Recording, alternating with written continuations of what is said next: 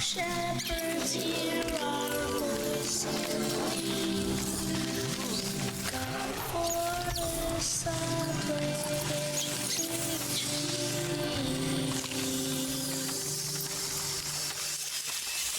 Sit and food and plant and shore. Sit and drown and sea too. Uncle, Ingo, Uncle.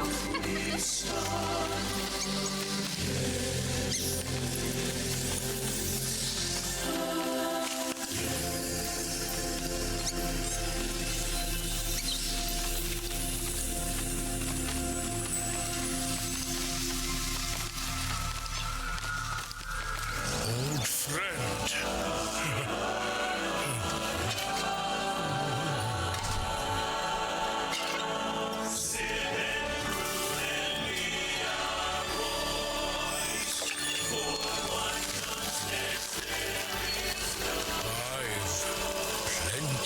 New lives to tend.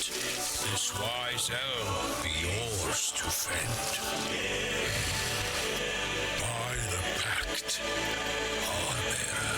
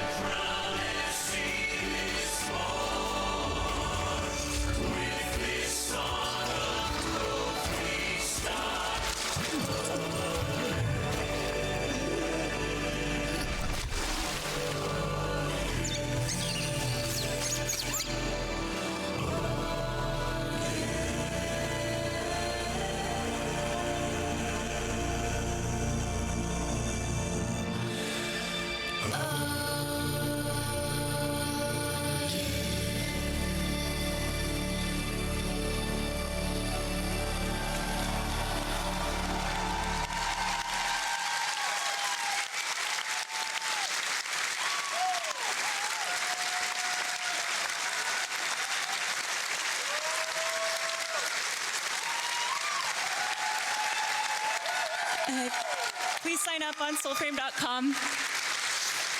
Sarah and the team is making something very beautiful for the community. Thank you for sharing this space with us.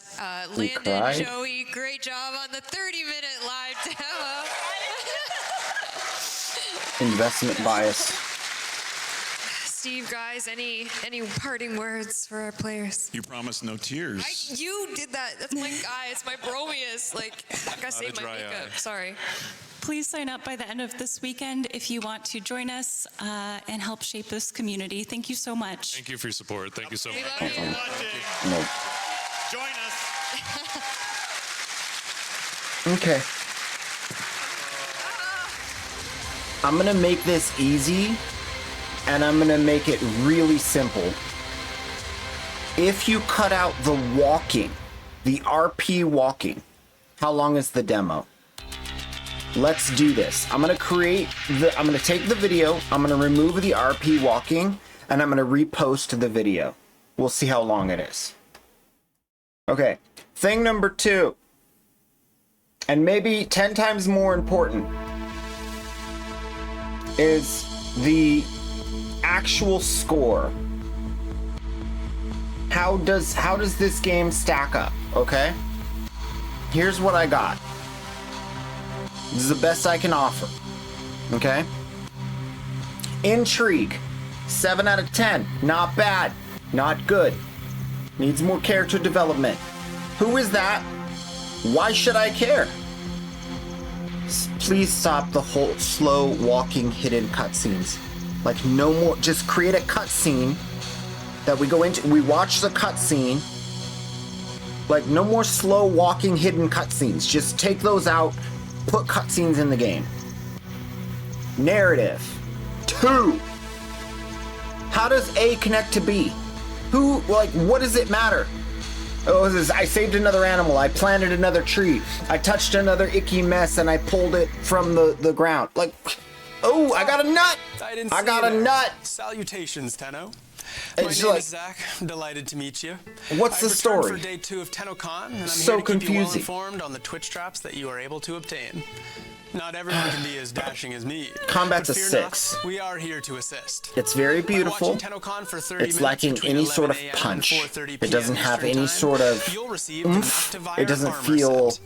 You may powerful even outfashion or myself. impactful. It's just like, Actually, dude, the guy probably did not. like 7 Upon the of start the of Tenno same Live at attack 4:30 back to p.m. back. Eastern time, watch for an additional 30 minutes It's and like, receive Valkyrie move Prime to the right, absolutely free. move to the left, The only thing move to the finer than a right, free move prime to is the a tall left, glass move of to the sweetest right, apple move to, juice. oh my goodness! Ah, perfection. What? Often I receive inquiries regarding That one said got- Twitch that one drops, was and upsetting. no, I gotta placing tell an you. exclamation mark Action. in front of a random word Y'all does know nothing. this. Stop The doing that to pacing Clem 10-0 is _ Destroyer 69. slow. I won't And then a ask little again. less slow. To do it properly, And then head over to slow warframe.com again. /Twitch, log into Why? your Warframe account, Why? follow instructions, There's no and you're action. ready to claim your You get us goods. excited, we have a Observing fight, the today's fight's show kind on of mid, Steam, and then we go ensure right you're back logged to into your Steam why account am I before walking watching. slow And again? you'll be rewarded with item tokens in your Steam inventory. Like, Once what? You claim those tokens, Any log kind into of your like Warframe excitement account adorn and yourself with dopamine all your is new items freaking that make you sucked feel right back alive out of again. us the minute we're out of Now combat. then, run along and Because get it's back to just like, enjoying today's show, who Tenno. are you? I've got Why are important you? business to Where attend am to. I? What is this? How does it connect to anything? Do I even matter? I'm supposed to be the main character, right? Do I even matter? Doesn't make any sense. And I get it. If you're unfolding it through the story, that's fine. But I've already played a part of this. I know how much play there is. This is hours and hours into the game. And I still am getting stuff. I don't even know what this is. Nothing's connected. You can do that in Warframe because Warframe has a fundamentals down. Warframe has action, dopamine, progression. There's things to get. You know why you want to get them. You know what you want to upgrade and get stronger with. Like, all that stuff exists. So it's like, yeah, it's great. But this is like, nah, you don't have that. You need to have the story be really, really gripping. Otherwise, you have nothing. You have no story that grips, and you have no gameplay that grips. Seriously. Real quick.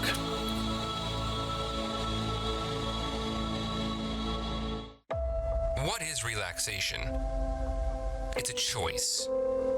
Diverse commerce. Dopaminergic loop. Tenno-loving and pet-friendly. Please, for the love of God, It's kicking back. understand It's how sun-kissed meat dopamine slabs. triggers in people's bodies, Crumbs of unnerving milky fruit. how you have to trigger Unusually that big doors. through specific Large ordered mutant steps, birds. and then Friendly stop faces. doing the thing where you give us step 1, Sitting in the fresh step air 2, on the beachfront. reset, step 1, step. We never get 3. 3's the dopamine. Well, come see us. So if we keep taking us from step 1 to step 2 and then letting us down and not giving the punch, we're gonna give up because like there's no reason, there's no dopamine. Like you're setting all this up. Oh, it's magical, it's amazing, it's wonderful, great.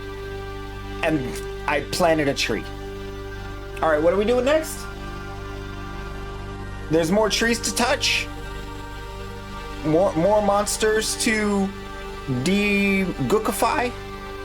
But then I have to deal with all this stupid, stinking, flying rat stuff, flying through the stinking intestines and bowels of the animal. I gotta do all this stuff where it's like, that would be more gripping if I understood how serious the dilemma was that this place is bereft of any sort of life. Like, it's not enough to have an environment that's being taken over by a nefarious force. You have to care that the environment exists in the first place. I like Earth because I live here. That's why I like Earth. But this isn't Earth. This is something else. I don't even know if it's real. It's ethereal. So why should I care if it's dying? There's no reason for me to give a crap about the entire fundamental baseline of the story. And yes, adventure gets a 1. Because if I can just get out of this stupid narrative slop, maybe I can get back to just grinding and enjoying playing the combat loop. Because it's just so draining. And it's just like, the story's just like, we've gone and found another bad guy. Come and fight him. He is slow and not scary, but a little creepy. Watch out. It just flops hard. Flops hard, man. That's it. That's it. Mega flops.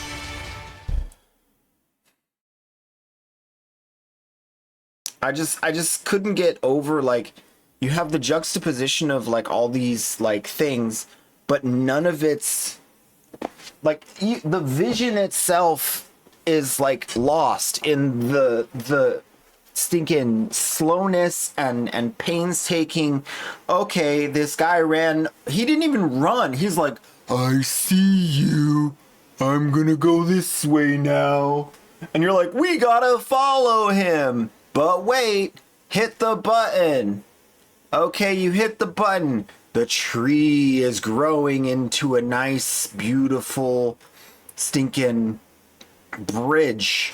Wait for the tree to finish growing. Okay, let's walk across the bridge. Oh, there's another long hallway before we get to the boss. I wonder what's at the end of this hallway.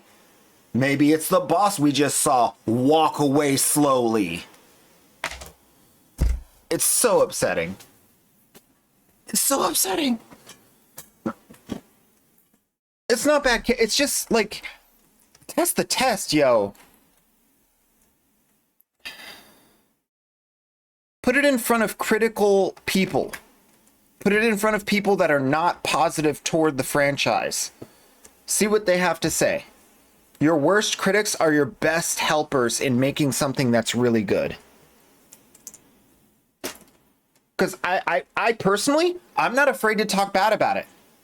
I have no reason to be afraid to talk bad about it. I don't like it. I think it's slop. I think it has like this meta narrative across the entire game of like almost meaning something, but it doesn't.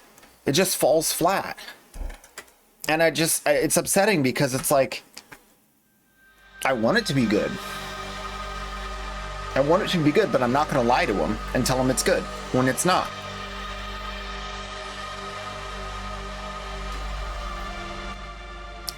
If I were there in person, I would have gotten up and walked out. That's how boring it is. And if you don't agree with me, that's fine. That you have different appeal, you have different opinions, that's fine. We all have different opinions. I like your opinions, I want to hear them. But what I'm saying is that for me is not worth $1. I'm not even gonna, I wouldn't pay for that experience. So it's a good thing it's free. That's where I'm at with it. It's got soul. No, we're just talking about the Soul Frame demo we just watched. The Soul Frame that they just did. Guys, I'm going to remix that and remove all of the walking cutscenes. All of the walking hidden cutscenes. It's going to be literally the shortest video you've ever seen. Yeah, I had time to get up, go get my pillow, come back over here, grab some pickles, go over there, grab a bar, come back. I didn't miss a thing. I didn't miss a single thing. It's just not gripping. It's like when you have Velcro and like you only have like the prong side on both sides, or you have only like the fabric side on both sides and you like push them together and they don't stick, and it's just like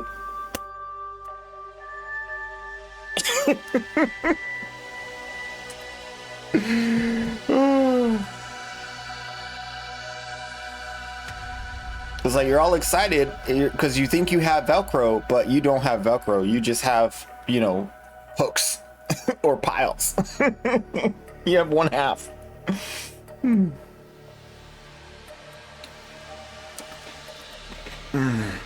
Pickles. Okay. Art and animation of Warframe is always a good show. It's going to be a while. We have till 1 p.m. Well, this is 3 hours. It should be right now. I think it's supposed to be right now.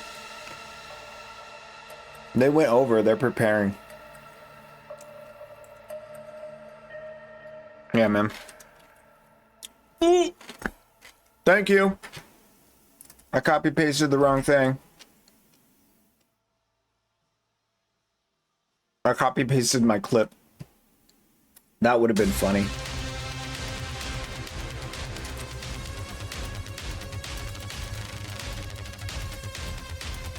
Streamed every day but Sunday? Oh, bro, it's just a life change thing. Like, we'll be back to streaming more. Don't worry about it. Dude, if I was bad queso today,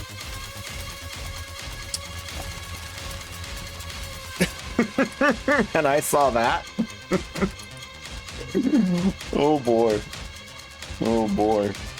This is me being nice. Believe me. Like I can't even say it. It's the things that went through my head are so bad, you don't even know. This is nice queso.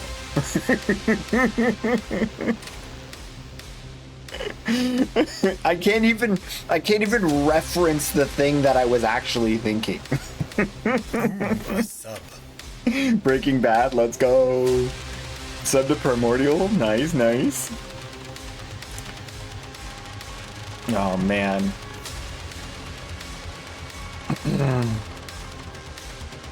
Prime Chamber. 1,000 ducats, paying 100 plat. Yeah. Glaive Prime. Glaive Prime. 100 pit. 100 pit. Give me the pit. Split flights.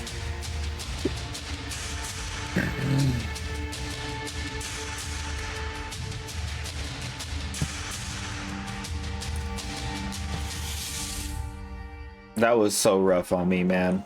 Like, initially when we saw the first, like, gameplay demo... Oh, hello? Hello? I was like... Can people hear me? Can people hear me? Okay, yeah, hello everyone. Okay, switch. Welcome to the I was like laughing at it, but I'm not laughing anymore. Warframe panel.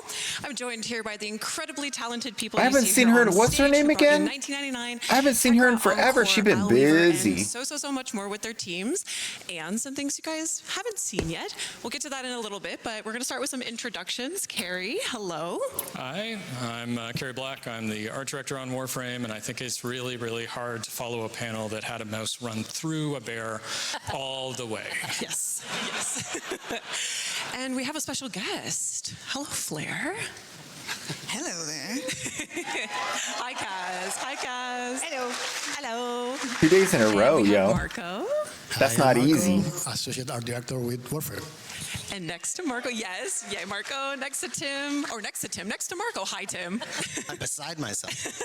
I'm Tim. I'm a principal animator on Warframe and mocap performer for Soulframe, so I get to just play pretend for a living. Woohoo! And we have the lovely Sedona. Mocap, Hi there, yo. I'm Sedona, and I'm a senior animator on Warframe. Woohoo! And nice. And we have the lovely Adele. Say hi. Hello, I'm Adele. I'm a senior Hello, character artist Winkishim. on Warframe. Woohoo! Hello. All right. Now, what if I told you we were starting this panel by announcing the next Prime Warframe? There it is. And now, what if I told you that that next Prime Warframe is Caliban Prime? Rise up, Caliban gamers, let's go.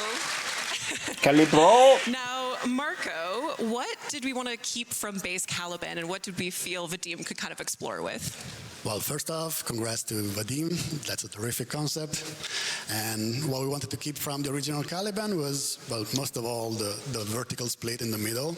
And we went all in with that for the helmet as well, having the same going forward, and all the VFX. We wanted to keep the sentient theme alive with all the patterns, and we kind of reflected that on the gold trims on the character. And of course, he's, very agile and slender constitution. It still needed to be there. Amazing. And we kind of passed that over to his Caliban Prime summons. Yeah. So his Conculus, Ortholus, and Sumulus are also getting the Prime Flare. Right. How do you approach priming all these different characters? Well, a lot of it is keeping the same tints and the same colors as the main character in this case. And as always, we add those little prime bits and gold bits to the characters. In this case, to save a bit on resources and on time, we have some of the pieces that are reusable among all the characters. In particular, their head is all the same. They're triplets. Yeah. They're besties. All right, we also can't have Caliban Prime wandering around without his signature melee weapon. So the Venato Prime is also coming with his Prime access. And Kaz, the Venato already has a really fairly extreme look to it. How do you push that design even further? Well, we obviously wanted to keep that weird elbow in there. And it also rotates at the end, so we chose to emphasize that little rotating function at the end, and then the blade as well, that cool vertical blade. It's so unique for a scythe. Absolutely. And now we haven't had a Prime sniper rifle come out in a while. And so guess what? You're getting one. Nice. Vaderia Prime sniper rifle. And I know, Kaz, that Vadim was particularly excited about this. So how did Vadim, marry Caliban Prime into this rifle? Well, first of all, he's been pitching a sentient sniper rifle to me for quite a while now. So we finally found a cool place to put it in. And I mean, it just so happened that he was also concepting the character. So he brought some of those elements in, like you've got the golden rib cage kind of area on it. And if you look closely, there's a cute little sentient eye. Aw, look at that little guy. Yay, Vadim, you got your Prime sniper rifle. All right, now that we've gotten a little glimpse into our future, for sure. We're going to go to the past, to 1999, and more specifically to the Hex Quest. And Tim, a lot of mocap went into this quest, actually quite a bit. I'm curious how many hours and sessions. Yeah, so every time we do a mocap session, all the data gets recorded into a folder with that date on it. So we went and counted up the folders we had, and we had 14 folders. So that means 14 mocap shoots. Probably an average of about 2 hours per shoot, but we do mix in Soulframe and Warframe in the same shoot. So it's very rough estimate, probably about 20 hours of working in the mocap studio on this. Incredible. Well, we've got a video here that Not shows bad. you just a fraction That's of a those very 20 skilled hours. team. Let's take a look. To be able to get all that in 20 hours.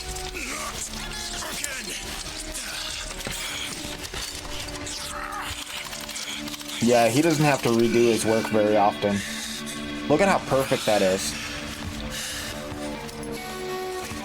Bastard!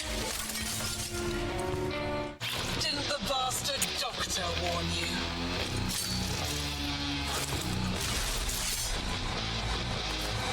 I've an order.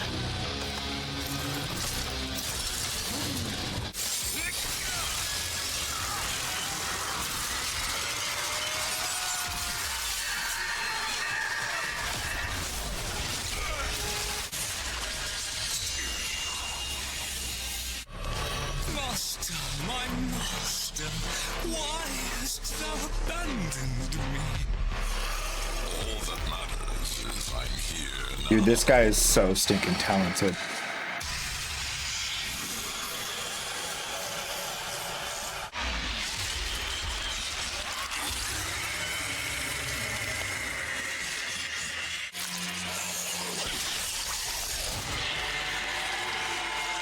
She is too, dude. Look at that.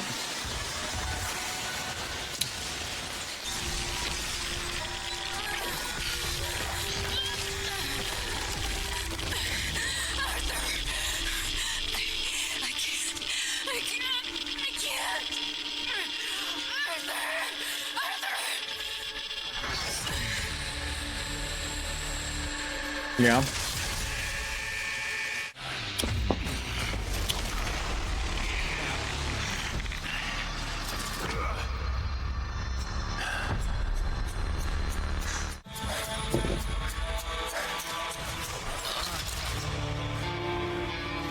I was too slow. Dude. You have no idea how difficult it is to mimic high effort movement without putting in high effort.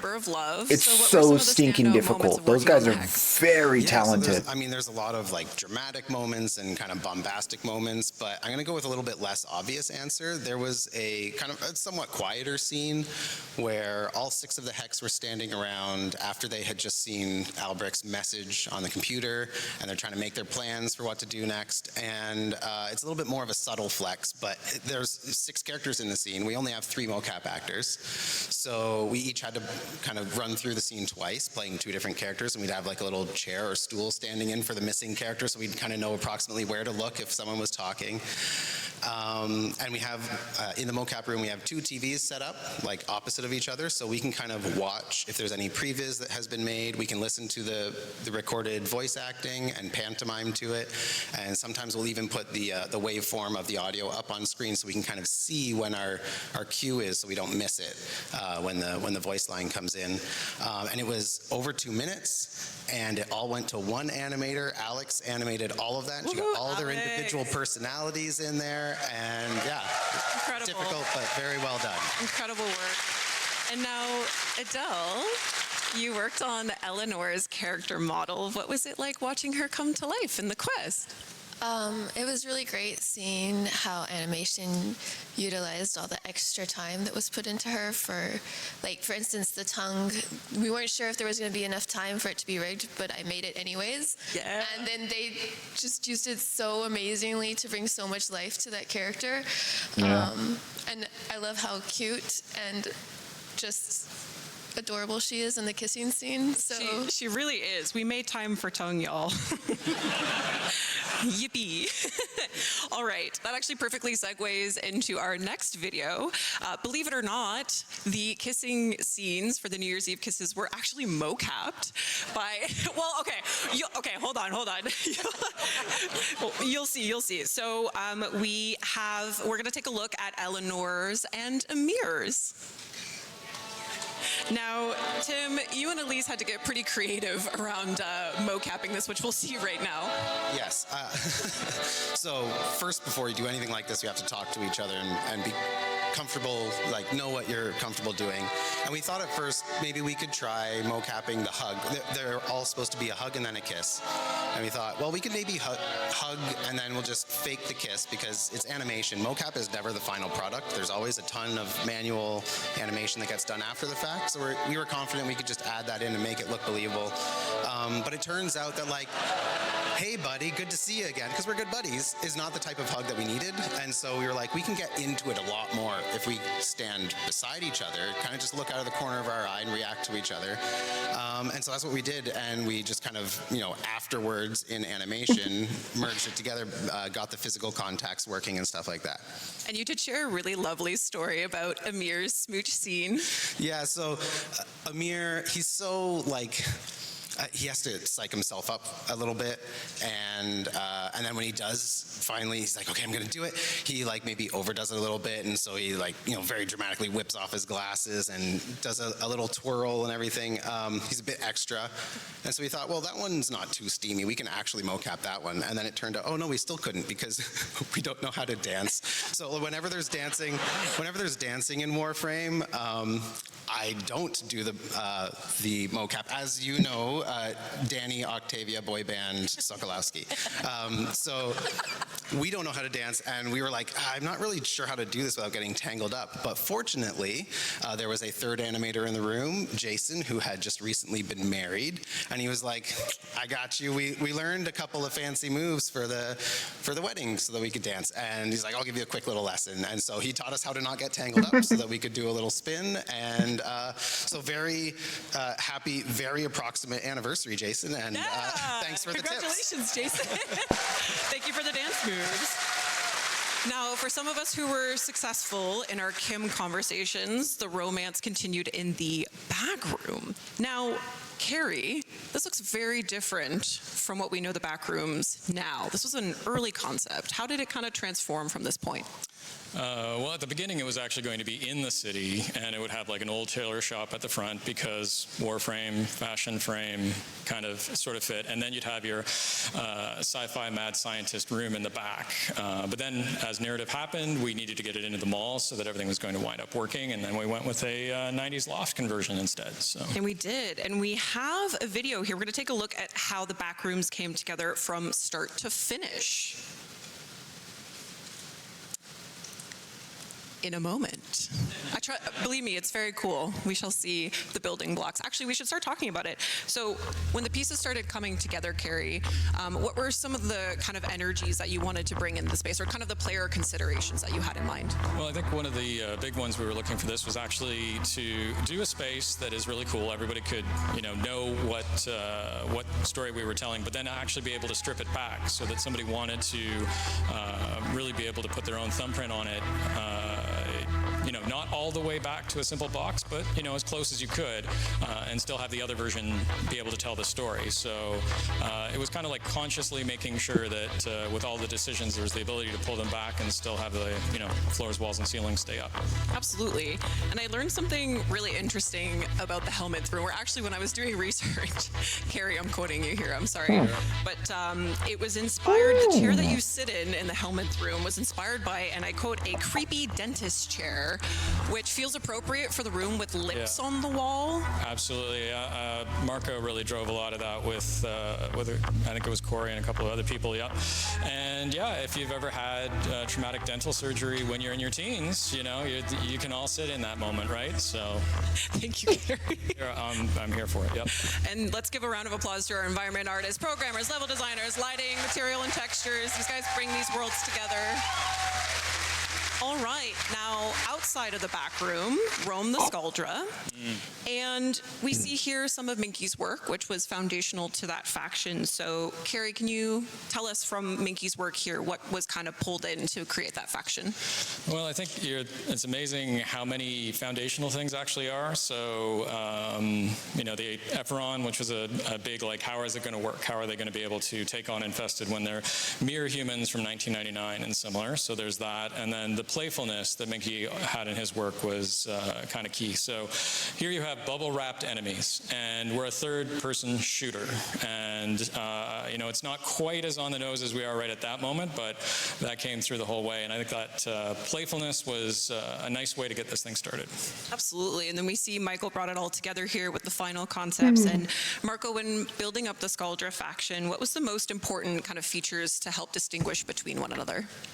Well, leaning in a bit on the different silhouette changes. So you have one character that has a huge head or a huge top, and one with a big skirt, and try to help it with some of the emissive elements. That helps as well with the harsh sliding condition. Try to make them more readable in every condition.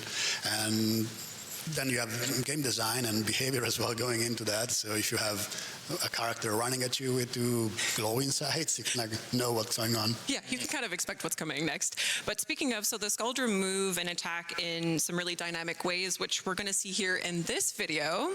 And Sedona, what were some of the kind of goals the team had for the Skuldra in relation to other enemy animations in Warframe? So just to preface, I have been working on animations enemies since the Murmur, alongside Scott Johnson. And the Murmur were like crazy, crazy hard, and because we didn't have anything to work off of. And so when we got over to the Scaldra, one of the things we said is we need to not go that crazy again. We should use some of the 10 years of existing gameplay animation to try and make our lives a little easier. So working with that, we started making just like focusing on the idols and maybe a couple locomotion changes, but then the personalities of them got like crazier and crazier. And so we did end up making more work for ourselves in the end, but like I think they ended up coming out super charming. Absolutely. And speaking of charming, I know, speaking to Scott as well, obviously very talented animator, and he carried so much of that over into the H09 Fervon tank animations, and we're going to take a look at those as well. And Sedona, I know you have a particular affinity for the tank. Yes, watching Scott work with like vehicles in general, like he's usually the vehicle guy, and we have a term that we use when we're giving notes, and one of the things is like give it a little Scott wiggle or Scott shake, because he adds it to everything. And so he of course added it to like the Scaldra, and he added it to the tank. And when we were having anim reviews, like everyone was sitting there going, this is so cute. And I still agree with that. Like it's a very charming boss. And but yeah, it's talking to Scott, he said one of the things is like, he's like, I'm not working on a battle sim. I'm working on Boss a is weird most sci-fi charming game. when I'm he going to stays have on fun the with ground. this, and I'm so glad he did, because I think he came out great. Absolutely. I never thought I'd call a tank endearing and charming, but here we are. We also can't talk about the Scaldra without talking about Miss Major Nessie Rusalka. And yeah, yep. Now, Carrie, how does one begin to even ideate such a bold standout character? I'm going to be completely honest. This one you largely leave to Rebecca and Liger, because, you know, me asking for a V-neck that is quite that V is a very difficult thing for me to ask for. So they drove a lot on that one. And then, of course, the iconic performance and the great sculpt by Scars and everybody else's. It really came together.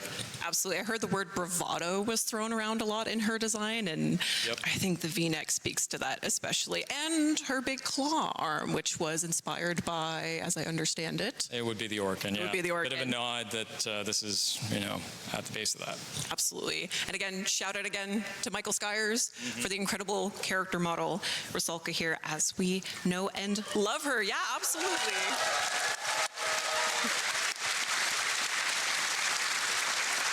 Now, we learned a lot more about Rusalka in the Kim conversations with Mom Toxicated and Papa Polar.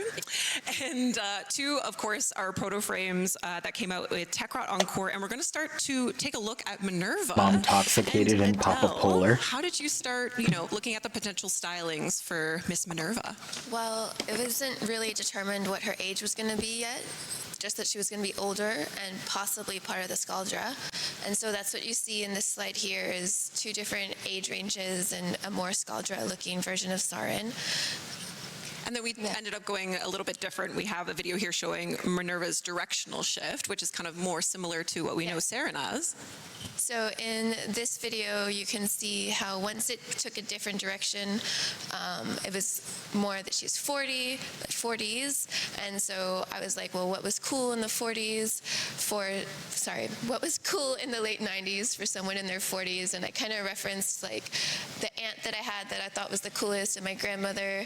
And there's this movie Barbed Wire that I thought was awesome when I was younger. So it's a lot of influences from that to make her like a really fierce, badass. The mix between lady. sarin gas and a siren. Yeah, of course. A siren. We love Minerva. We love Minerva. Thank you, Adele.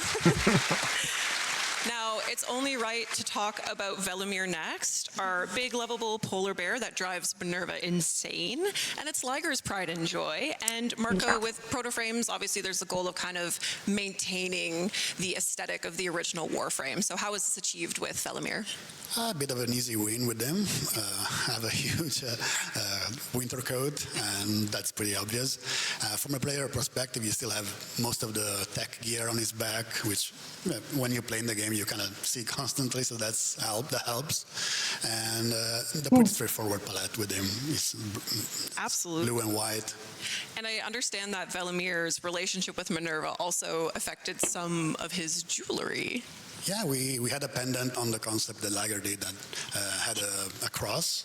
So we wanted to, not force any religious connection there, and we were trying to find something else to go with it. And Adele had the good idea to have a reference to one of Minerva's pieces to go in there instead, and we went with that. That was great. So sweet.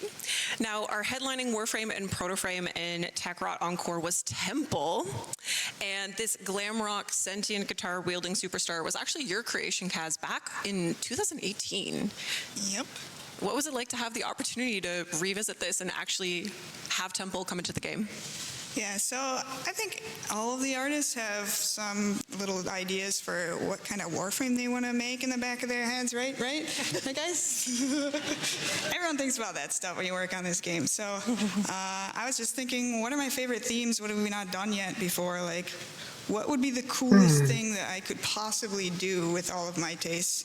And I couldn't get like a rock star out of my head. Started out with like 80s rock and stuff. I've got like Slash from Guns N' Roses in there. I've got like the fringes and stuff. The one thing that didn't change from this concept would probably be the shoes. But this was the original concept. And then we have where it kind of transformed from there. So we're seeing obviously Temple and also Flair's, like Temple's Protoframe, Flair, and, big shout out to Nathan who worked on the hair and the makeup as well. Really bringing the glam rock together there. And now, last but not least of our Techrot Encore crew is our temporal teenager and Nova Protoframe Kaya. And, Kaya is so interesting because she has the most visible infestation out of the other Protoframes, particularly on her arm. So, Adele, how was this achieved? Well, the character team had been wanting like an update on the skin shader since the earliest Hex, and the programmers worked really hard and made it happen, and Nathan did a lot of fielding and testing on getting that to look right with the programmers, and you see the amazing results in just how awesome Kaya looks. Absolutely. So, and it set the foundation down for character artists to kind of work from that point. Yeah, now we can use emissives and have metalness, and it's so much easier to blend between skin and Warframe, and it opens up so many possibilities to the types of skins and coloring we can do in the future. Fantastic. Shout out to our programmers and Nathan for that. Thank you so much. All right, there we have it, our Techrot Encore Protoframes. We're going to give a little round of applause for our character artists here as well who made them come to life. Now, a core part of Gemini skins, of course, is our Gemini emotes or transformation emotes. And we have a video here that we're going to show you a little bit of that process. And Tim, you had worked on Kaya's Gemini emote. And you mentioned that there was, her Kim story, narration worked on that. It actually inspired her emote. Yeah, so kind of at first glance, it looks like she's just kind of having like a fun, playful, cute interaction almost with the camera, where she's kind of like, striking a cute pose, pretending to take a picture, and then kind of like tossing it away like, yeah, let's keep it real. But like, for those of you who have taken the time to get to know her a little bit more, you might know her backstory, and what you might see is someone who's like taking their power back, and she's kind of giving you a warning. She's like, I'm keeping my eye on you, and if you try anything funny, I will kick you to the curb so fast your head will spin, and she's not having any of it, and she's just very cool, and I'm glad that she's feeling that way now. I agree. And I know, Sedona, you had also worked not only on the Hex emotes, but also the Techrot Encore emotes. And what was the kind of process of creating the Encore emotes? So when emotes were first announced, like the Gemini emotes, seeing the one at like TennoCon at the beginning, we were like super excited to like get started with them. And Elise always did something like extremely extra with hers, and that just sort of paved the way for us to kind of go, oh, well, maybe we'll do that too. And so that's we end up having like a lot of fun on them thanks to that. So with the Encore emotes, it was nice that we had like, we already knew we could push it. So for instance, like when I was working on Minerva, Elise had already been working on Velimir for a while, and I decided because they're a couple, I should make their Gemini emotes kind of like couple coded. So you'll actually see like their poses at the beginning are mirrored, and the kiss of death that I made Minerva do was also like an allusion to Frost using his breath to make the snowball. And so that was like kind of our fun little thing that we added. It's like they're pretending that they like each other again. That's so sweet. Now, the proto-frames were, of course, fairly prominent features in TechRot Encore, but so were the Technosite coda. And Marco, obviously we see here some of Minky's sketches for this, you know, TechRot boy band. So what kind of set the tones here from Minky's concept to what we know now? Well, he had those neat idea to have facial features be the prominent thing there, and we kept some of that, mixing it with the behavior and the characters of the original human boy band, and mix some of the 90s gadgets in there as well. So you have the frontman, which has a big mouth in the chest, kind of a big mouth in the head as well. Has a microphone stuck on the back of his head if you get close enough to look at it. Dangerous. Yeah, and the Packet, being the more nerdy guy, has the video game console stuck in the chest, and swapped his four eyeglasses, the four eyes, for a big one. Fabulous. And then, of course, from Minky's fantastic work, we had our character artists bring them to life. So thank you to our character artists for our beloved boy band online. We love them dearly. And then from there, the animation team got to work on these characters, giving each member some truly gruesome charm. We're going to have a look at them here now. Sedona, they obviously have such unique personalities. And how did you go about creating such diverse movesets between all characters? So I'm assuming like everyone's started to realize that like we're pretty 50-50 split in regards to when we're using keyframe and when we're using motion capture, and we try to find the path of least resistance in every case. With the boy band, because their setups were so diverse and there were things that just didn't seem really feasible to do, the whole boy band is completely keyframe animated. There's no mocap whatsoever, and just because like they're so absolutely out there, especially Zeke, as you can see. This was Jay Baker who worked on him. Zeke was initially supposed to float, and he wasn't supposed to have so many arms, and Elise requested a few more before being pulled off to go work on cinematics, and so Jay took over and did an absolutely fantastic job. I don't know how he does it. I need to ask him. He's fantastic. Yeah, he's fantastic. An actual magician. Now, from the Technosite coda, the coda weapons were born. And Kaz, which of the coda weapons did the team have the most fun making? Well, that's easy. All of them are fun. It's always fun to work on infested stuff because they're their own little creatures. They're kind of characters in their own right. Absolutely, and I know you in particular worked on the Coda Motovire, which was kind of this amalgamation of vehicles and different parts. You want to speak a little bit more on that?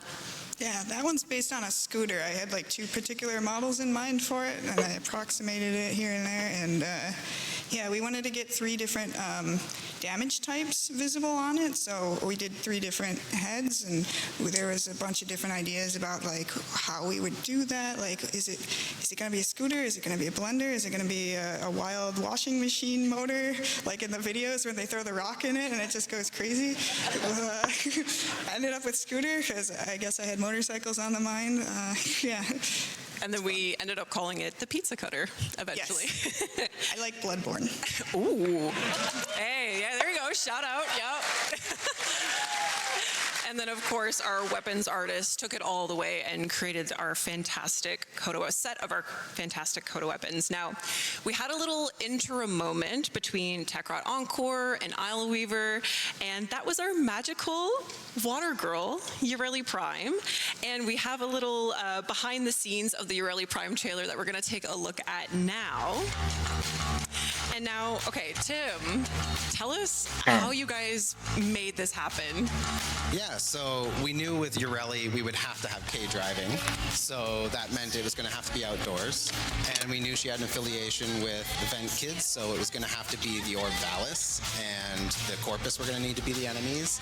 And we knew that she was kawaii, so we had to make it a little bit anime opening style.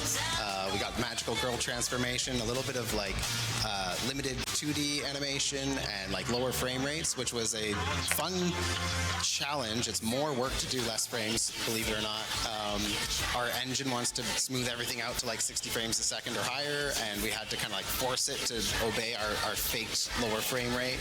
And thank you to the tech anim department who had to re-rig all the cloth for us to be able to hand animate just for specific shots in the cinematic, because in game it's all run with cloth simulation that runs at real time, and so it wouldn't obey our fake lower frame rate, so we had to keyframe it. So of course this happened on the character with the most skirts, fins, little bows and tassels and a bell, and like so many little cloth bits to move around. But they nailed it, and thank you for doing all the extra work so that we could do the trailer that we wanted to make.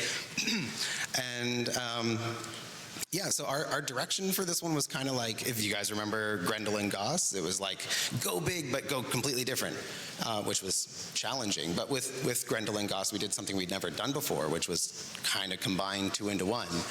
And so my sort of counterpart in the video marketing side, other Tim Nanasi, he had the pitch of basically, what if every Prime trailer from now on was completely unique and different from all the Prime trailers that preceded it? We kind of already did that with Grendel and Goss. I think Urelli worked based on the comments I've seen. It was pretty different and out there. And I've heard Tim's 10-second elevator pitch for the next one, and I think it's going to be totally different and amazing. So, Ooh, all right. All right, so after Urelli Prime, we jumped into Isleweaver, and just a quick note, the next few slides will be showing images and videos of spider-like creatures, but we're going to talk about Araxia. And this spider-themed Warframe had been floating around in the community for a while. And how did we come about, finally making it a reality, Carrie? Well, this is one where, again, like another artist wanted to grab the theme and kind of really ran with it, actually. So Nikita did fabulous work here. Very interesting one to see how it started off with a lot of very, very disturbing reference. And then, the final character is kind of out of the park, really. So. Yeah, that whole thread was a little bit of a jump scare. It was, yeah, absolutely. It was fun to look back on. Yes. And we, of course, have to include the Araxia scuttlers, which we see here. Nikita did a little bit of exploration there on how those could look. And then Nikita brought it all the way home and made her come to life as the Warframe that we know and love today. And a really standout characteristic of Araxia is her Silken Stride ability, where she literally walks on spider legs. And Sedona, I'm just so curious, how? I don't know. No, seriously, like with Warframes, usually like a lot of animations are shared between them, specifically with locomotion. You have like a set skeleton, this is what you work with. And Araxia kind of threw that all out the window. So she's got a whole new set of animations that we kind of had to like figure out how to make work and play nice on these spindly little legs. And this was, again, Scott Johnson and Jay Baker and Eric Stoible, who, again, it was a team effort. I don't think we could have done it without like everyone coming together for this. Also, yeah, kudos to Eric on the Scuttlers. He did such a good job. They're so cute. Wow, incredible. We also had a new enemy enter Duviri in Isleweaver, the Unseeing Herald. And, another Minky concept. This is actually part of a bigger kind of murmur exploration that Minky had done. So what was kind of the deciding factor in bringing the Unseeing Herald into Isleweaver? Well, I was actually like talking with Pablo, and he had an idea for an interesting character to try, which maybe someday we see, maybe we don't. But trying to get something that was ranged into the mix was kind of the gist of that. And then in the back corner that we hadn't used yet was this guy, which is, all right, well, we can do something with a mouth, and then it kind of kept going. Yeah, and it kept going into this. And Marco, how did we get from Minky sketches to what we see here? We wanted to keep the same idea of the big anatomical parts that it's pretty common in the wall elements, and kind of go home with it and try to make it stand out from the other enemies in the Murmur faction. Definitely stands out, Marco. So give it a good different silhouette. Behavior again works well there. But yeah. Absolutely. And then Sedona, you had the honors of bringing this Murmur mouth into action. And how do you even begin to animate something like this? Well, I was lucky enough to have a lot of experience working with the Murmur already. Any floating Murmur enemy was animated by me, essentially. And so... Woohoo! Yeah! Sedona! But yeah, I love people asking me to animate a weird little guy, and I believe he falls into this category. So my goal every time with the Murmur was try to upset the animation department with it. So I think he's charming, but others might not agree. I understand. Do you guys think he's charming? Yeah. Absolutely. Very good. All right, so One of my something we favorites now. haven't shown yet is a deluxe skin. Nope. And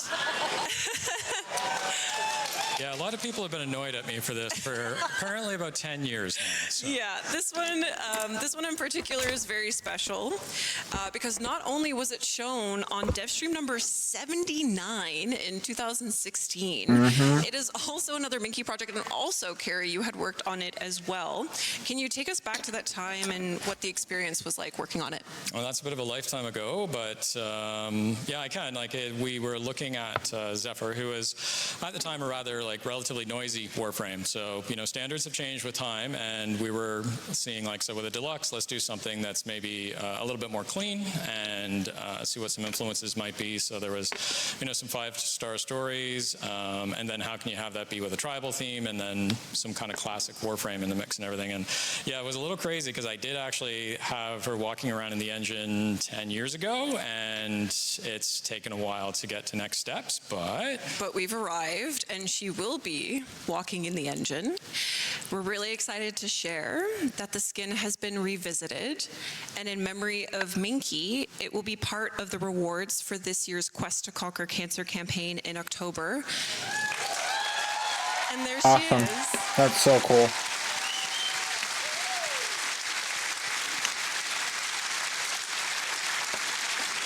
And she's absolutely stunning. We included some of those Conquera elements into her. And what was it like to revisit this Blast from the Past with Alina? It was interesting. It was maybe a little bit too personal at times because, of course, Minky was one of the most important people I've ever worked with, and a bit of a mentor. So actually, happily, Marco was able to work with Elena and do a lot of the Conquera elements in the end. And it's a very cool piece in a lot of ways because you have people that were touching Warframe things 20 years ago. If you look at some of the early sketches from Minky, and then me kind of in that middle part, and then somebody who is really, really young relative to me, who almost hasn't had Warframe in their life, or not had Warframe in their life. So it's a lot of interesting hands having touched this piece. Absolutely, which makes it that much more special. Absolutely, yeah. And another thing we haven't shown yet is a new Warframe. And Minky's influence continues with the Devil Warframe. There we go.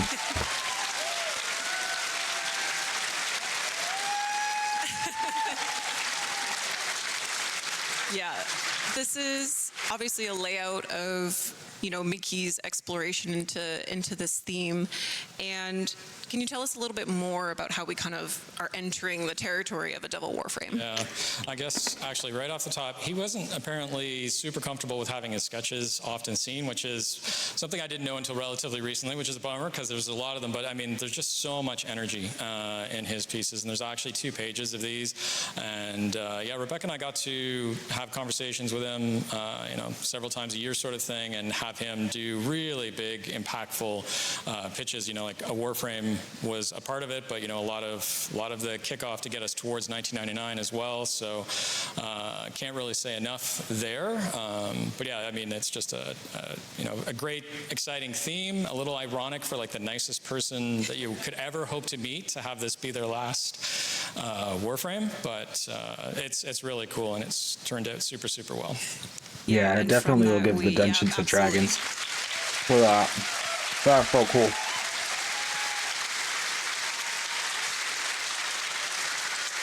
So the team landed on this particular sketch to continue on into this final concept piece by Sergey. Yeah. And Marco, I know that the team wanted to maintain as much as Minky's original design as much as possible, and tell us a little bit more about the process of working with Sergey on this. Yeah, well, keeping the original sketch in mind was absolutely the priority there, and Sergey did a terrific job completing and the design, working around it, giving the back view, and the only little touches that we added was little Tenno tech elements to it, some metallic trims, but the original soul of the concept is still there, and yeah. Absolutely, and we see the cool flames coming off of the heels. Yeah, maybe try to distance a bit from Amber and Chroma with the color of the flames or where the flames were coming from. And in general, the Constitution tried to keep that nimble devil look that was crucial to the original sketch.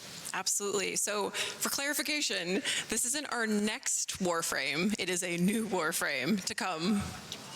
I know. Don't worry, that means that there's another one. Be worth it, guys. All right. But we get to So find we've out more. I'm speaking for the community when I thank you all, and obviously everyone on the art and animation team and Warframe team for the magic that you create. But that magic comes with hard work and dedication to your crafts and a love for Warframe. And it should be celebrated.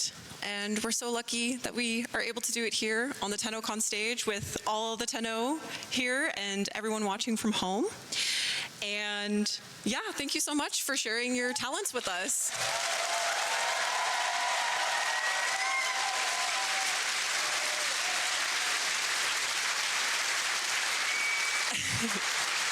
Now, there is an article up at warframe.com, or there should be, with bonus panel content, as well as some write-ups from the artists that you saw featured here today on their work. Check it out. Shout out DE Sam for all your work on the panel with me. Next up, we have the Sounds of the System panel with Zach and the sound team. You won't want to miss it. But before we head off, there's one final thing we would like to show you. And it involves Tim being way too close in proximity to Jeff throwing things around in the mocap room. So we're going to take a look at that. But thank you guys so much for watching. Enjoy the rest of TennoCon. Thank you again. Word.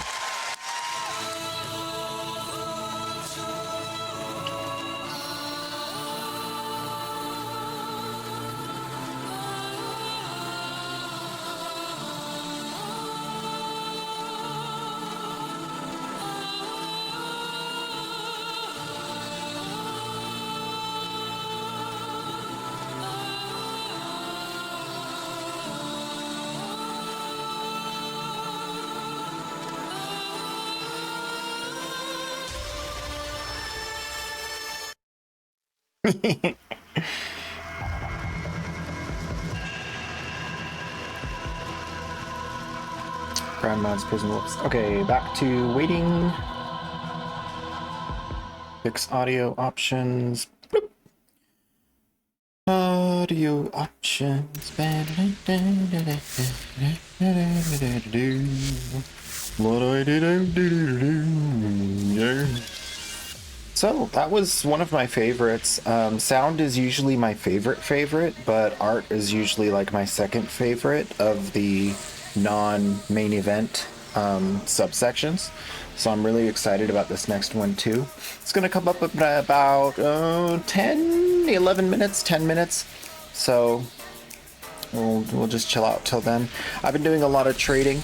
Got lots of plat. I'm at 9,200 plat and overall for today. That is a up in plat of somewhere. It didn't refresh. One sec.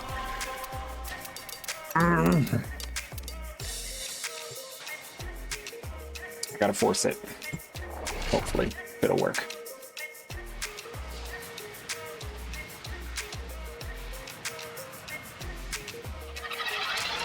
Get that plat. Get that plat. Liberate the hostage before any harm comes to them.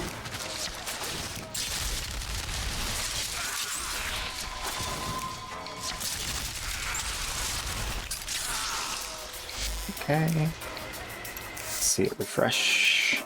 There we go. Boom, bop, beep, bop, boom, bop, bam. Looks like I just made 973. 973 I don't know if you guys can see it. That's so tiny on this new screen. But 973 platinum made today so far. Big ups. In the red. I mean, in the black. As it were. But yeah. Making up for lost time. Getting all the plat ups. And then so next plan is gonna get to the what's going on here? Oh, they're teaching you how to link your. You don't have to do that anymore, do you? I thought they said that was already. Oh no, that's the link to Twitch. Okay. And that's not like crossplay. Alright, I'll be right back. I'm going to put you guys on the BRB, go to the bathroom and whatnot.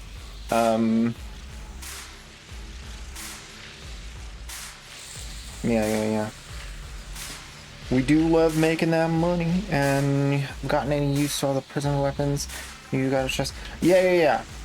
The wiki will give you the Barrow Katir full, rundown. I'm going to go there in a little bit after I finish trading.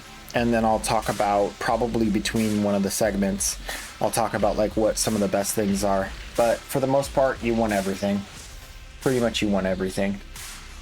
But if you're struggling with the ducats and the credits, then I'll try to provide some more like directed info on that in a little bit. See you guys in a minute. I got a double-double? What? I got a double-double! I got a double single! What? That's insane! Yo! Wait a minute. Here we go. Here wait. Folks. Ow. Hello!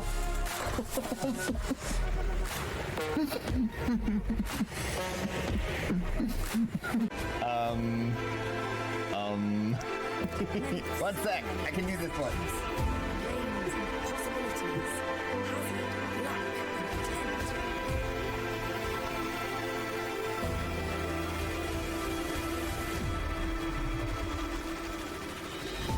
Hello! I think this counts as staying in our mission, right? Pretty sure. Hello. I hope so. Ooh. Ooh. Is that 68 flat off of an intact relic? Is that what I've been getting? Wow. Wow.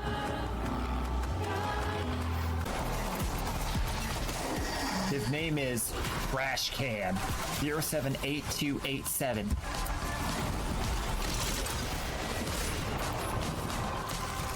A very specific trash can. Not your general kind of trash can.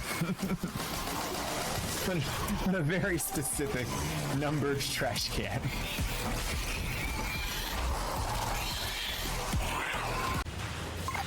Whoa! Whoa, whoa, whoa, whoa, whoa, whoa, whoa, whoa, whoa, no, whoa, whoa, whoa! We got Quadriforma! What? A natural Quadriforma? Are you kidding me? That is the rarest loot ever! Yo!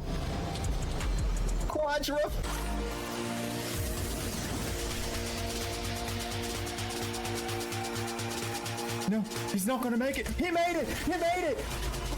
Let's go! Let's go! Yes! Now that is how you get the loot.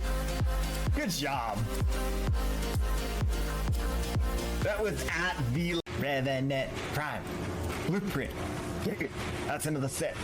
Going to a baby Tenno. Yep. Another set. Going to a baby Tenno. Yep. Feels good. Yeah, dude, if you want Baruch, get Baruch. RERUN Prime. Blueprint. Do some voguing. Dance it out. Dance.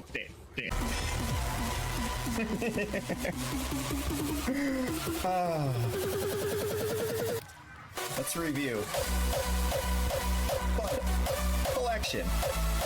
Posters. Collection. Booster. Collection. What? Wow. Just...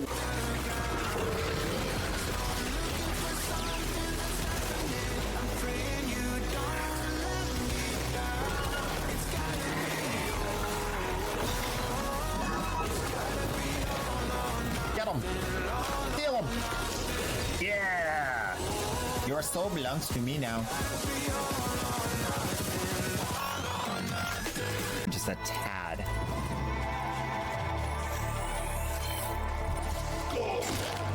That sounds a little bit more reasonable. Oh, do I have a sneaky guy coming? Yeah, I do. Okay, buff.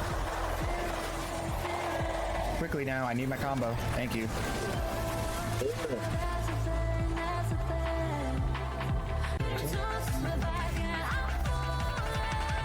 Let's go over to the... Wait a minute. Were you saying check my inbox here? You were! Hope you like this. I'm sure I'm gonna.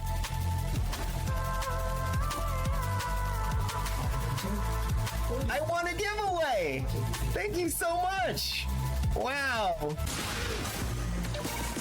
that's her again.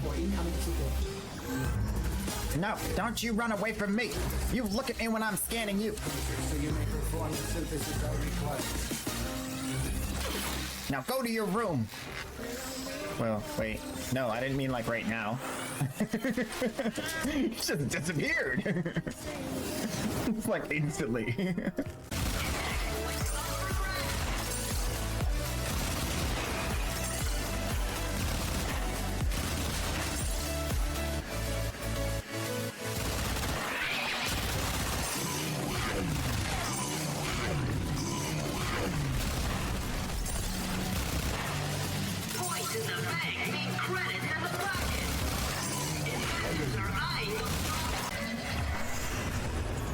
I'm gonna solo it.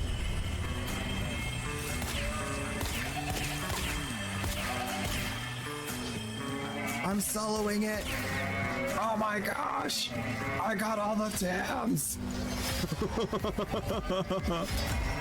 I'm the TAM champion. Yes.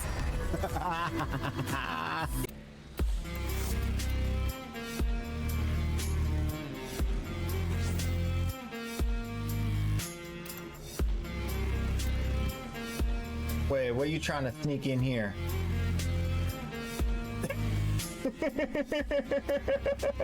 I see what you're trying to sneak in here.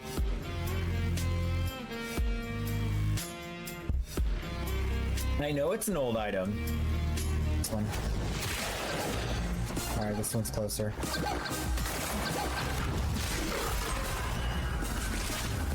Back over to the other side.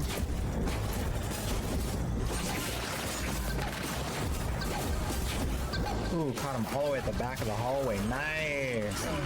Now that was good. Yeah, that was good.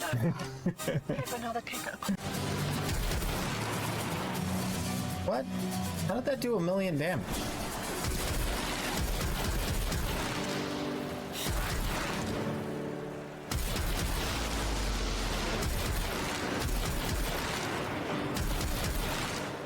Why am I seeing giant numbers for no reason?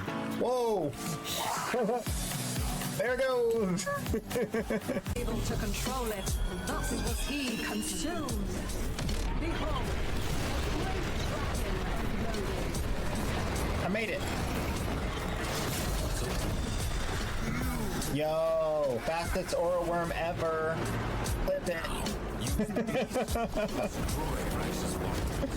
Oh, that was easy.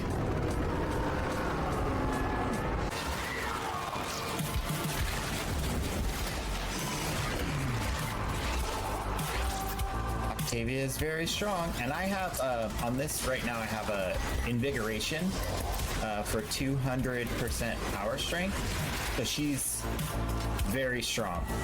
Yeah, she's very strong.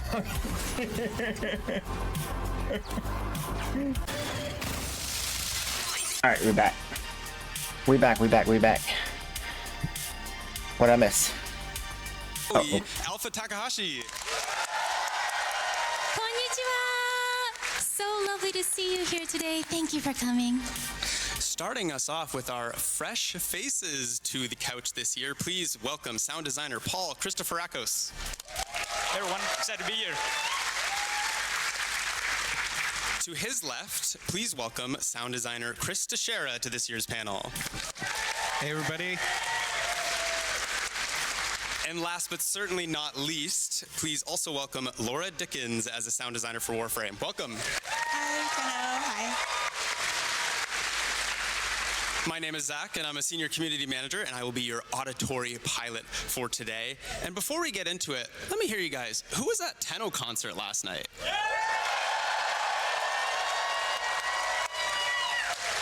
I was also there, and that's why my voice is almost gone, so you'll have to bear with me here. But what a perfect segue into our first topic of today, the music of 1999. Matt, the last time we chatted, we had only teased some 1999 songs. Now we have over 20 original songs in 3 albums across 1999 and Techrot Encore, the most we've ever done for a single update. Tell us a bit about that process. Where did it all start? Well, it started a couple years ago with See Into the Flesh, where we played that in 2023 at TennoCon. And yeah, that just started with Eric being like, hey, we're getting started on this 1999 thing. And you gave me some references, and I started to figure out what that sound would be, and while still sounding like Warframe. And then, yeah, we just did basically every genre after that. Love it. I absolutely loved hearing them at the Tenno concert last night. It was a rager. What was it, your first time at an arena? Tell us about that. Yeah, first time at an arena, first time as a singer on stage. Yeah, it was weird. Yeah, usually... Yeah, he did such a stinking good job. So I'm usually just behind, just chilling. I don't It didn't have to even think seem like it about was his how first I'm time. moving. So yeah, that was a lot of new stuff for me. It was absolutely spectacular. Eric, we travel across so many different vibes in each of the songs, some even letting themselves to a proto-frame. How does each personality form through the songs? Yeah, it's a really fun process, actually. We take a lot of time, like Matt and I will listen to a lot of references, like you said, and usually what it comes down to is just trying to create an interesting, like, diverse playlist of all the tracks. We don't really ever want 2 things to sound the same. You probably notice that across a lot of our updates, too, how we're always kind of changing the musical style up. So there's, like, a real conscious effort there to try and keep things fresh and to try new things. And, like, as you know, Warframe, we go to so many cool places in the game that it's a real treat for us to kind of work with that and try to introduce new melodies, new textures, use new instruments just to create a lot of different flavors of ice cream. So 1999 was like a playground for us. Basically, doing our research, I listened to a lot of music through the 90s growing up, so it was a real joy to be able to go through all those tracks and just figure out which ones to share with you guys. So, yeah. As someone born in 1999, I really recognize those 90s songs. Yeah, they really resonated with me. So it took me right back to high school dance. Love it. Of course, music is just one aspect of such a huge update. The sound effects play an equally important role. Laura, how was it designing sound for 1999? Was it different than a typical Warframe update? Yeah, for sure it's different. So I worked on the ambience for 1999, kind of creating the sounds of the environment across 4 different seasons. I also worked on the Kim system UI sound effects and various other gameplay elements for the update. And I would say that the main difference for me is that that's like a real world reference, right? So you're using the sound of a modern city as a reference. You're using the sound of technology from a specific time as a reference. So that's really helpful, but it's also kind of a challenge because you want to be able to convey that to the players. So yeah, I did a lot of field recording around the city of Toronto across 4 different seasons and in different weather. I went out to High Park really late at night once and ran into a coyote and was like, oh, I shouldn't do this. But yeah, so in that way it was different, whereas other environments are a little bit more fantastical and you have a lot of leeway.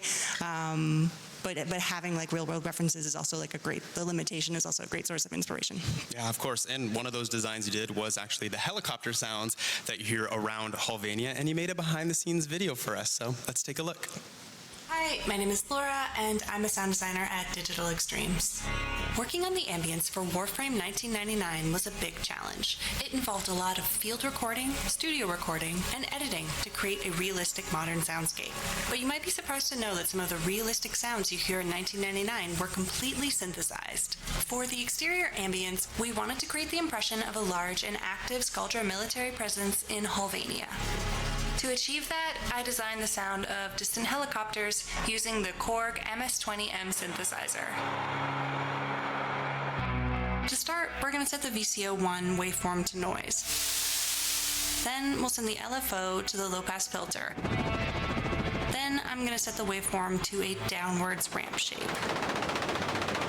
You can then control the cutoff of the filter by hand, or if you want a more bandpass effect, you can use the rubber band technique on the low and high pass filter together. Ooh. If you wanted a bit darker and heavier sounding, you could try adding some pink noise.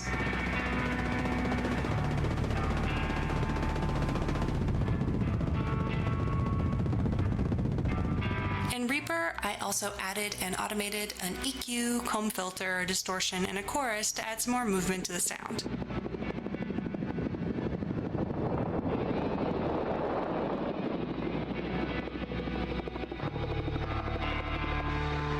To position the sound in space, I added some panning and volume automation and set it to a short-ish dark delay and a convolution reverb.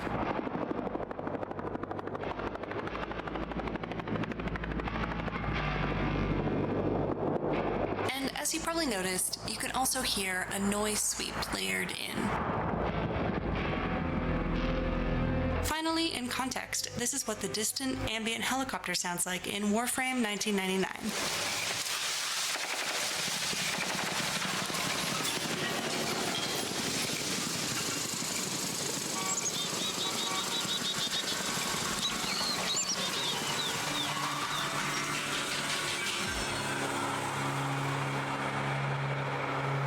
So good.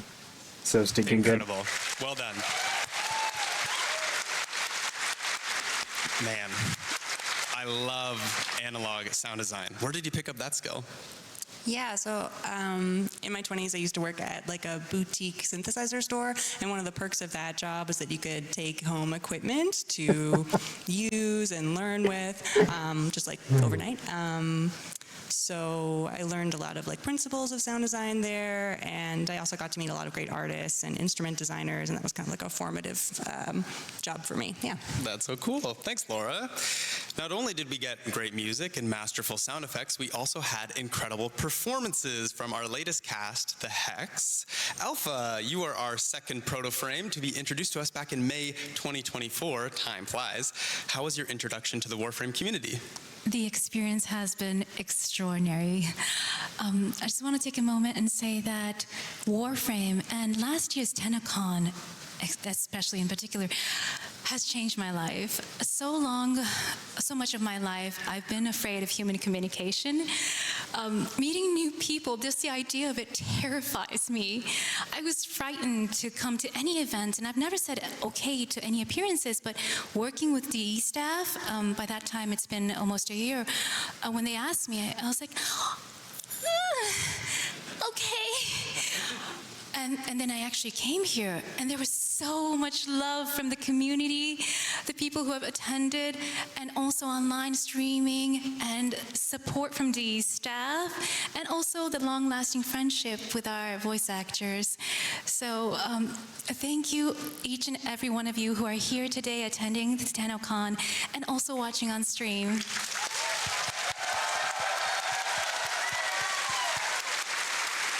No, thank you, Alpha, for lending your voice to my favorite character in the game. So, you've also lent your talents to other games as well. But how was it recording for Warframe? Do you have a favorite line? One of us. One of us. I believe that the human body is also an instrument, and the text, the words that we see on screen in dialogues, those are kind of like notes to us in a score. But when we're recording, we're all alone. We're just inside our box, very separate from outside world. So we're recording our own melody, and it's not until I saw, or I played 1999 myself, the actual final gameplay, that we saw the whole entire orchestral piece, and that was eye-opening. It was a lovely experience for me too. And as far as the favorite line, I want to say that the favorite line in the entire 1999 is, in a moment, I think it goes like, "Can you give my brain a hug?" Right? Like it hits you. Well, to be able to go from heartbreaking lines from the quest, jokes about the others, and even romance, that's a lot of range. Do you have a routine to get yourself into the recording room?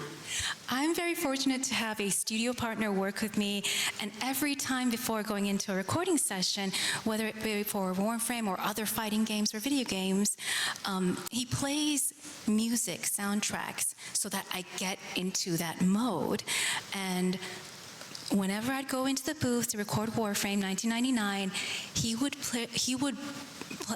play music from the past Warframe music. Thank you. And that would get me straight into that zone that I need to be into. And after last year's fall update, Kome was playing a lot before my sessions. I love that song. Well, just as a fun fact, Alpha recorded 581 voice lines for 1999 and TechRod Encore. That is an incredible feat, so thank you, Alpha, for bringing Aoi to life.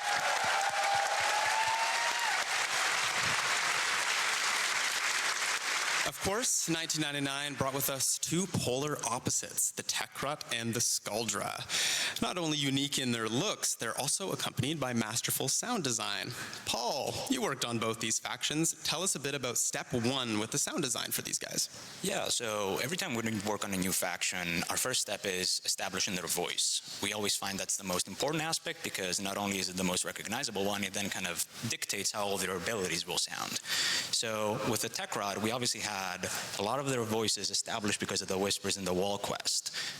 One of our sound designers, Giovanni, he really kind of pioneered that sound. So when it was time to work on 1999 properly, it was just about kind of following that blueprint that he had laid down. We used everything for the voices, our own voices, any device from the 90s that would produce a sound, like a pager or cell phone ringtone, dial-up modem, arcade jingles, all that kind of stuff. So yeah, and as a fun fact, when I was working on the Babao, it was obviously our mini boss of that faction. It was very hulking, it was very intimidating, and I was like, hey Eric, let's check it out. And I was like, I think I got to a pretty good spot. And you were like, it's missing something.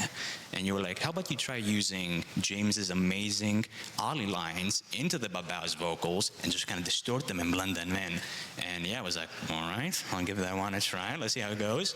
So yeah, whenever you kind of fight the Babao, now you can kind of hear the occasional in there. So yeah, it was really cool. Yeah, that's awesome. Yeah. Well, we've worked with enemy factions before, obviously, but this has quite the military touch. Is it easy to work on things that are closer to our timeline? I think so. It depends on how you look at it. It depends how much creative liberty you have. If you're trying to go like real milsim and kind of like really emulate our own world, it can be quite difficult. But with the Skulder, we had full kind of creative liberties. So as a good example of that is when we were working on the RPG that you use in the quest, and by extension in the Assassinate game mode, it sounded like an RPG, it exploded like an RPG, and Eric and I were chatting, we're like, okay, how do we make this thing feel like a threat to the tank? And you were like, you got hit with inspiration. You were like, add a Stuka siren on that bad boy. So every time that projectile kind of flies, you can hear the Stuka siren in there, just kind of eliciting that fear and terror as it's about to damage the tank. So yeah, it depends on how you look at it, how much creative liberty you have. Yeah. I love that. Well, same question for yourself, Laura. As you mentioned, you worked on the ambiance of the city. What were some important factors to consider when making Halvania come to life? Yeah, so I feel like when you work on an environment, what you're really doing is telling a story, and we're kind of trying to tell this story that took place over the course of a year across 4 seasons. So really the focus was always like, okay, what's the narrative, what's the most narratively important sounds in this environment? So that includes the Skuldra military and how active it is across different seasons, how alive the city is across the different seasons. Are the Tekrot out and about in different seasons? So those elements were always the main kind of focus, and that's how we kind of brought the story and Halvania to life across the course of a year.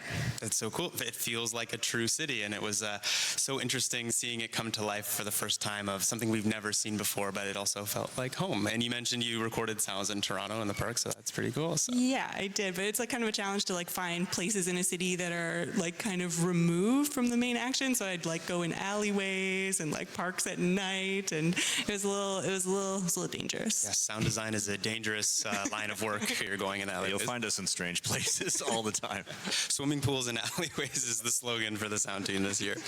Of course, that's not the only group we met this year. Let's chat about our Infested Kings online. Chris, you worked on, cheers to online. Brilliant. Chris, you worked on the actual technosite Coda fight with the first of its kind literal arena. What were some of the challenges you faced with bringing it together from a sound design perspective? Yeah, for sure. I would say the most challenging part would be the mix. We have the amazing Party of Your Lifetime track there. That's kind of the centerpiece. And then we have the stadium hazards, the pyro, the lasers. We have explosions everywhere. Then we have the Technosite Coda. There's 5 of them you're fighting. We want to make sure that all sounded good together and was all cohesive, and you could hear the amazing track in there. And I think we landed somewhere where it was sounding good, and it was a really fun fight. So I think that was the most challenging part. And then the second part of that maybe would be the crowds. We wanted to make sure that you really felt like you're at an arena or a stadium, like you're mentioning. From the concession area where you walk in, you hear some crowd walla, to when you walk onto the stadium floor, there's crowd cheering, and then throughout the fight, the finishers, there's so much crowd in there. And then something I do want to mention as well is between fights when you're playing multiplayer, there's a little encore section, and people are chanting online. I don't know if you remember from TennoCon last year, but that was you guys saying online, and that's in the game, and that you hear your own voices. So I think that's pretty cool. I love that. I love that you guys added that in, so thank you for implementing that. And I wanted to shout out Jeff, my partner in crime, working on the Technosite Coda. Like, he did an amazing job, and I think we were really proud of our work on those enemies. Incredible job. But the real question is, do you have a favorite member?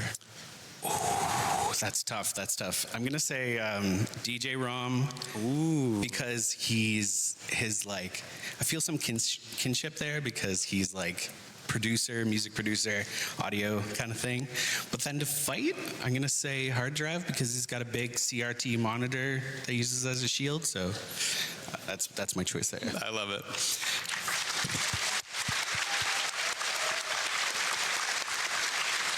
Well, Matt, you worked on these songs with Online. How was it seeing mesh into the gameplay? Yeah, super cool. And writing those songs was such a interesting process and learning experience with Keith. It was super fun to just go back and forth with lyrics. Sometimes we just spend 2 days in a row just like every single line, just meticulously like choosing what's the best way to say this, or like the coolest way. And yeah, I mean, it was just really cool and awesome to see in context. And yeah, that mix sounds like a nightmare, so good job. Thanks. Paul, let's go back to you for a moment, as you actually had a hand in cooking up the sounds for the Coda weapons that you get for these fights. Have you worked on the infested weapons before? No, it was my first time, and as a matter of fact, as far as I know, this was the first infested weapon batch we dropped in a really long time. So it was interesting to kind of revisit that faction with the lens of the tech rod, obviously, right? So I really wanted to give each of the 3 unique weapons their own personality and kind of vibe, and I spent a lot of time just thinking about, what's the through line for each of these 3 weapons. Obviously, with the dual Torxica, I tried playing around with an infested gunshot, but what we found was just relying on a real natural gunshot and then having something on the tail to tell you that it's an infested weapon worked at the best. So every time you're kind of shooting that weapon, it feels nice and punchy, and then when you stop shooting, you kind of hear the spin down of the barrels, and you hear that little infested screech in there. Sells it perfectly. And then obviously the Coda Motovore, wow, what a weapon that was. A big hammer wheel with the occasional teeth and or spikes on it, depending on your damage type. That's crazy.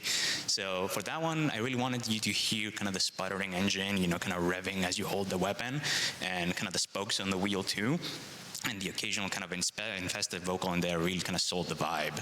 And then, of course, we had the star of the cast, the Coda bass assist. Wow, what a weapon that one was.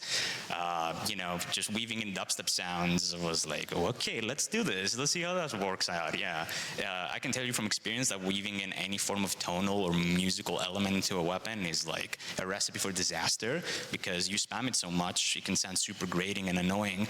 So Eric and I, we did a lot of back and forth, figuring out what's the right balance, how do we want to make it sound, and at some point, I think it had like 24 notes that would play like a whole song.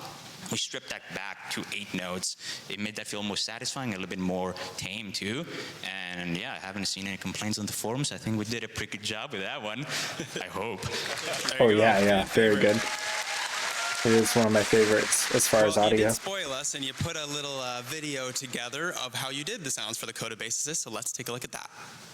Hi Tenno, my name is Paul, sound designer Digital Extremes. Today, I'm going to give you a quick breakdown of how I made the dubstep sounds of the Coda bass assist. First, let's take a listen to how it sounds in game, and then we'll jump over to my Reaper session.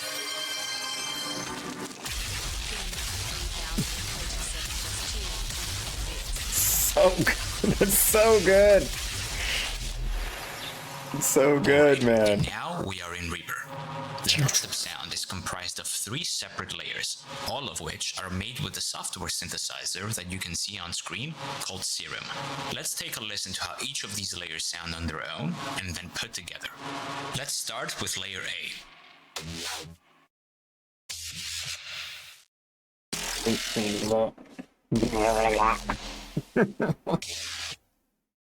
And now everything layer A combined.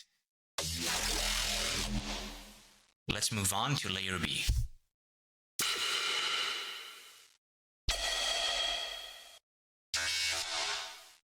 And now layer B combined. And lastly, layer C.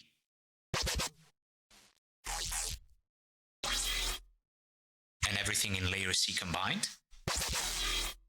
So And crunchy. here's all three layers combined with the processing used to create the final sound asset that goes in game. And to wrap things up, here's a few variations that include the dubstep layer, the punch layer, the shot layer, and the mech layer. All these sounds put together create the final result you hear in game.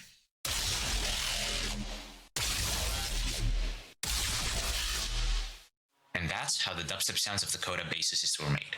I hope you enjoyed this quick behind the scenes look, and I hope you enjoyed the rest of the show. Bye. That is why I love watching it. That's the exact reason I love watching this. This stage just made me realize that my speakers at home are not as good as the ones here, and that's pretty basic. Well, that's amazing stuff, Paul. Thank you very much. And as much as I would love to chat 1999 for the whole hour, let's take a look back at last year's post-TennoCon update, Kome and the Five Fates.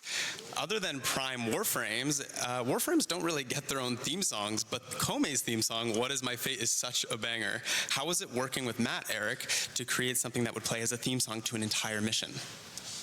This was a fun one to work on, I think.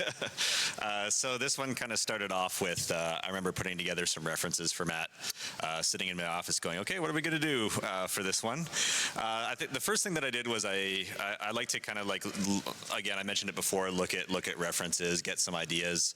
And I remember kind of looking at the Japanese top 10 pop chart and kind of getting a vibe for what tracks were on there and the sound that you get from it, because we wanted it to feel like authentic and kind of an homage to that, and ended up finding one cool track called Tokyo Calling. I don't know if anyone knows that track, but if you listen to that one, there's some influence that comes from that kind of gives like the drive and that kind of like poppy in your face feel to it, and then yeah, I mean, Matt masterfully wove that in with other themes and elements, different instruments that are inspired by kind of the visuals and the vibe of the update. So yeah, that one was super fun, and I think it turned out great. So Yeah, it's so unique. And you just mentioned the instruments as well. Do you know the names of some of the unique instruments that you guys were using for this?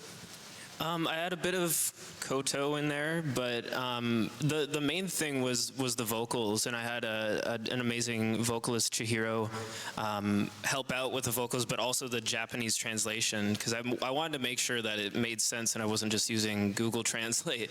And so when I was working with Chihiro, I was like, okay, here's a line, how do I say that? And then she would give me the pronunciation, and then I'd be like, oh, okay, it's that many syllables now. And then I'd be like, well, if I shorten it, which word can I take out to have it make sense still?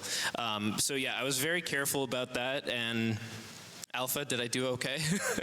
Kono toki o matita. Kono toki o matita. It goes, I think it means something like, I have been waiting for my fate. Yeah. There's a lot of like brutal lyrics. I can't remember all of them, but there's some creepy stuff in there. It's engraved in my brain at this point. I think that's my favorite song.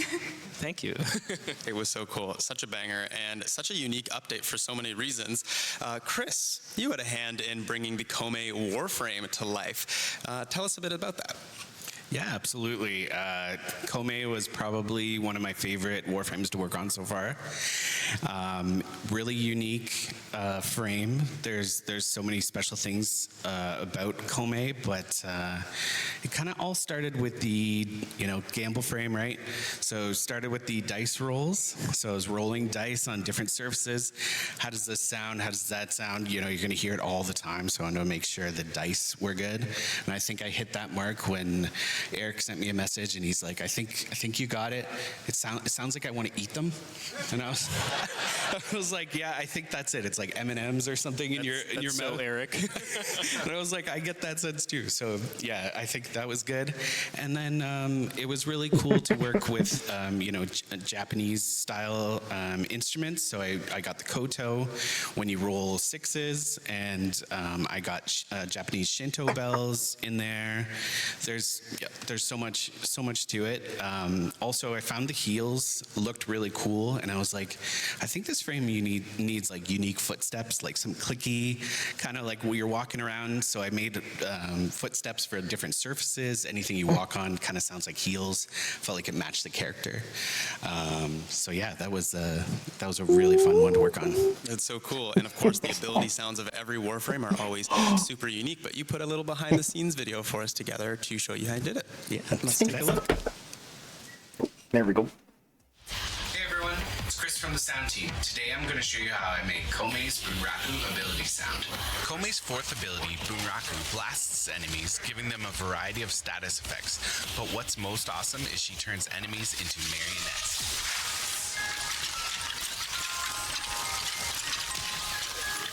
I wanted to build on this concept by envisioning enemies were physically turned into wooden puppets along with a music box tune while they danced. To do this, I picked up a wooden build-it-yourself music box kit. It played a cool little tune, but I wanted to make something custom. I started recording it note by note. Instead of sampling in the traditional sense, I used Reaper to split out the notes and put them on a grid to start constructing my song.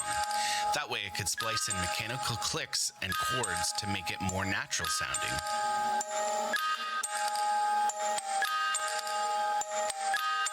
After experimenting a bit, I came up with 2 unique loops that can play on puppeted enemies.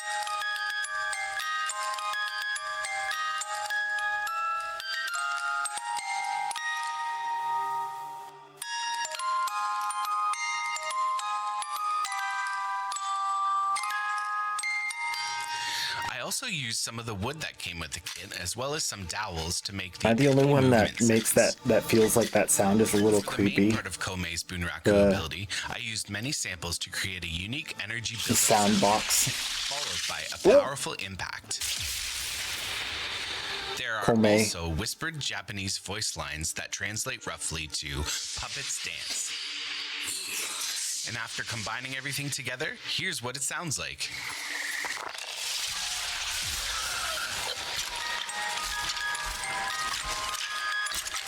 Thanks for watching. Enjoy the rest of TennoCon. I love how the recording of the sound effect was done in game. Too good. That was cool. So good. Also wanted to mention the whispered voices. None other. I love the clickety clack of the wood. That was my voice? That was your voice, yeah? Like that was so good. Yeah, surprise.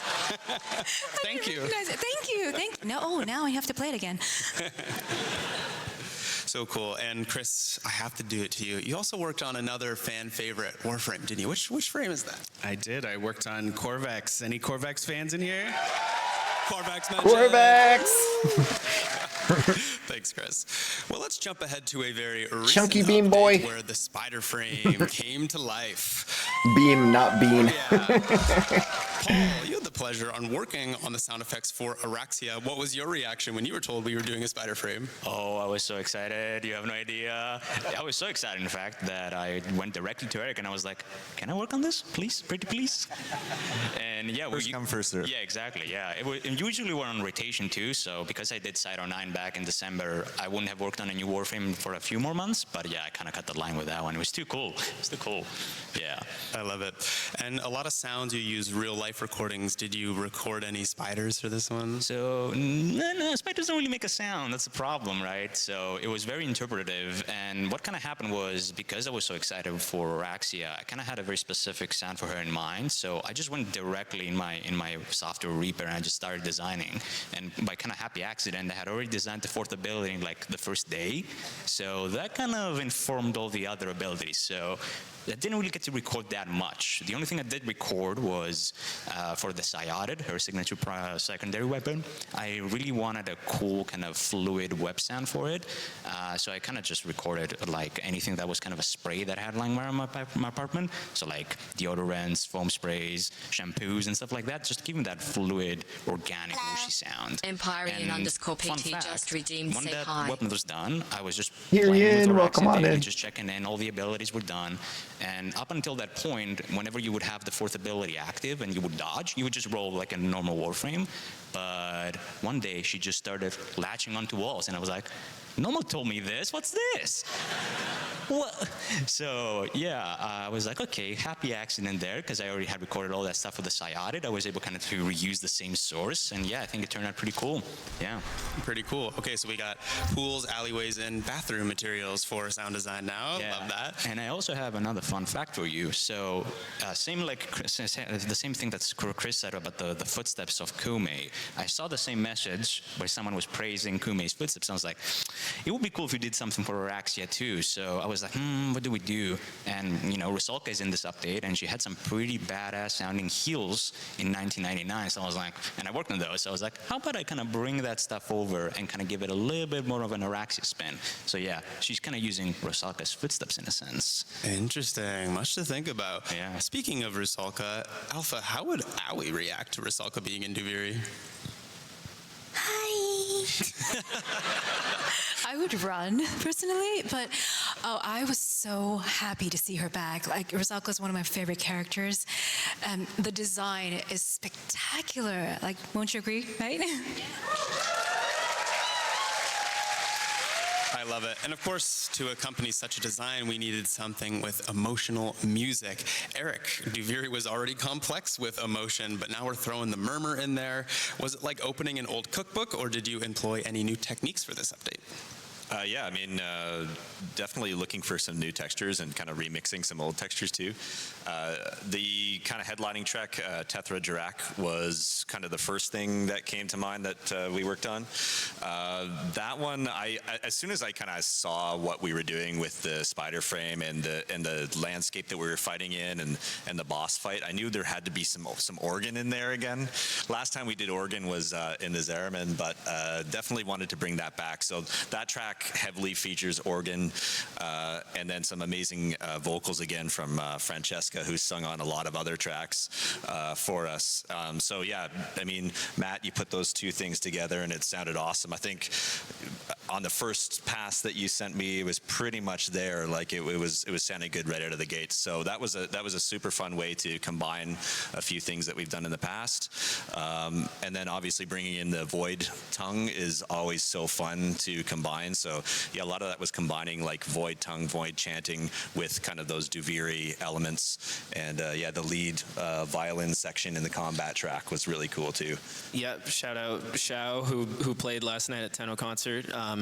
She had a very difficult part that I wrote for her and somehow did it. I was like, is this possible? She was like, give me 2 weeks and I'll figure it out. And then she came in and nailed it. So yeah, that was a lot of fun. Combining all the classical stuff with the creepy, you know, you spoke restruck already, all that kind of stuff. Yeah, very fun. Yeah, it's so fun. And whenever we can, we always try to add live elements to the music. So those little touches kind of on top really push it over the edge. So yeah, hope you enjoyed those tracks. Yeah, did a great job on the mat. It's such an incredible mix of themes. And guess what? I'm going to take advantage of these big speakers again, and we're going to showcase a little bit of Isleweaver's featured track. Let's take a listen.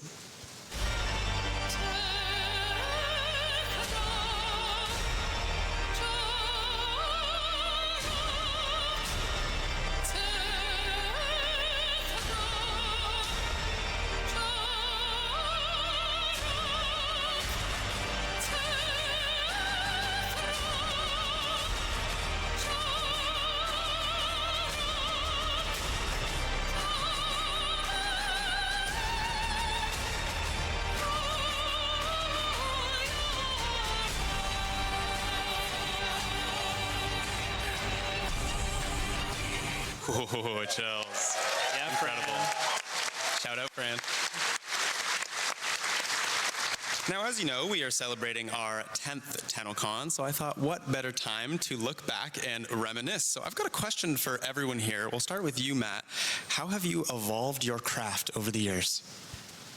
I think in the last couple years especially, songwriting has been a more featured element in Warframe. Even when we're doing in-game music like this, I'm starting to think more verse, pre-chorus, chorus than I was before. You know, usually with instrumental music, I would just kind of think like section A, section B, section C, and make sure it loops nicely and all of that. But now that we're adding more vocals to everything, it feels like an opportunity to make things a little bit more catchy and listenable outside of the game. So I think I'm you know, approaching things differently in that sense. And yeah, it's been a lot of fun. That's great. Remind me, what was your first Warframe track that you worked on? Ooh, I think it was for the new war, and I think it was a cut scene with Cal, I believe. It's just a short little thing that Keith gave me, and yeah, that was the first thing I did. That's super Rest cool. is history, yeah. Well, same question to you, Eric. You've been around DE for a while. How have you evolved your craft? Yeah, I mean, Warframe's such a complex game with a lot of combat and a lot of things happening all the time. So I think one thing that I've been striving for and continue to strive for is simplicity and trying to distill things down to kind of only the pieces that you need.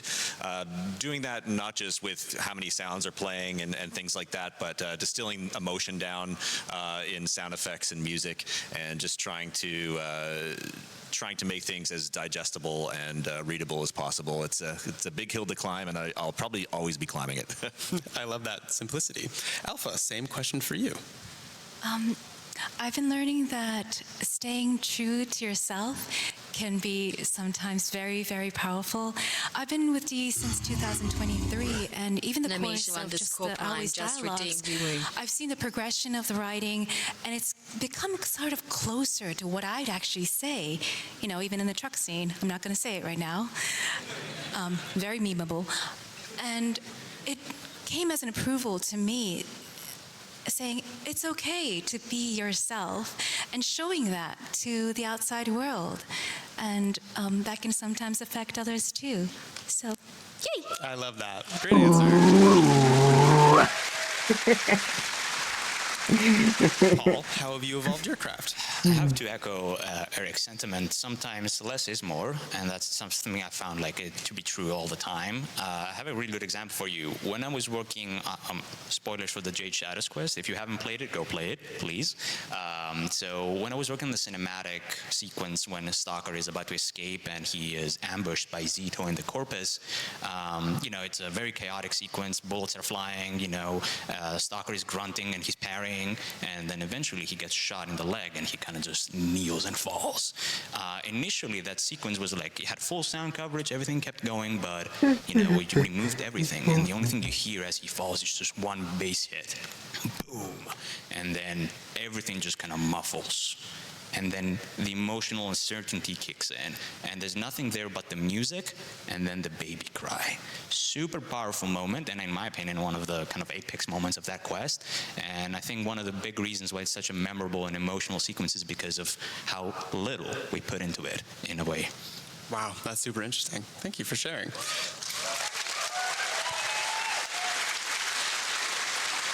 And Chris, on to you. Same question.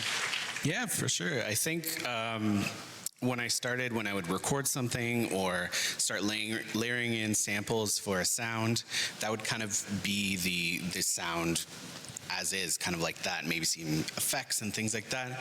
Now I would say I'm more creative with time stretching and pitching, and like the sounds I recorded aren't so sacred. I will mangle them in special ways to make, you know, to wrestle really cool sounds out of them.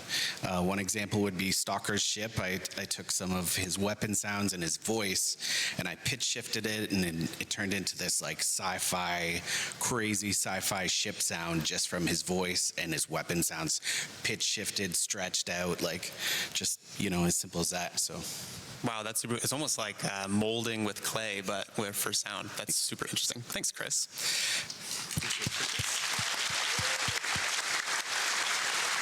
And Laura, same question for you.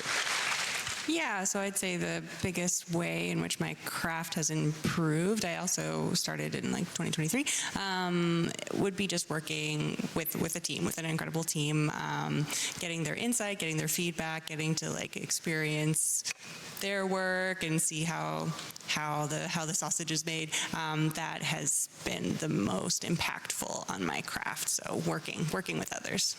I love that. And a huge shout out to Laura for making a fan favorite, the Palm 2 music that you hear for the Kim Chat. This is Laura's specialty. So.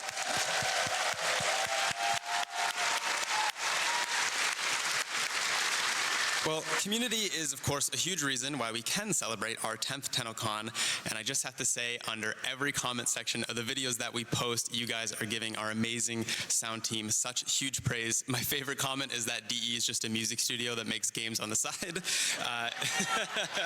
So big round of applause to the whole sound team at DE.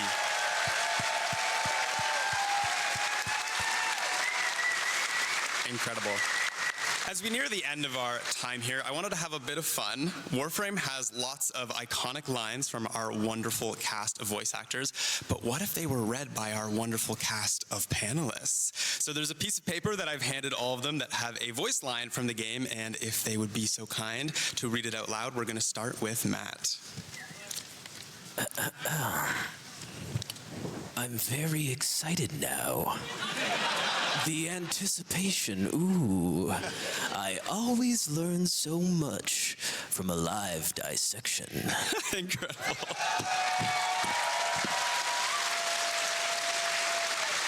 And of course, that's from the amazing Till Rigor. Okay, Eric, you're up. The Void Storm's intensity is approaching level 5. 5 is the worst, by the way. Amazing. Thank you. And Alpha, your voice line. Let's see. Objects that have affected one another continue to affect one another even when they're separated. I've missed you. Oh. Love it. All right, Paul, you're up. Your weapons make music, and the enemy calls for a song. Amazing. Very good, very good. You can tell he knows exactly where that's from. Remember to take care of yourself, operator. Pressure creates diamonds, yes, but it also creates rubble. Awesome. And Laura. Dream not of what you are, but of what you want to be. Oh, a classic. Thanks, Laura. I have a piece of paper too. Look at them, they come to this place when they know they are not pure. Tenno, use the keys, but they are mere trespassers. Only I, Vor, know the true power of the void. Then use the keys. They are mere Thank you all. That trespassers. was fantastic. Now, That's a I good can't one. just end I the love panel Vor. without one more thing. We're just 2 hours away from learning about the next chapter of Warframe, but how do you guys feel about a little bit of a tease? Ooh, teaser, let's go. Well, Eric, what are we about to show? No spoilers, Well, I'm of course. excited. Well, this is where we're headed musically with Warframe. We've just come off some crazy grunge 99 tracks, and we wanted to go almost the exact opposite direction. So this time we pulled out all the stops. This is the first time we've recorded a 50-piece orchestra for the score. So yeah, here's a little behind-the-scenes look of what's to come. All right, let's take a look.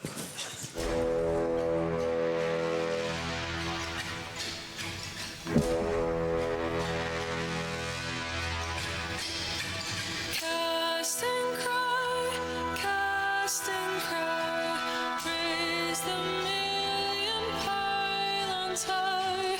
All our kin were bound to fly for that far shore forlorn.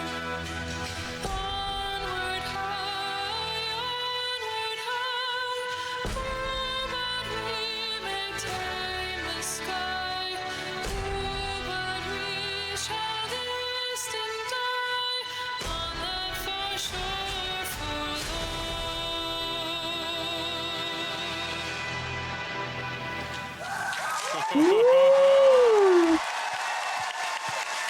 Chills. So stay tuned for Tenno Live to see where that music will play tonight. Well, panelists, we have just a few minutes here, so any departing words for the wonderful Tenno and the audience today?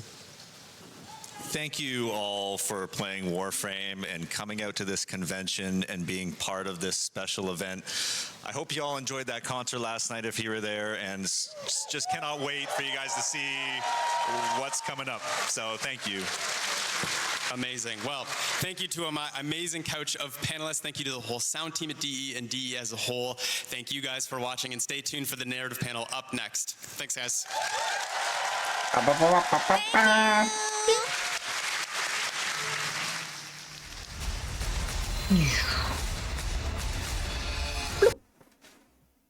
Yo, bro.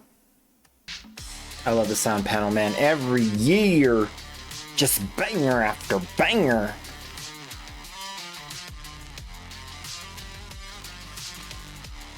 I'm really glad that they shared the bass assist layers. That was stinking awesome. That quarter bass assist. Let's see what we got here. Some wisp parts. Guys, I don't have anything I can even sell. Look at this. Well, I can sell Urelli. I can sell like all of the Urelli stuff. Minus like 2. Probably minus 3.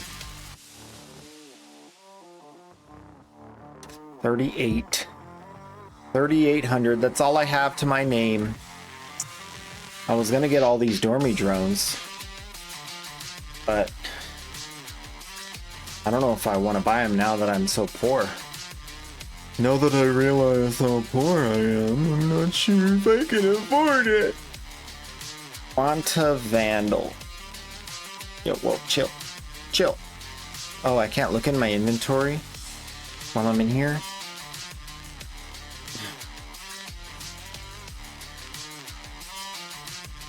Quanta Vandal's new. Is Quanta Vandal new? Or old? It's old. Right?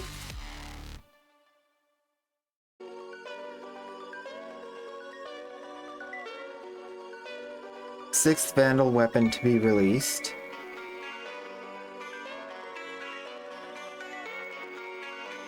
Released on update. Doesn't say. Huh.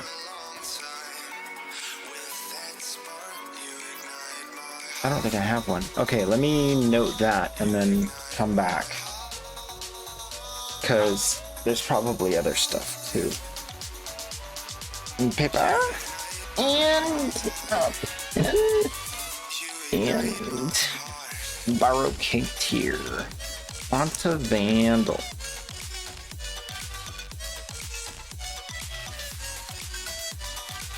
Alright, what else we got? I got it. I want it. I want it. No, that's literally the only one. Quanta Vandal. Okay. Good to know.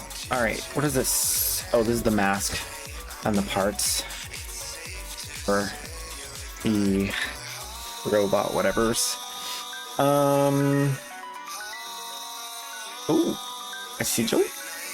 A sigil with drippy. The moistness. What is wet will never dry. Moistness forever.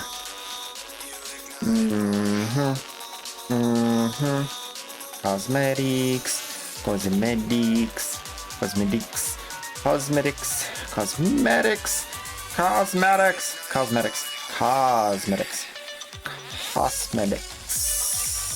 Alright, that's everything. Alright, I'll be right back. Then we'll look at mods. The most important part. Okay, now I need my combo. Thank you.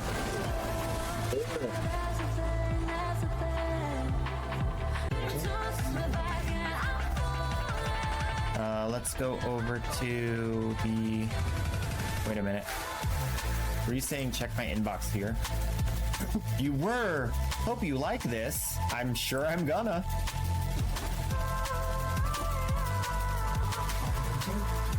I won a giveaway! Thank you so much! Wow! That's her again. No, don't you run away from me! You look at me when I'm scanning you! Now go to your room! Well, wait. No, I didn't mean like right now. It just disappeared! It's like instantly.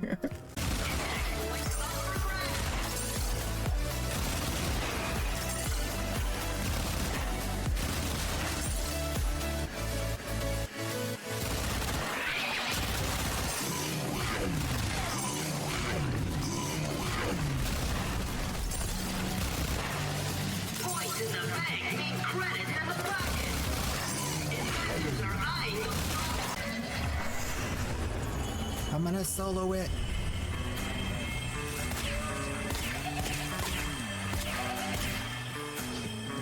I'm soloing it. Oh my gosh. I got all the tabs. I'm the damn champion. Yes.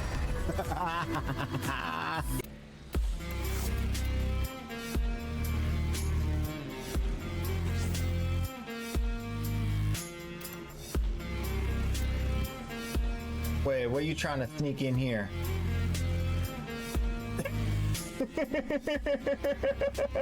I see what you're trying to sneak in here.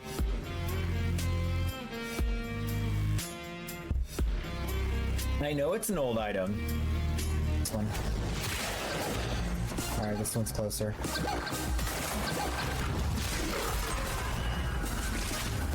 Back over to the other side.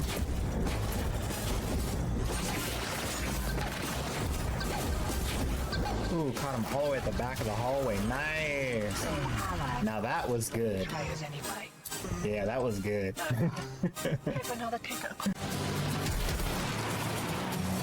What?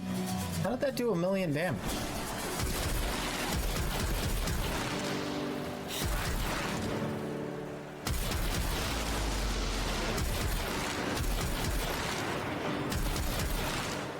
Why am I seeing giant numbers for no reason? Whoa!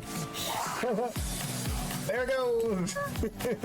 Able to control it, thus was he consumed.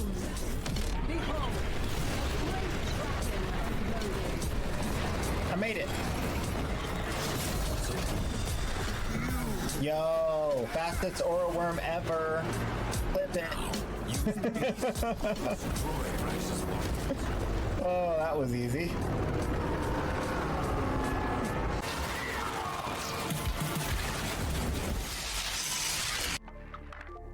Peanut butter.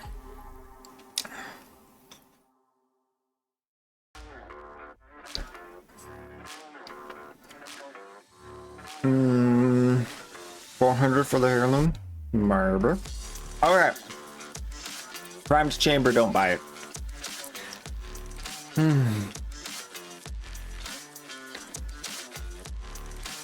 Let's see, is this worth it now? Melee combo timer.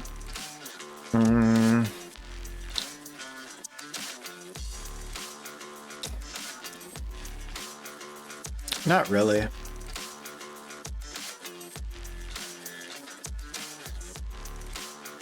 Preserve combo count when you kill with a pistol.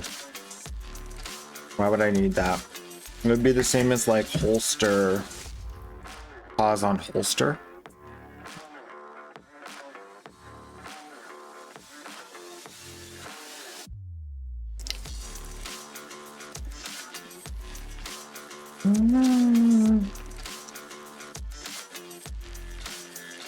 I mean, it could turn any weapon into a pause on holster weapon, but pistols aren't really, I mean, some of them scale really well, but not really my thing.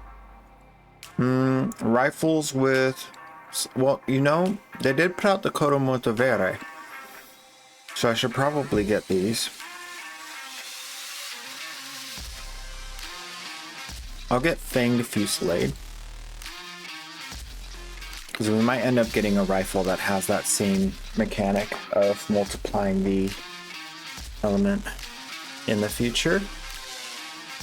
Just in case. I can get some high voltage. I need to do that. So I'll say high voltage. Which means I need to sell more stuff. Need to restock back up to like 60. Let's look at the Barracuteer. So Barracuteer's offerings can be found under the Barracuteer, and then you can search. Well, they added a TennoCon 2025 items list. That's nice of them. I want to see the historical barrow visits.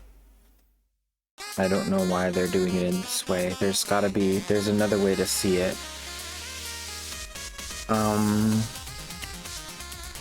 Maybe it's under ducats. Here we go. So under Orokin ducats, you can find the listing here. And what's so important about this listing, I'll link it in chat, is this gives you the history.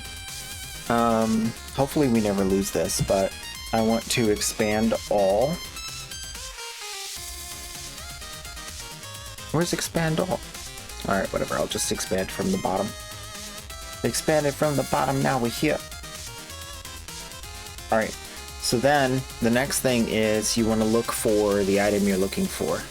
Oh, they're back. Welcome to the first of its kind, first main stage Warframe narrative panel. Can we pop off for that? Yeah, we can do a little pop off.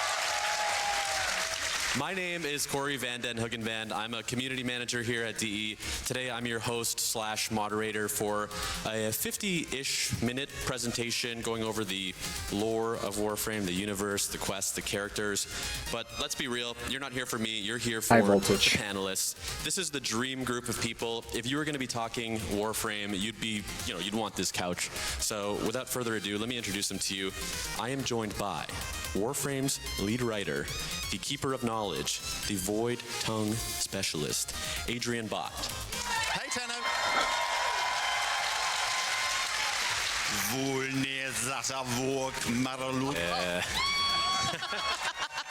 So you basically get high voltage in June and January, or here it says February. Hey, kiddo.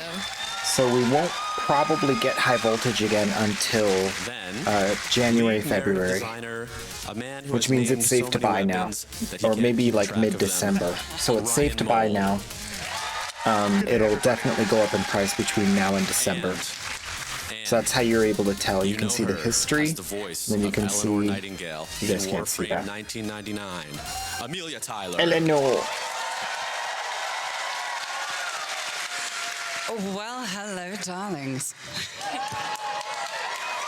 So, all right, real quick, I want to show you. So you can see the history here, and then deduce when it's going to come back. That's all. The quests, but also for anyone out there who is maybe an aspiring creator or storyteller, we'd like to kind of offer an insight into the craft of writing, but also recording, acting, directing, as it's all intertwined. So that's our plan. I have a spoiler policy that I'm about to share today, and that policy is we will be spoiling the game. So we're covering everything up until Isle Weaver. Yeah, we're going to be big chatting.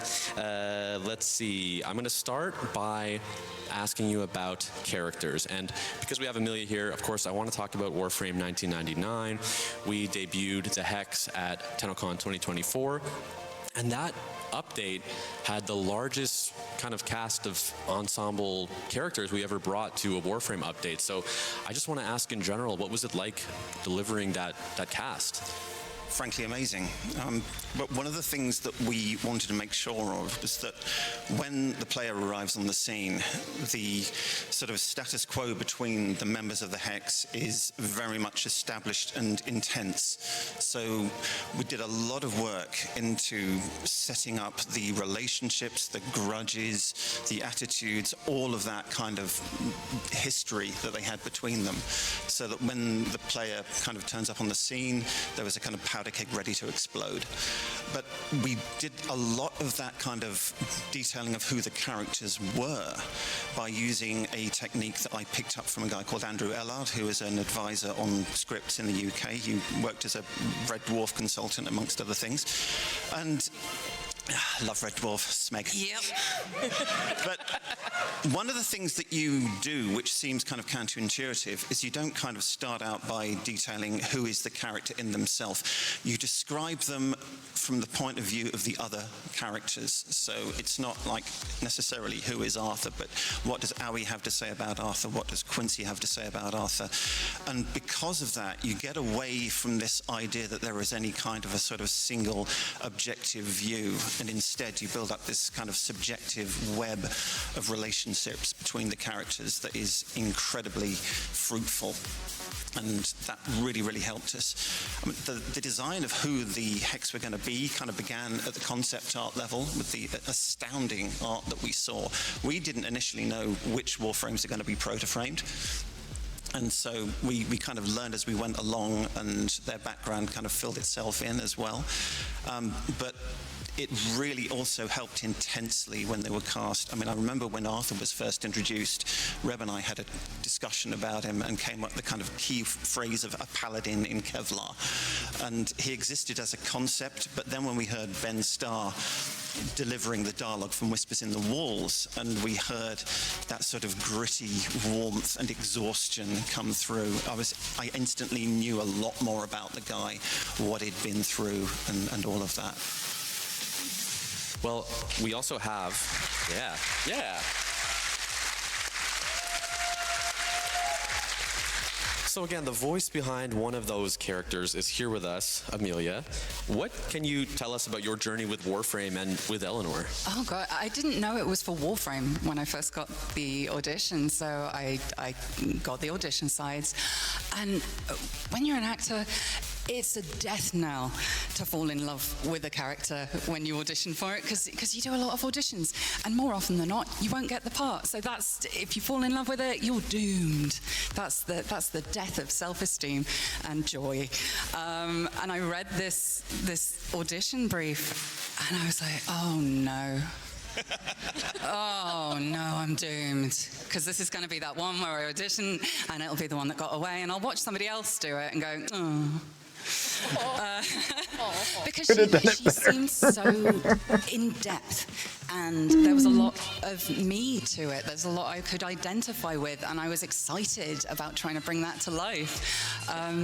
So I sent the audition off and then was like, oof, didn't hear back. Okay, I'm just gonna go cry in a corner. And then I stopped crying because I got an email. It was amazing. But we fleshed the character out a huge amount after that initial audition, and Adrian did such a phenomenal job of writing for my voice. Once we'd done that first recording session, like, it's me, that's me. If anybody's met me at this event, it's not far off, is it? Like, bar the tongue and the brother, that's basically me. So it's at the point where I can do not have an infested tongue. I have sat on my couch just like reading the Kim system, and it's effortless because he's captured my voice. It's, I pride myself on my sight reading, but it's not that good. That takes an amazing relationship with writer and director and team as a whole. I think it's very easy to make this kind of thing when you like a character just about the actor, and really, we're just the face of it, we're the voice of it. It's a team effort. It's finding that way of communicating together and building a character collaboratively. Absolutely. It is kind of wonderful because we were given that opportunity with all of the hacks. they really did become that third partner in the dance. And so much of the voice actors backfed into the Kim system with Amir and Quincy and Eleanor, and like it backfed into so much of the characters and the personas because you all brought so much life to what otherwise would have just been words on a screen. I've learned so much about Eleanor from reading the Kim system. A couple of times I've been like, oh, thank God I got that right. That changes everything. There's always a point when... Sneaky slides. Ryan, do we jump ahead? Okay. You got something, Ryan? Let's hear it. Yeah, I was going to say that there's always a point in between when we have the writing on the page, but we don't have a voice actor yet. Yeah. And it's a nebulous kind of voice in your head, and you think, oh, it might sound like this or this. And then once you find that person, once you find that actor and that voice, and then you can hear it. And so when we have the auditions, and then maybe we'll do our first voice session, and from that point on, the writing changes. It becomes so much easier because you can hear that person talking to you, and I think that actually does tie in perfectly with, I think, what you were just about to show. Yeah, you can put that on there. Yep. Yes, so I am about to share with you all a very confidential document. This is a look at a casting sheet, an audition sheet for the early days of Warframe 1999. This is what the actors first see, and this is really, I guess, some of the first Eleanor writing that's made its way onto paper, right? Yeah, this is the initial sort of putting together an idea of who Eleanor is from kind of source material in my head. So it's not to say that we are deliberately aiming to sort of imitate tropes that already exist, but it is saying that this is kind of the hinterland behind who the character is in my head. So it really helps. Oh, good. Evelyn in The Mummy was really helpful for me because it could have gone too serious. Yeah. That showed that little hint of humor and bisexual nightmare. Well, speaking...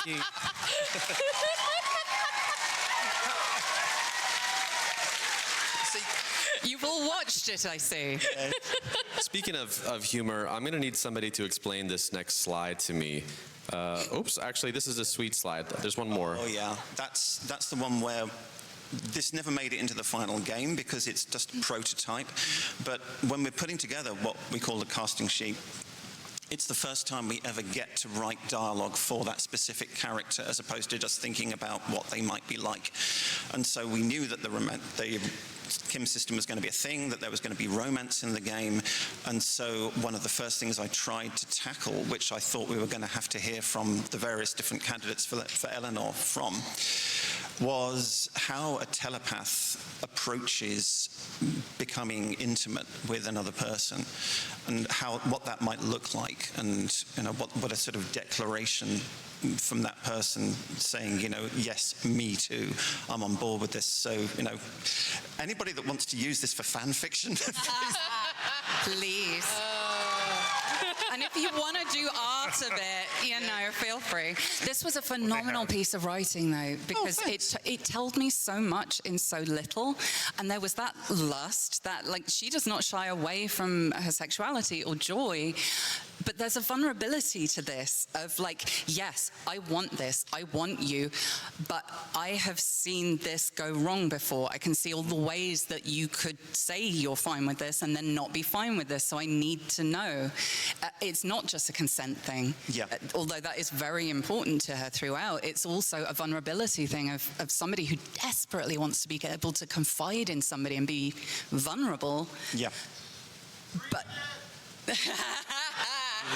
Oh, save that for the next one. Yeah. Let me ask you. Yeah, let me ask you about this line. Oh, God. Someone please I got explain. you, fam. Kat, are you taking this? No, I'm said wait for the next one. They were saying read it. You want me to read it? Oh, they did, yeah. Do you? Amazing. This is my life now. Okay, so this is mid-battle, right? This is like a kind of trying to get one up on somebody. Kind of. This is me again. This is what our process was in the booth. Actually, it is. Yeah. Tell this me. is what would an incredibly potent telepath who is used to thinking outside the box and thinking in unconventional ways, and who absolutely, has this tendency to say exactly what she is thinking. How would she get out of a situation where she was completely unarmed and somebody had a gun on her and the team and was threatening them? What lateral thinking strategy would she use to get out of it? What telepathic sort of suggestion would she plant in someone's head? Because you're not going to just necessarily say, shoot yourself. That is too big and obvious and too easily resisted. But if you can kind of gently suggest to somebody that there's something distracting going on. Okay. Yeah, exactly. Hold the laughter till the end, please. I have trouble enough doing my job as it is. Okay. Your balls are itching. You have to keep the gun on me, but dear God, it's like spiders are crawling all over them. Jesus. It's the infestation. It's gotta be. No good. You're gonna have to scratch.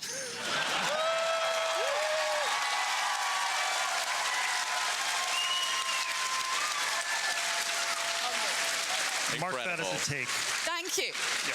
That should have been Araxia's 4, honestly. That's a wrap. That's a wrap. Good job, everybody. Go home. Not too many people know this, but Amelia, you did play 2 characters in Warframe 1999. Let's play a clip.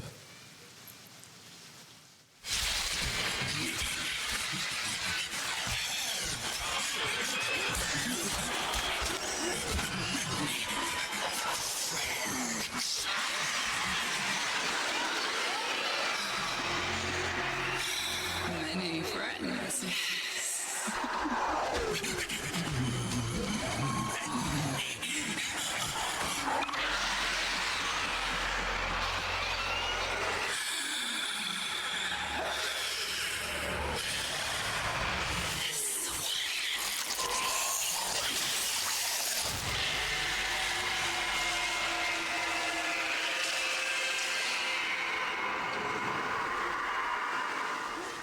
So you're both characters in that scene. I am, yeah.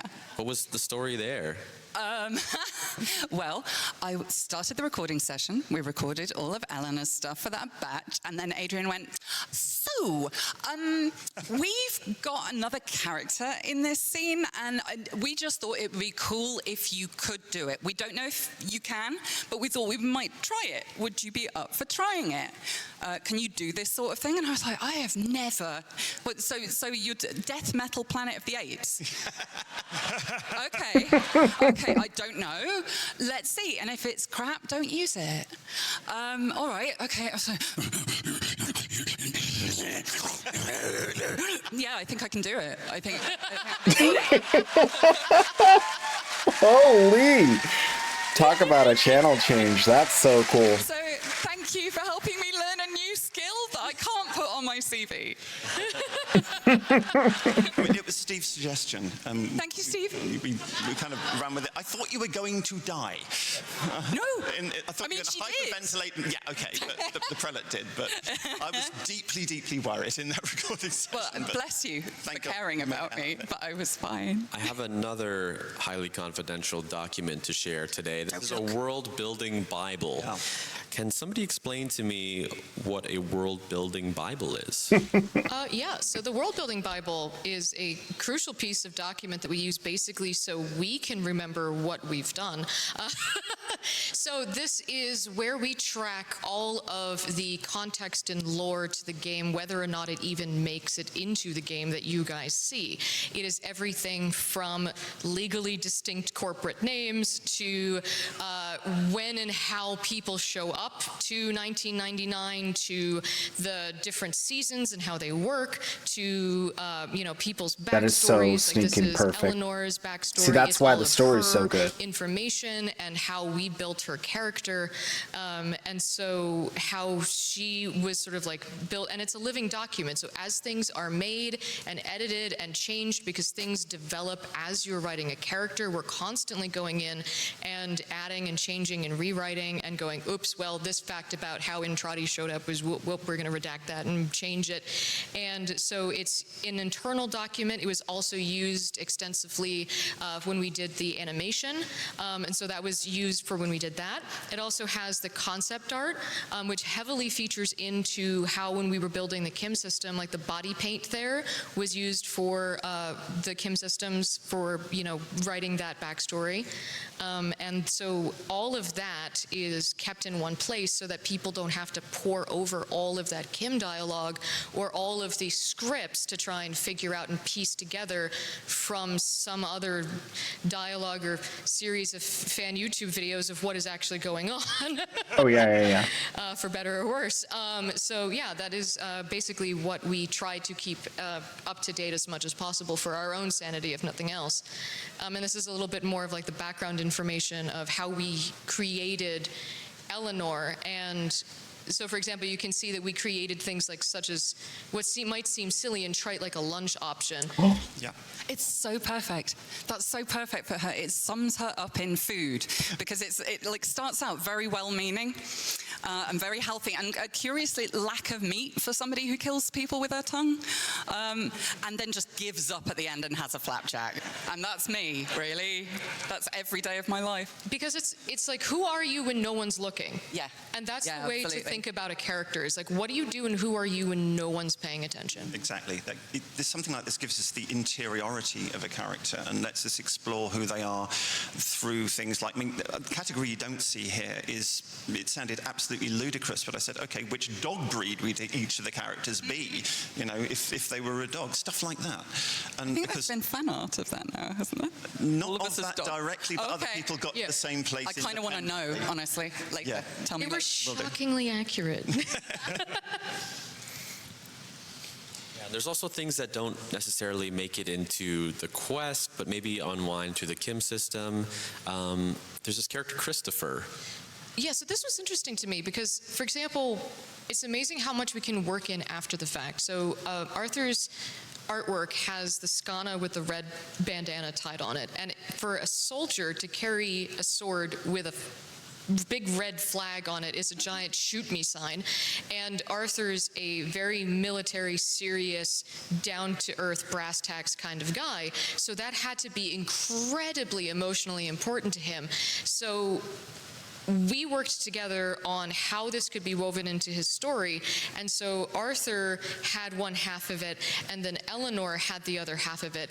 And it became this sort of amazing thing that you can unlock between the two characters' Kim systems. And it just became this like amazing way to like intrinsically have this. And this is again something that's all kept within that world building Bible. Right on. I think it's time to talk romance and more about the Kim system. So we've talked about, oh, here we go, yeah. We can chat over this clip. We've talked about on dev streams the book's worth of dialogue that went into 1999. How on earth did y'all handle this? Well, okay, so the stats that we've recently well, is it, yeah, no, not yet. Yeah, we'll come back to the stats. How did we handle it?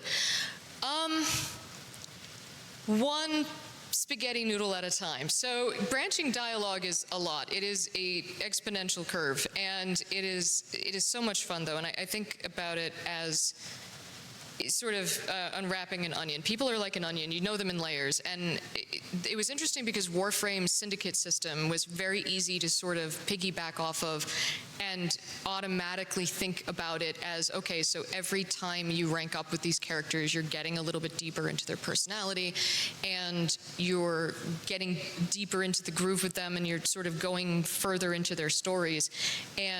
But the characters are just so deep and rich and interesting. And as we got to work more with the voice actors, and they brought so much life to it, they were just so rich and interesting and amazing to work with. And I'm just so honored to be able to have like brought so much life to them.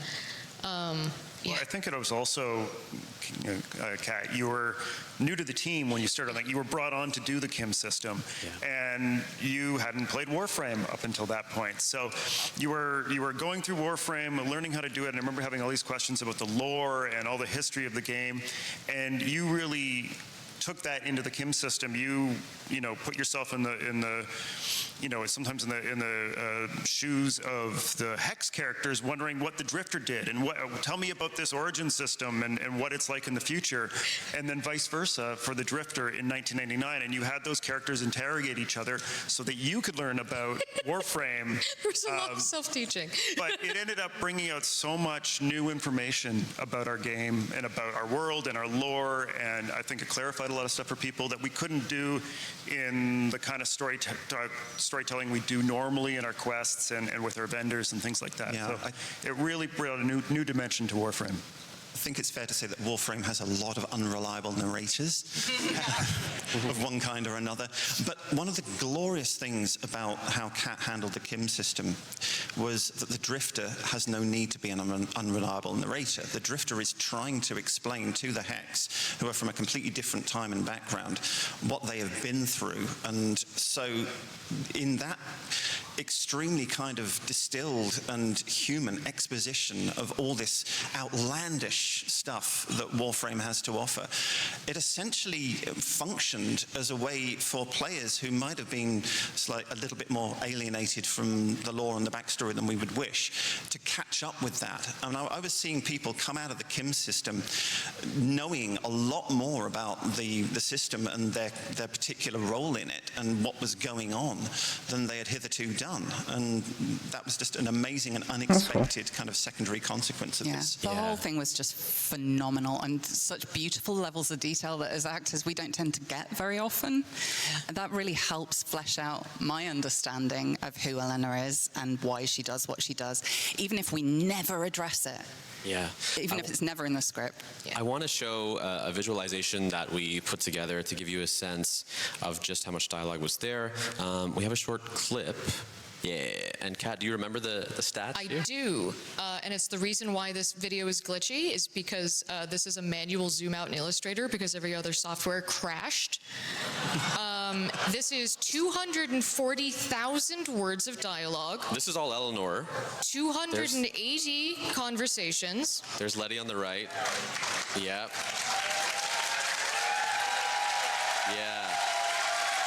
Yeah. And 16,000 strings. That's right.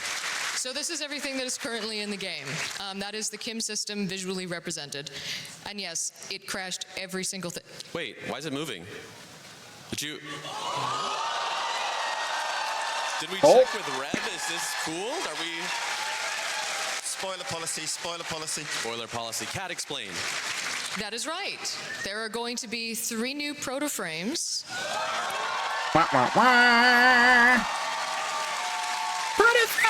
And they are going to be dateable.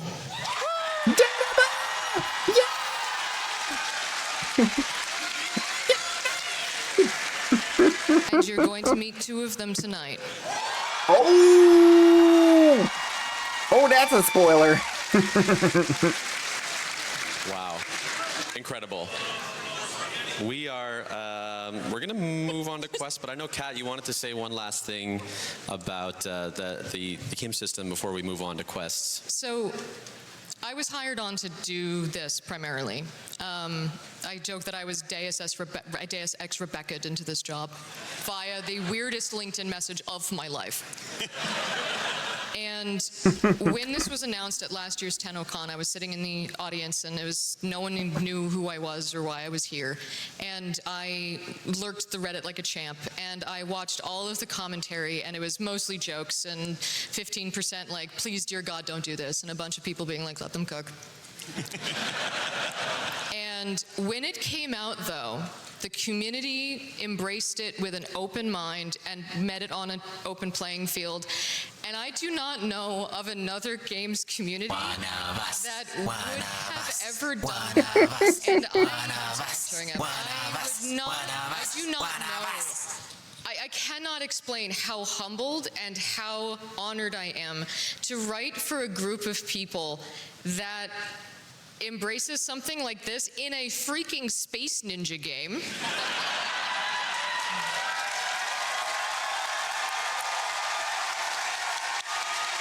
Real recognize real, homie. I will write for you ball till the heat death of the universe until I'm able. Woo! Cut. Thank you all. You rock. You're the best. All right, let's... Love you too. Peace and love. I want to talk about quests, sort of a big retrospective about our existing quests that came before. But I want to ask, how do you balance answering some questions while leaving others unanswered for future storylines? Well, a lot of what we do in a given quest is very much a Rebecca level decision, because we get to tell the story, but we do not steer the ship. So how much is revealed is, kind of fundamentally down to the creative director to say. That said, I think it's fair to say that we always need to leave the players, certainly on something like a main quest chunk, knowing more when they come out than they did when they went in. We've always got to keep incrementally kind of pushing the knowledge boat up the river. Yeah. But if we're going to keep on writing to the heat death of the universe, which we are, we're going to need to leave some stuff which we are for a while. And it's so much more interesting playing a character like that, where there are still questions, where you don't get to the end and go, and that's the thing about me. Exactly. So I guess we don't need to be friends anymore. You know it all. It's so much juicier to have questions. Absolutely. I mean, we try I to love that kind of she's embraced charge her up character so pools of much. unanswered questions and possible interactions. And they wrote me into the game. Players' Where this imagination is kind of not my anticipate where fault. it might be going, because I love if that. we answered all the questions every time, you'd have nothing to write fan fiction about. That's true. That's true. It's your imagination, your creativity, your response to what we're putting out there that is what vivifies the game and makes it live. So we need that to happen. Yeah. Well, on that note, to what extent does the community influence future storylines, the direction of the game? I know people loved Call 175, and then came Veilbreaker. Yep. People loved Rusalka, and then came Isleweaver. Is that, again, more of a Rebecca creative director? Yeah, I think so. But I mean, in terms of responding to community sort of ideas and reactions, I mean, going back temporarily to the Kim system, if I may, I wanted to have the Eleanor conversation about, am I a minefield? Because a lot of people had felt, not everybody by any stretch, but some people were feeling like they were being not given a fair hearing by Eleanor when they were in the middle of a conversation. They said something that caused her to react in a given way, and maybe end the conversation there, which is how it was originally written. But a lot of what we do is about emotional connection and about emotional reaction. And you can't say that what you want is to make the players care, to make them feel something, and then ignore it when you get the reaction that you didn't expect or want or plan for. And I just thought in my head, look, if the players are feeling this way, or some of them, then drifters must logically be feeling this way too. What would Eleanor want me to do? She'd want me to incorporate that, to give her a chance to say a piece and to own it. And so that's what we did with the am I a minefield conversation. And if she hasn't been in your experience, you can say so. You do have the option of not going down that particular path. But that was very important to me, and I was very, very heartened to see that that particular thing got a positive response in the main. And to go back to your original question, Corey, it's definitely something that's great about working on a live service game that updates as frequently as Warframe does, is that we get to, have that feedback from the community. We get to see what people are excited about, and then we get to improvise and go and do a new thing and build on it. We're doing what we're excited about, but we're also, catching all that energy from you guys, and that's really feeding back into what we're doing. I've worked on box games before that took 3 years to come out, and you don't know, is anybody going to like this? Is they going to like this part or that part? And it's so awesome to be able to kind of, ship something every couple of months and get that feedback and then iterate and improve on it every time. So I thank you all for that. And you might hear some of the cast's ideas in interviews coming up, because we have been crafting thoughts. We need to chat. We do. So This is not a confidential doc. This has been on our website. But Warframe is in its 4th saga. Yeah. We have the Awakening, which covers Vor's prize to the Arkwing. War Within saga is Nata through the Sacrifice. The New War saga, Prelude to War through Duviri, Paradox. And now we're in the Void War saga, which started with Whispers in the Walls and is going onwards, question mark? Yes. Not The very indifference is still out there, soon. so. Very much so. You have to go back Io to Weaver explain. is not the end of the saga. And then go forward. No. Yeah. No, not by a remarkably long chalk. Just to put that out there, yeah, we've got a lot more stories to tell. Honestly, I mean, we say the Void War, but there's always kind of a twofold set of things that are going on. There's the whole origin system situation with all the various adversaries that we've had in the past. You know, classic ones like Alad V is presumably out there still. Worm Queen is still doing her thing. There's Pazul, of course, and the Archons. Yeah, it's nice to see that Pazul has his fans. Freaky guy. Antonio's here somewhere. But there's also everything on the voidy side as well. So, you know, what is going on with the Indifference? And it was brilliant in Isleweaver to be able to show something which is pretty darned unique, which is the Indifference working through a living human agent, because it can imitate, it can mimic. I'm not going to give away too much detail about exactly what the Indifference is and does, God forbid, but Nessie's situation is kind of unlike others. We've seen the Indifference mimic other people, as I say, including our own operator, including Entrati, including Lloyd. But Nessie still exists as an individual. And I think it's allowable to say that they're, despite Eleanor's fingers mentally having gone through Nessie's skull like wet chipboard, I think Love that line. Thank you. She is still there somewhere, I think personally. Right on. So you sort of answered this already, but the Void War saga is ongoing. Listen, I'm not here to get anybody in trouble, but is whatever we see at Tenno Live a continuation of the Void War saga, a new arc? Possibly speak to how it fits in, but it will, I think, seem like a natural and obvious continuation. Cool. He said awkwardly. Is there any one quest or bit of story that you think is like important table setting for where we're going next? I don't know that I can say, okay, in the next hour and a half, rush out, play these particular quests and come back, because people wouldn't necessarily have time to do that. No, again, I can't really give anything away about that, but I would say maybe brush up on old lore, Hunhau's line, "We severed worlds," and the implication thereof. There you go. We got something.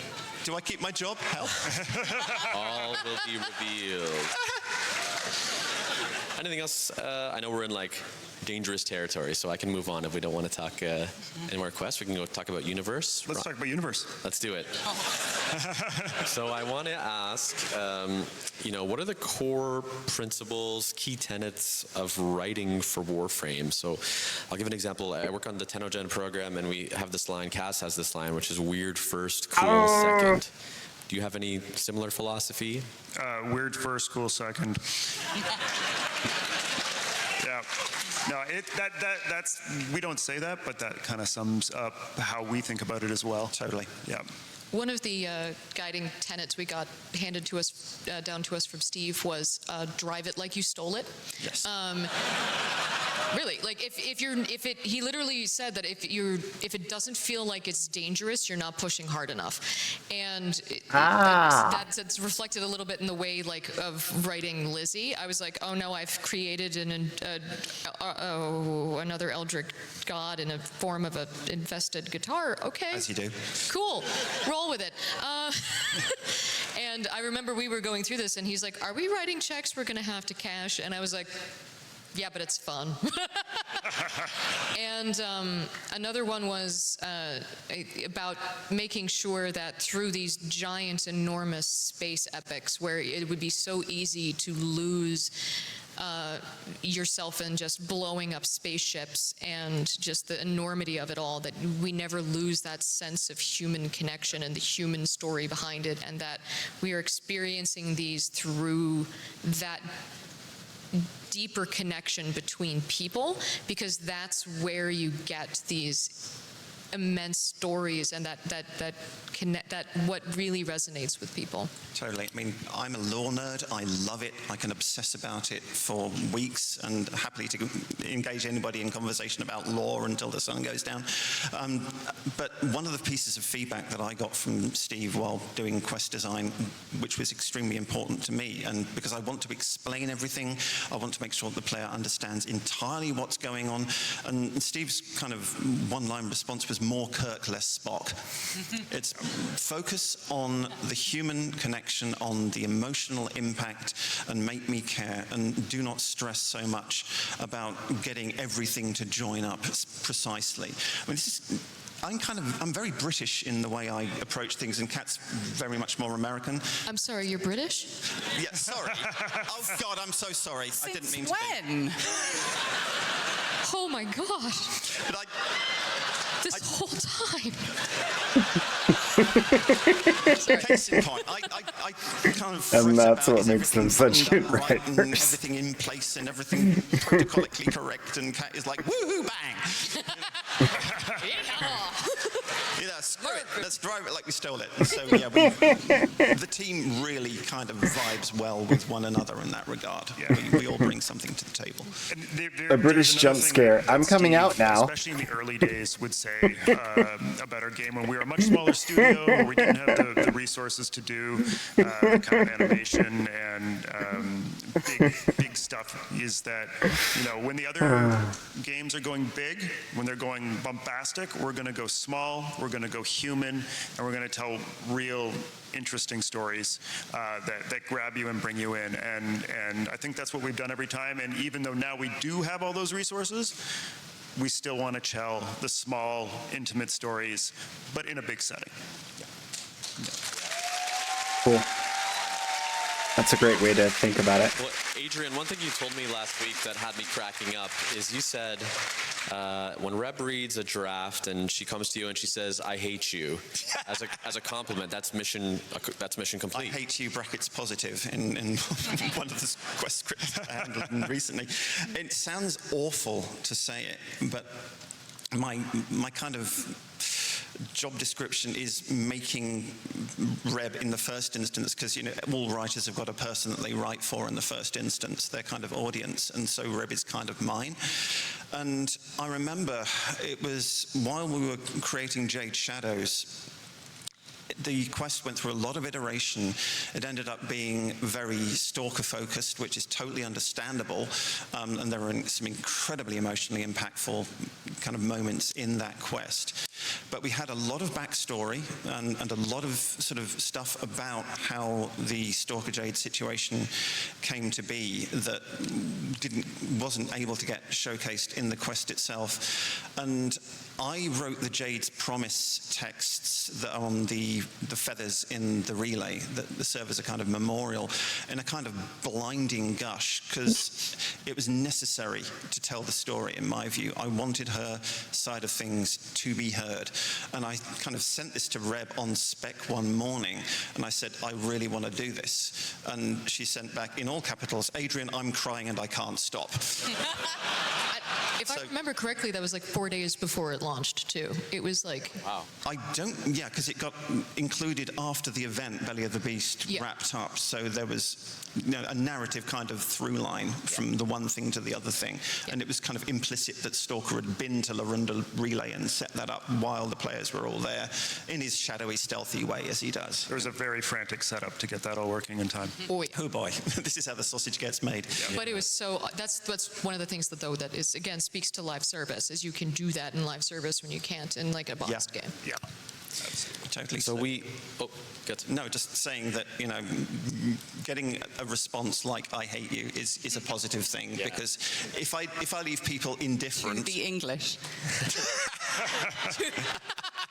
If we're not insulting you, we don't like you. yeah, exactly. If we're polite, that's when you worry. So there's 12, 13-ish years of world building at this point. Yeah. How are we keeping it all together? Are you doing okay? Yes. Oh. Yeah, I mean, we do our level best, and we really I mean, I Level personally enjoy, I best. think I speak for the team here, paying off stuff that's been baking for a long ass Yeah. time. You know. Yeah. There was stuff in Jade Shadows that referred back to the very earliest sort of Stalker lore as well. Any time we can refer back to something that's been around for a hell of a long time and make players go, is that? Then yeah. Yeah, well, we're a little ahead of schedule. There was the Grandma's Nabarus story, right? Yeah, well, Grandma's Nabarus tale, yeah. I mean, to start with, how that the first couple of Nabarus stories, it was just basically like she popped up behind me and said, "Do you know, darling, I've got a very terrible story, and would you care to write it down for me?" Because once, it's like Ryan said, once an actor has been cast and you know their voice, they start talking inside your head, and often it's not so much writing as taking dictation. So that's exactly what happened. But people wonder sometimes, do we kind of leave little Easter eggs in the game, in the text, in the VO? What happened? Uh-oh. Yes, oh hell, we do. Oh, no, we're good. Lots of it. And one of my favorite little points is in the very first Nabarus spooky story, where grandmother is talking about the silent girl and says, with a little laugh, she skated away. And that one word, skated, carries a hell of a lot of weight. So I'll say no more than that, but yeah. Yay! Can I tell She was a skater I've got a fun girl. Easter egg. Sure, let's hear it. This is a double Easter egg. So, and this one is, so the expansion content for the Hex that came out with Isleweaver. Everybody thinks that I'm put in an Easter egg for Quincy, where he is talking about Amir voicing the legally distinct Super Bruno's Brothers cabinet. However, this is a double Easter egg. Because this is actually reflective of a true story, for the voice actors, when Treve, the voice actor for Quincy, found out that Kevin, the voice actor for Amir, was actually the voice actor for Mario and Luigi, and flipped out. Where are you guys? And like actually freaked out in the cab. And I heard this from our community person, Tatum, who was in, or PR, who was in the cab, and he told this to me, and I was like, I am writing this into the game immediately.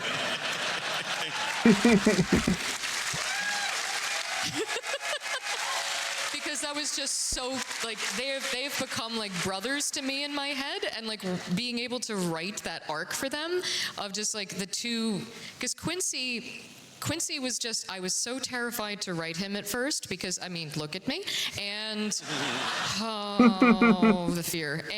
But once I could hear him in my head, he just became the most joyful person. And he became another persona that I could just, like, he just takes over.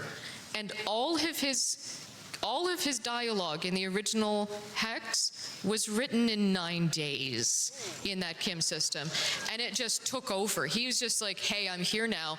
You're just going to sit there and deal with it. And it was such a joy. It was just a joy and an honor to be able to write for that character. That's the collaboration, right? Yeah, and Treve has so much to thank for that. Yeah. Because I watched his recording sessions, I would listen to him talk, I would listen to his feedback on the multicultural London English and how that would be used and how that would factor into that culture. And I was just sitting there and I'm like, please give me more, please give me more. And I would listen to every single one of his recording sessions, and I was like off camera and muted, and I would be writing while he was talking. and I would listen to every single one, and I was literally just absorbing Treve the entire time, and that became so much of Quincy himself. But that's so important. That's a really especially for wonderful characters like that, where thing. that's I never a thought of it side like of that. life that is not represented authentically in video games enough, honestly. And it's so cool to see people embracing those authentic voices and wanting to learn. Like you still to hear your bring those grandma's to life, voice in rather your than head, you know, assuming what they are kind of and thing. just giving someone a script, you know? Yeah. Yeah, he's such a warm, deliciously complicated character as a result, because Treve's got that warmth. Like, he's a human hug. Yeah. He is, and he's, I love him, and I just, Yeah.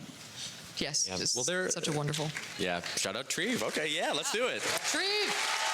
I think also this was his first video game credit. Yeah, it's definitely like opening up the door to like the secret sauce of the writing of Warframe, for sure. He just rocked it, absolutely rocked it. Yeah.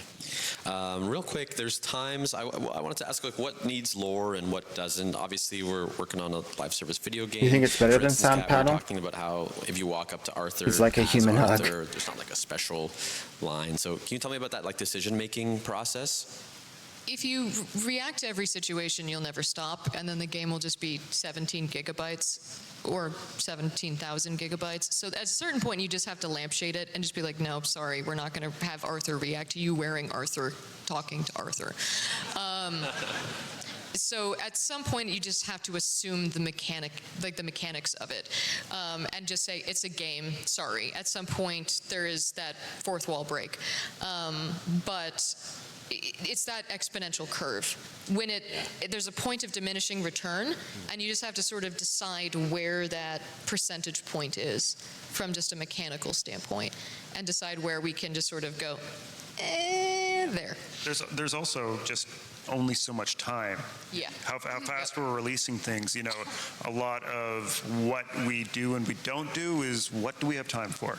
And, you know, we try to do as much as we possibly can in the time we have, and what is the best bang for the buck. Yeah. And sometimes those little tiny Easter eggs, it's like, that would be cool, but it's not going to move the needle the way doing something, you know, that's going to be, everybody's going to see is going to do it. Speaking of time, we do have to wrap very, very soon. Ryan, I know you had something you wanted to say. Yeah, I really just want to say, That was it. from the bottom of my heart, and from probably everybody else at DE, I just want to thank all the Tenno here and at home for your support on this game over the last 13 years.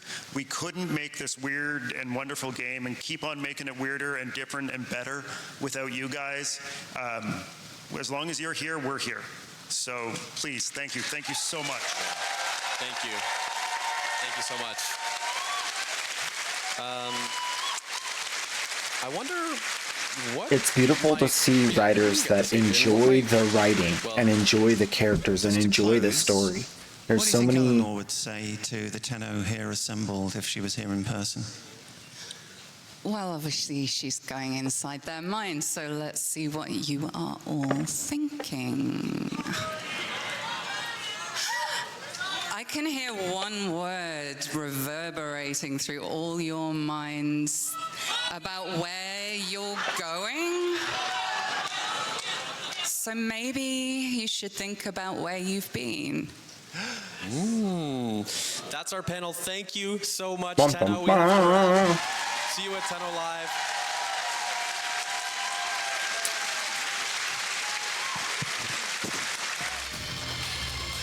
Channel live, channel live, yeah.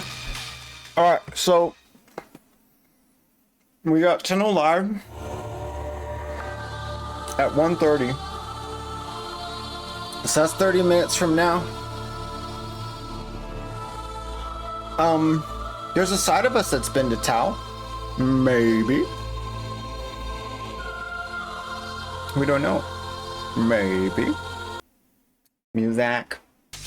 Yeah, I really liked that panel as a first time being on TennoCon. That panel just like popped off. What I was saying about loving the story and loving the characters is we've seen so many flops from games, from writers coming into a story and they don't like the characters, they don't like the story,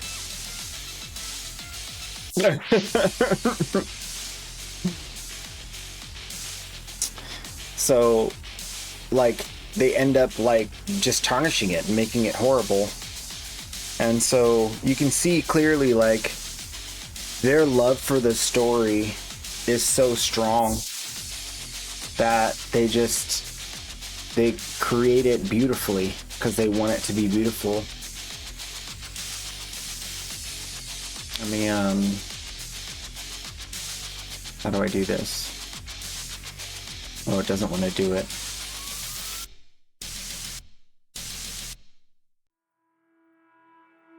How about if I refresh it? It doesn't want to pop out. I'm sorry. I tried.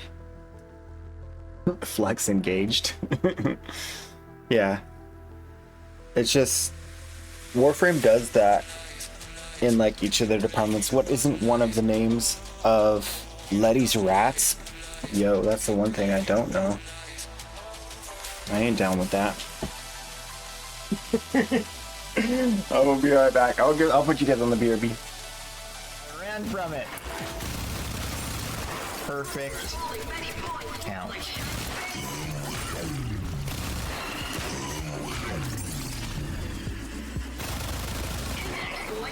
That was actually...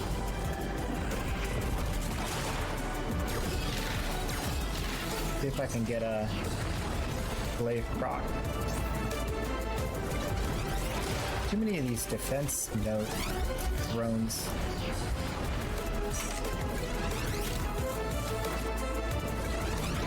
There we go. 1 billion. Run it. Oh yeah, yeah. Oh, elevator.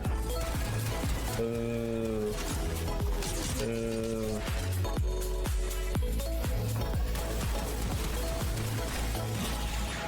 Yo, why you rat proc, bro?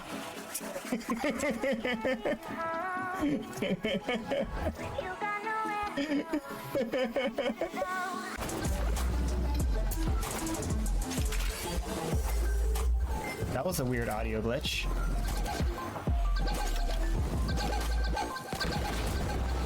I got them both! I got all 3 of them! Wow. I have a plan. So, I am running on like 5 hours of sleep, but I'm good. I just also dehydrated last night, so I decided I'm gonna just crunch up some ramen because it's super salty and just eat it with the packet and then have a Gatorade. And that'll be my lunch too, because it's kind of a late lunch. We're at 1 o'clock, so I'm gonna do that and then just keep playing. I had to get more credits. I'm credit poor again. I'm down to 3 million because I wanted to get the split flights and high voltage. I'm getting all of the primed mods except the ones that pertain to faction damage. The only faction damage mod that I get is the anti-Orokin for the sake of running relics better and faster. But all the other ones I'm not getting, pretty much. But all of the punch through, fire rate, recoil, magazine capacity, I highly suggest you get all of those. Because with the way they've branched out the new weapons to have all of these different effects, especially Kodomoto Ver, which is the first time ever they've created something where the, you know, impact, puncture, slash damage is actually important. The sky's the limit, so we kind of can't rely on our history and knowledge of Warframe as much, and we don't know what really is coming next, so we kind of just gotta get them all. I still think faction damage is kind of a lost cause, except for Orokin, and the reason why is because they haven't created a system where we can just pop and swap or automate. And then there's also like multiple missions that have either a different faction than what it says, or they're invaded, or it's a co-faction mission. all those different things make it so that, like, what's the point of, like, changing your mods out every time? I'd much rather have it be automated. And so, yeah. I mean, it'd be kind of silly to merge the factions and just have faction damage since so many people invested stuff into the faction mods. But that's really what I would want them to do. I'd want them to run a script that refunds Endo and then merge the faction mods into a single anti-faction that they then can, you know, apply to all future factions that may come up, because now we have also the Tech Rot and the other one. And those aren't even represented in the faction mods. They had to create new faction mods for the Murmur. And those ones are still... Is there even a primed Murmur mod? Like, is there a primed anti-Murmur mod? I don't even know. There is. There's Melee. Is that the only one? Just for Melee? Or is it for everything? For everything?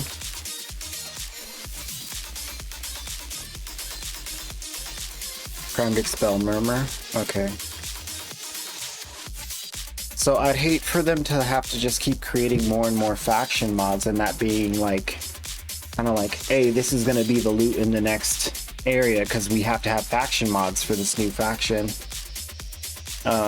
And it's getting to the point where it's like they want to expand the story more and stuff. So I really, really hope they've already considered doing that and that they're gonna do it. If they announce it, and the other thing, if they announce it for TennoCon right now, I'm gonna be super stoked. Like that's like one of the top things on my wish list. The other top thing on my wish list for this is gonna be just a really, really solid new player experience. They got so much feedback from Duviri, and they got so much feedback from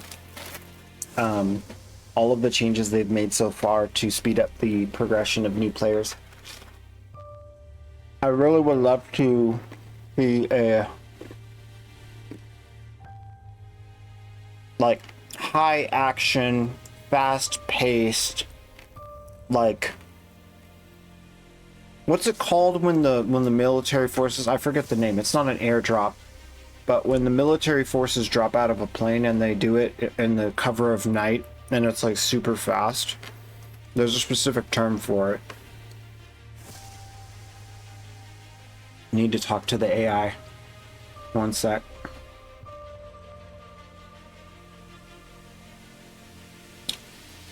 What is the term for a spec ops air drop under the cloak of night with almost no parachute deployment? Halo jump.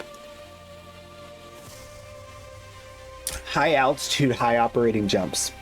Like I want to see like this next update include like a Halo jump into new player experience. That would be stinking awesome. What are we looking at over here? What is this? Pokemon?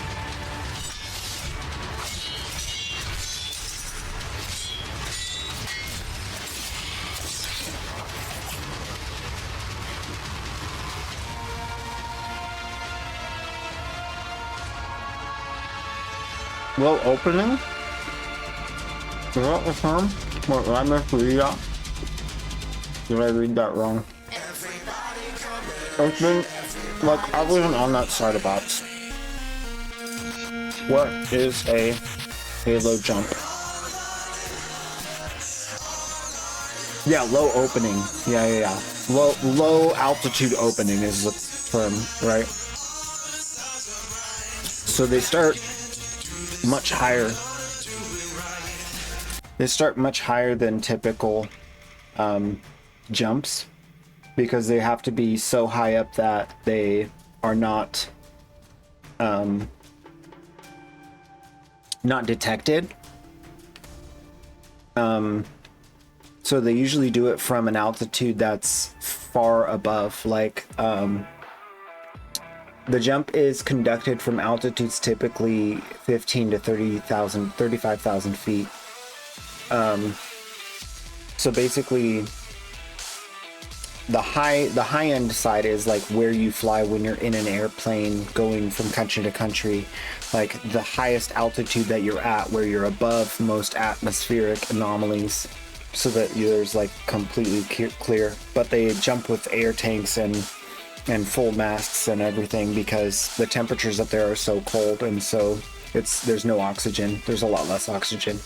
So the benefit of that is like stealth. So no one knows you're coming in because the plane wasn't detected because it's too high up. Military doesn't usually fly that high. And then how are you gonna detect like 5 or 6 bodies falling from the sky? You know what I mean? Like there's not really a technology that's that accurate. And so it's really stealthy. But the idea is like to be able to quickly get from there all the way to ground level and operate immediately would be like what I mean by that term. That would be super cool. You've done a Halo in training? That's really cool.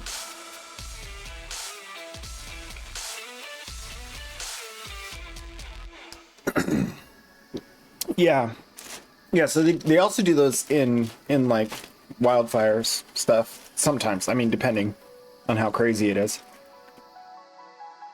No problem.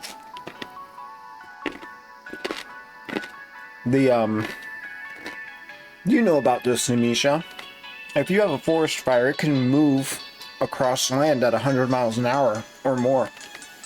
So that's how fast it can engulf an area. Because the heat is just practically an explosion from our perspective.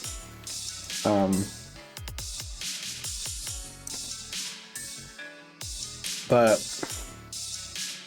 if you're able to kind of like create a scenario where you can do that, I mean, that's so crazy to think that I get like the point of like dropping like a bulldozer or like to create like a clearance, you're saying, I would imagine like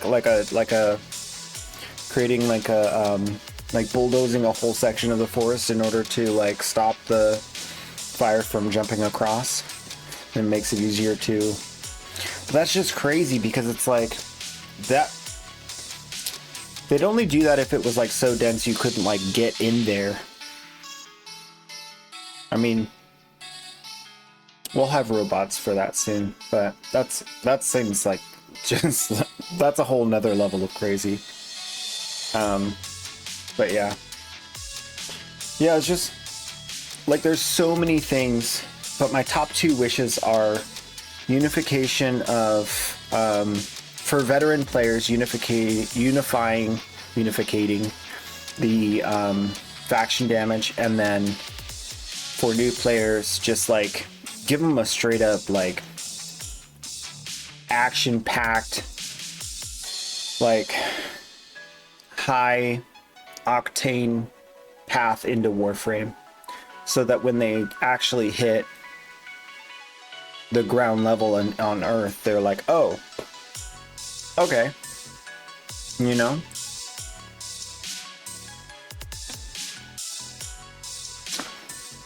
I mean, initially when Force Prize was like the thing and it was like new, like that was pretty intense.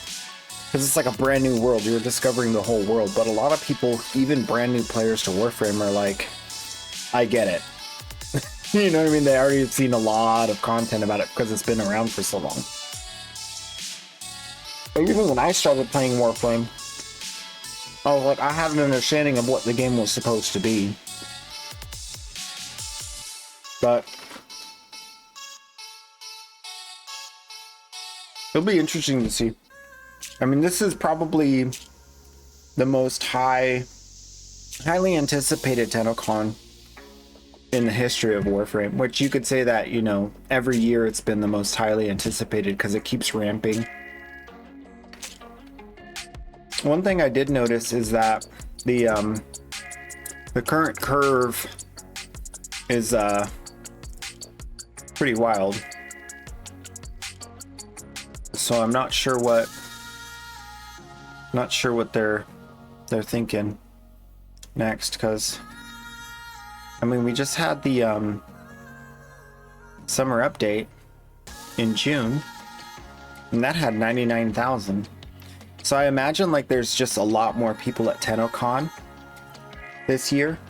Like TennoCon is just holding so many more people that those people aren't online, and it's actually affecting like how many people are logged into Steam right now. And I see that as a really good thing, because it means that like they're kicking butt. Yeah, we got another like 20 minutes before anything happens. I don't really want to go there just yet. I do want to go back to Barrow though. Oh yeah, there it is, Tenno Life. Oh, it's in the Barrow. Soul. Barrow. Okay, yeah. Just had a... wasn't sure which was which.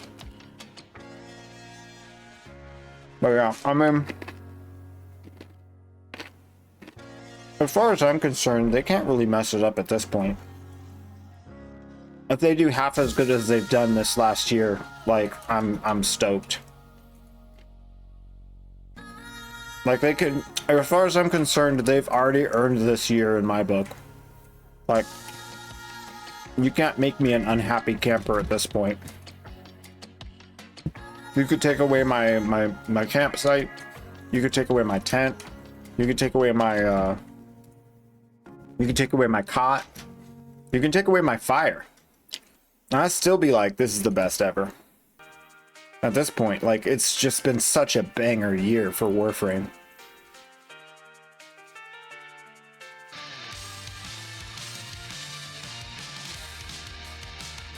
Oh, I forgot about relics. Odunata and Volt parts. Volt neuroptics and chassis. This was the big one right here. Volt neuroptics and chassis. But don't buy it. It doesn't make as much money as the mods. The mods make way more money.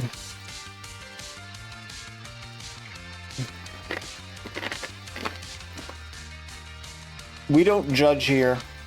It's their blessing. They can bless however they want.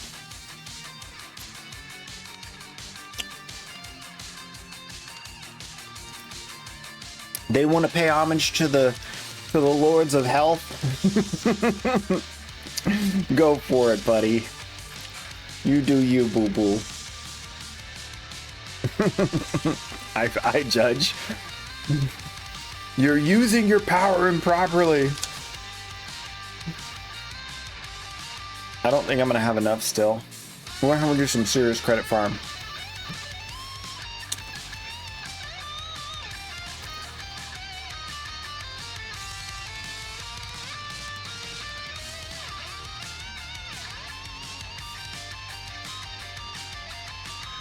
Oh, I think I'm there. I'm good. I'm good. I'm good. I'm good. I only need a few more. Come on. You can do it, credits. Hang in there for me. Do it for me. One more. One more. Yeah. All right, cool. I only got 26 high voltage and 26 split flights, but it's better than 0. Our first ever what?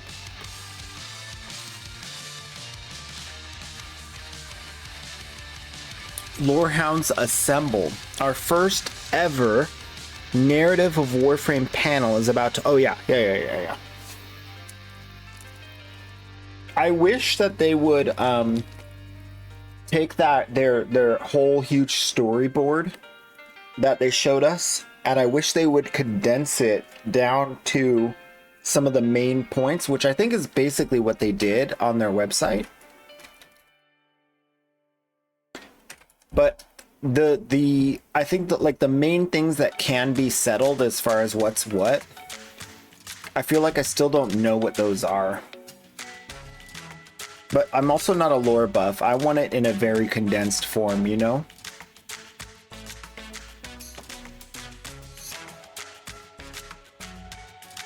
All 4 Inaros mains are so happy right now. Probably.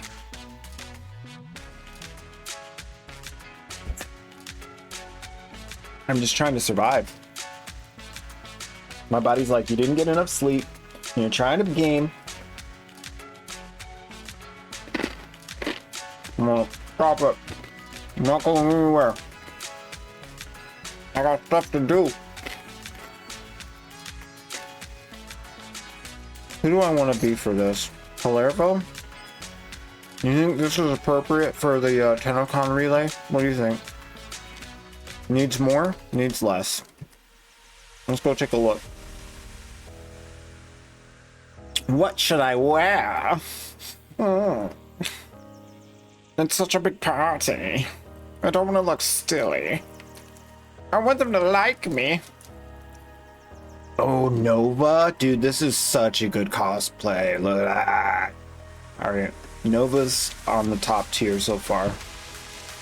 That's my Halloween getup, doesn't count. I like that one, but it's not my best. Too beautiful butterfly. Again, very Valentine's. Absolutely the best ever, but no one understands me.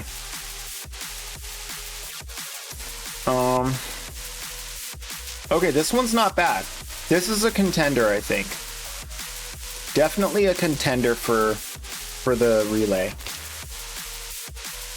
We'll come back to it. Frost and Nova. I think Kalerva is a little bit too, like, extra with the being coolness. He's like, I'm cool, you know? Like he has to tell everybody. Oh, dude. EMT Trinity with the stinking helm. That's tempting, though. That's real tempting.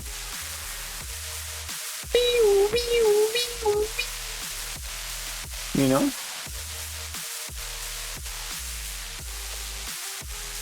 Calibro.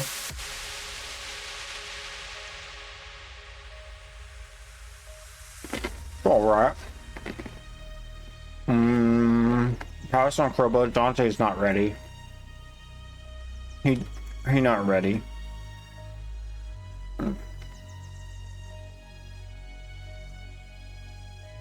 Oh, wait. No, this is the alt account one, not the main account. That would have been an almost, I think. Ross? Oh, I remember this. It was a long time ago I did that. I think that's it. That's all my fashionings on the alt account. Everything else is generic, pretty sure. Oh, Inaros is pink. Candy cane Inaros.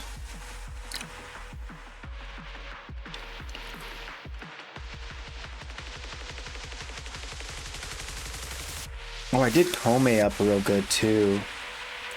I'm kind of proud of this one. This is the brightest colors I've ever been able to make, like, into something succinct. It's just the way they layered the colors looks so good. More them than me.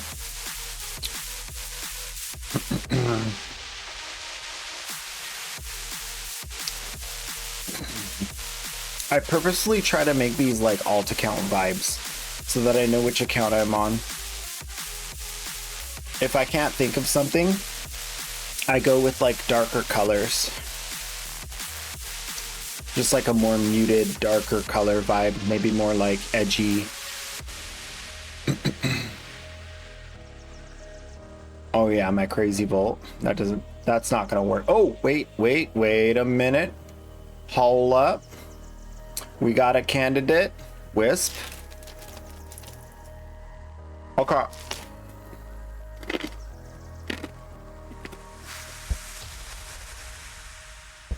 1 is Wisp. 2 is Comey.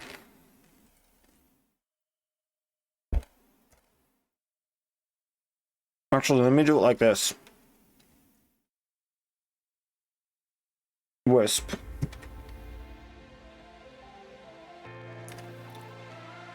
Comey.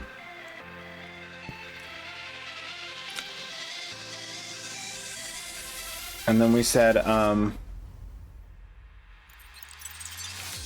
Nova and Frost. Frost and Nova. All right.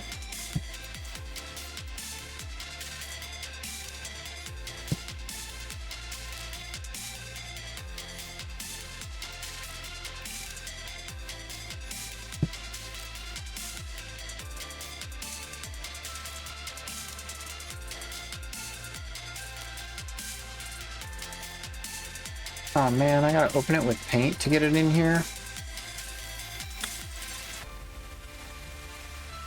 I would have done them one at a time if I had known that.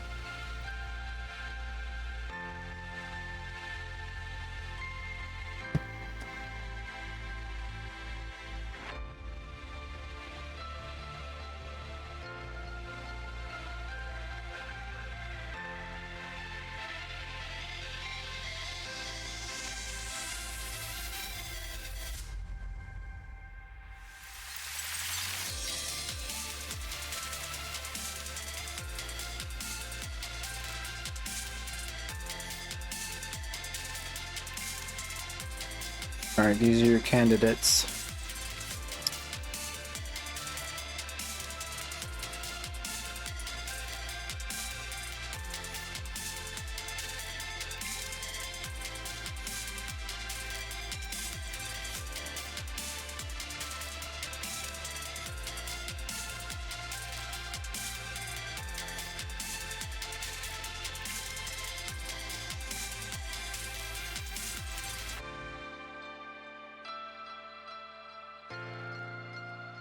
Let me know what you think.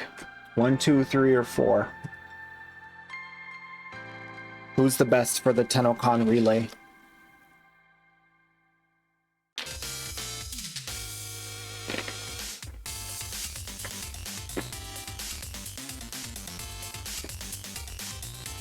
One.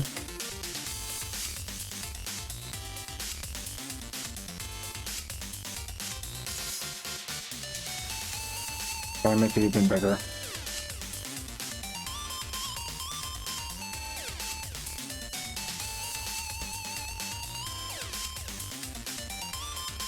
Two.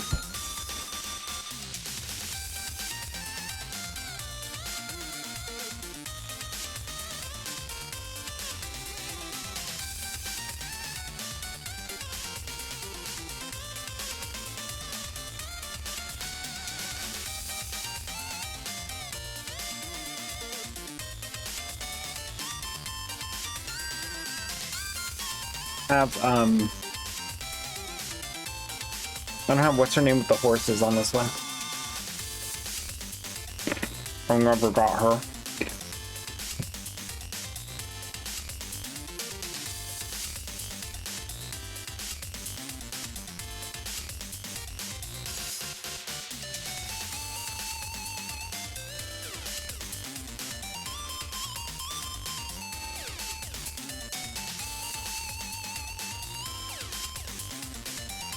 Actually, when am I gonna go farm her?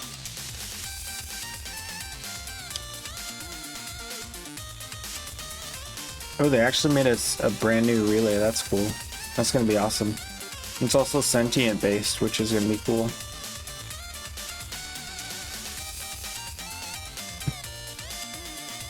What's the thing? This one. Dagoth.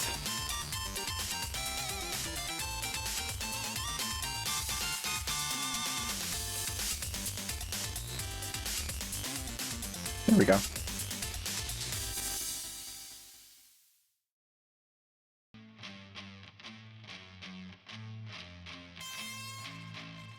She's like beautiful just the way she is.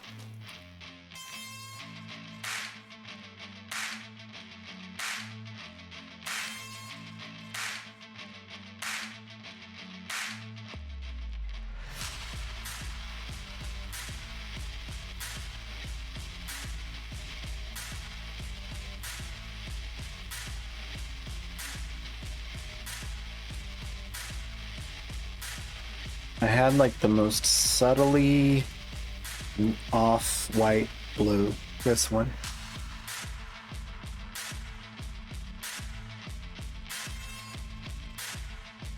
And this was like a very, very pale teal.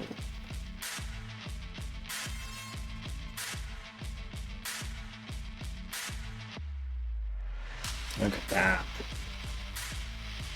Basically the same thing. It's my Daggett.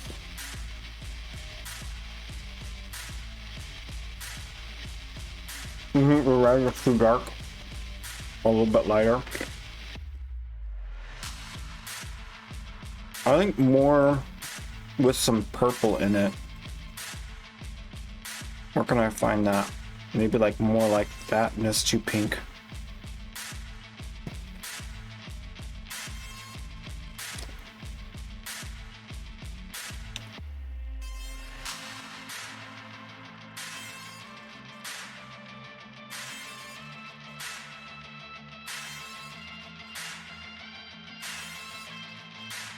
Nope.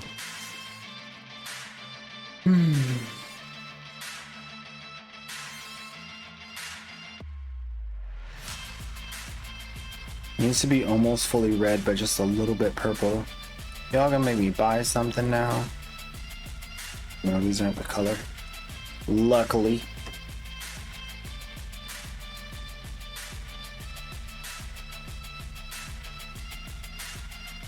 That's the same thing.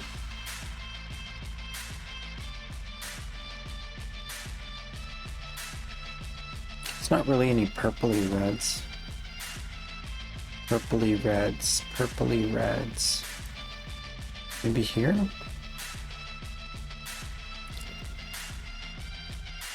That's just barely a tiny tad bit more purple. Not even visible. Not worth it. Maybe here. Like right here. Oh, that's nice. What do you think about that? Like blood that's drying a little bit.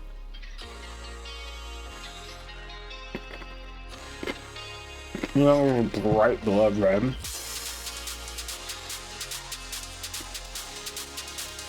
Might be that.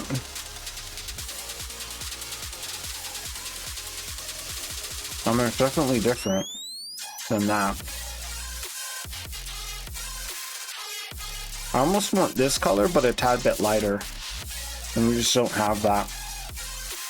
It's not in the cards. It would be like this, but it jumps too far up. It would be like somewhere in here, but it jumps too far up, I think.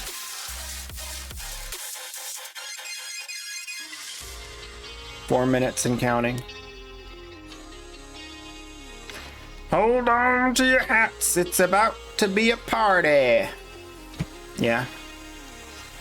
All right. We voted on one or two. One or two. I'm going with...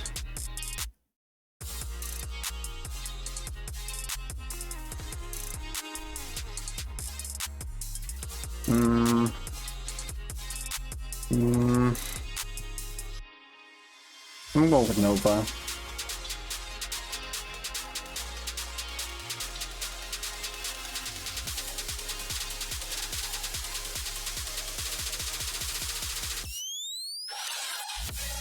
I'm gonna go with Nova. I'm gonna get rid of that. I'm gonna get rid of that.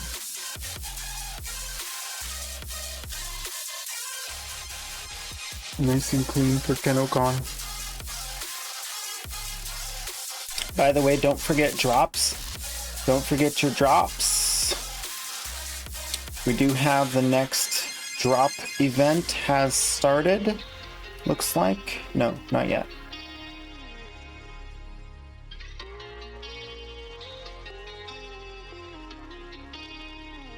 Hold up, wait a minute.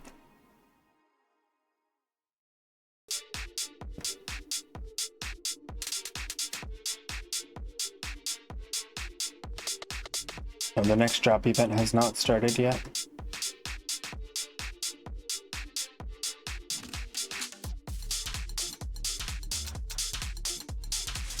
Okay. Nova.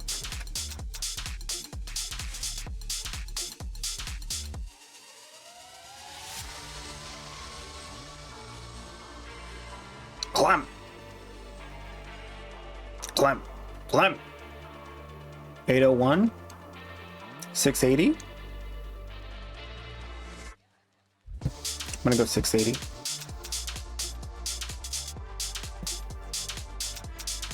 I'm gonna go ahead and get the audio so we don't miss even a second.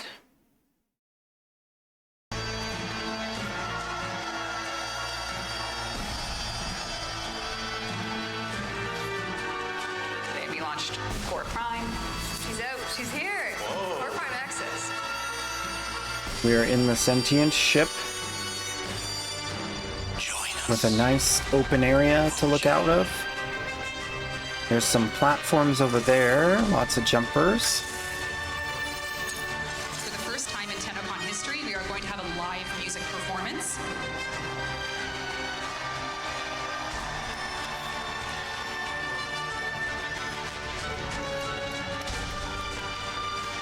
No abilities, no melee. Check, just in case. I feel like this is a really good seat for whatever we're supposed to see. I'm gonna go right here. I feel like this gets the whole breadth of the area, just in case. You dipping once they go live and then you'll be back? Alright. 30 seconds!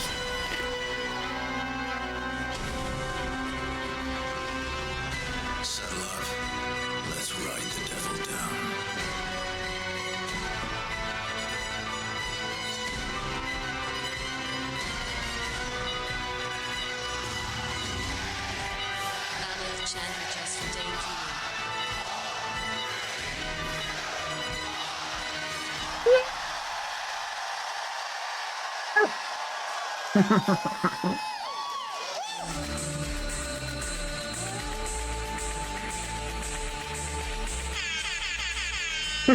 Banana! Everybody, we gonna do some Tenno crime. Gonna go out there, get the Tenno crime. Going to a new place, gonna have some grace, gonna have a place to get all the loot, gonna shoot.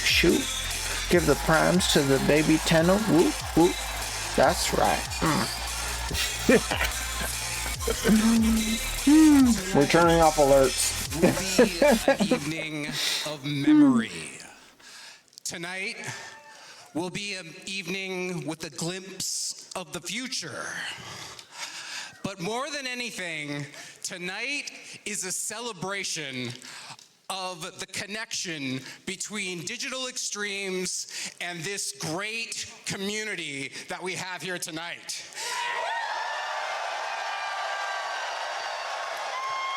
And not only that, it is a celebration of 10 years of that community.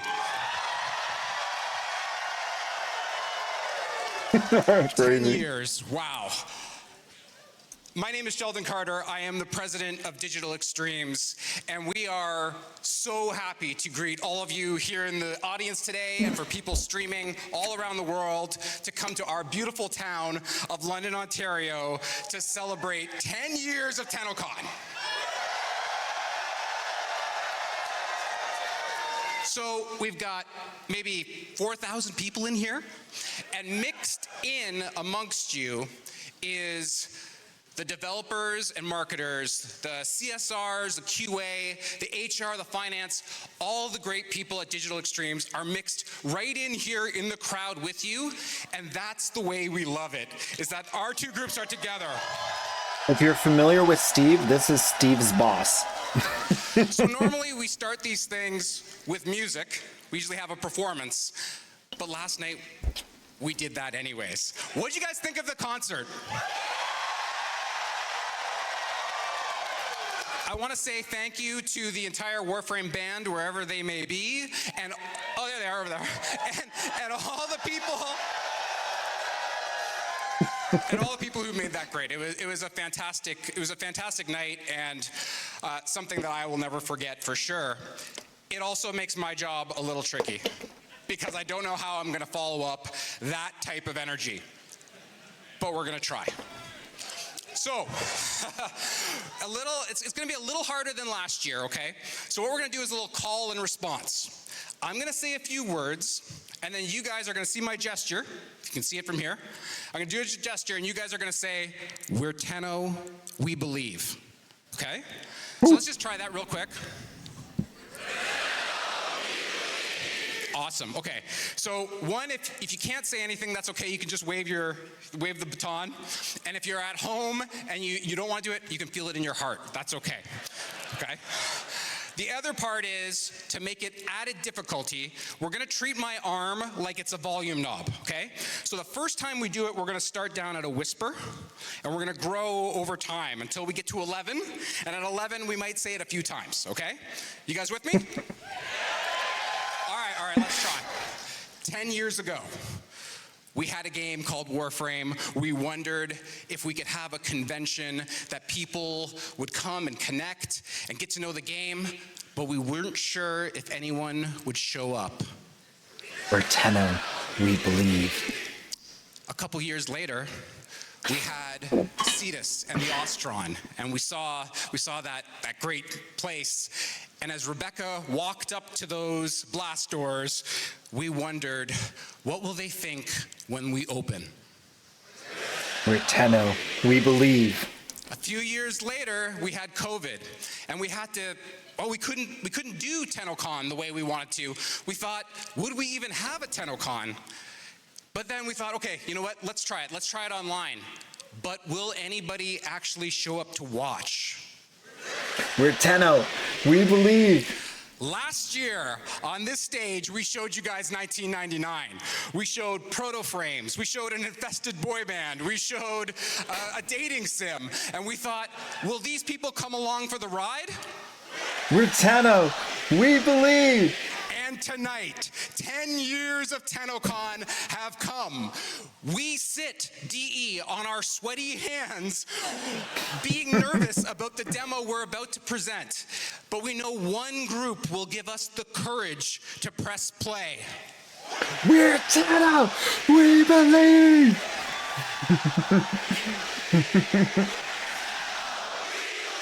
Yes, thank you, Tenno. Let's go. And your belief, well, I have no better group than the one I'm about to introduce right now to make that belief come true. I'm going to start with the beginning with the director of Warframe's design, Mr. Pablo Alonso.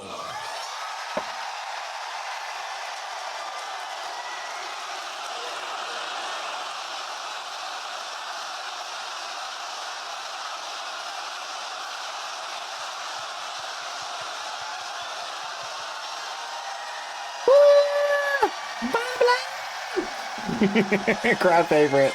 Next, we have your host, Miss Megan Everett. Megan!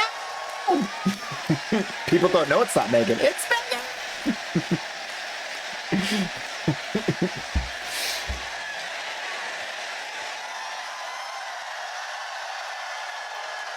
Oh, who, me? Next, we have me? Moi? the tastemaker, Mr. Jeff Crooks. Jeff. Hi, I'm Jeff.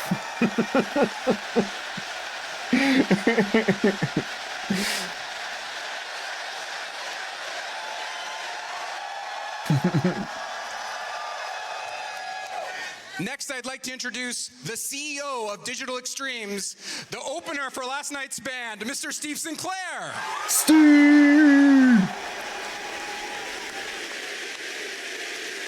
Nom nom nom nom.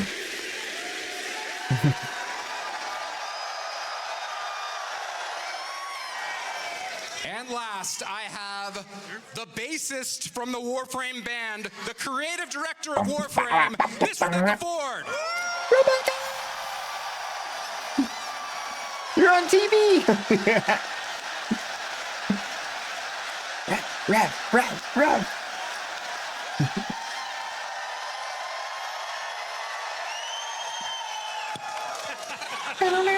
Thank you very much, Tenno. Enjoy Tenno Live. Sheldon Carter, everyone.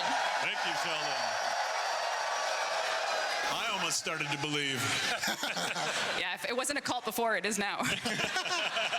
Sorry, RBC, we tricked you. Everyone drink the water. Oh. That's a good start. All right. Thank you, Sheldon, for the hype. Thank you, Tenno. 10 years of TennoCon. We keep saying it. We're going to keep saying it all damn year because it's not a baby and it's 10 years old. TennoCon is. It's 9 years old. I've Pablo. tried to explain this like 1,000 times. It's 9 years old. It's not a baby. It's a fence post error. It's a programmer Yeah, joke. we had some trouble. If Second Dream is 10 years old, but 2015, and TennoCon is 10 years old, but it was 2016, how does that work? You all know, right? Because you're smarter than us. It took us a long time. Can we? Say it with me. Yeah. It's not a baby. You don't. This is actually ruining the show. No, we're just all learning math. Okay, and it was timelines 'cause it's born. very This is its confusing. That explains our birthday. balance, am I It's right? its 10th birthday.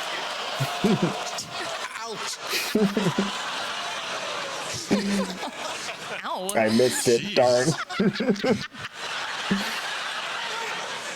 These people are like way nicer than you are. All right, I want to give a virtual nod, obviously, to those who are watching at home, on Steam, on Twitch, YouTube, Bilibili, Hi VOD, all around the world. You're staying up in Japan. Yes, there we go. Tenno in Brazil. We're in Portugal. We're Brazil.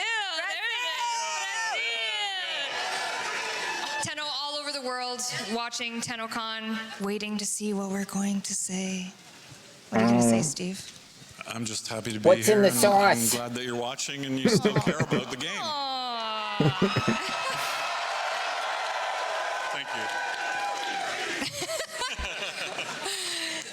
And Sheldon already did it, but it's in my run of show, so I'm going to do it again. Thank you to the Tenno concert, the Warframe band, for an epic, epic Friday night.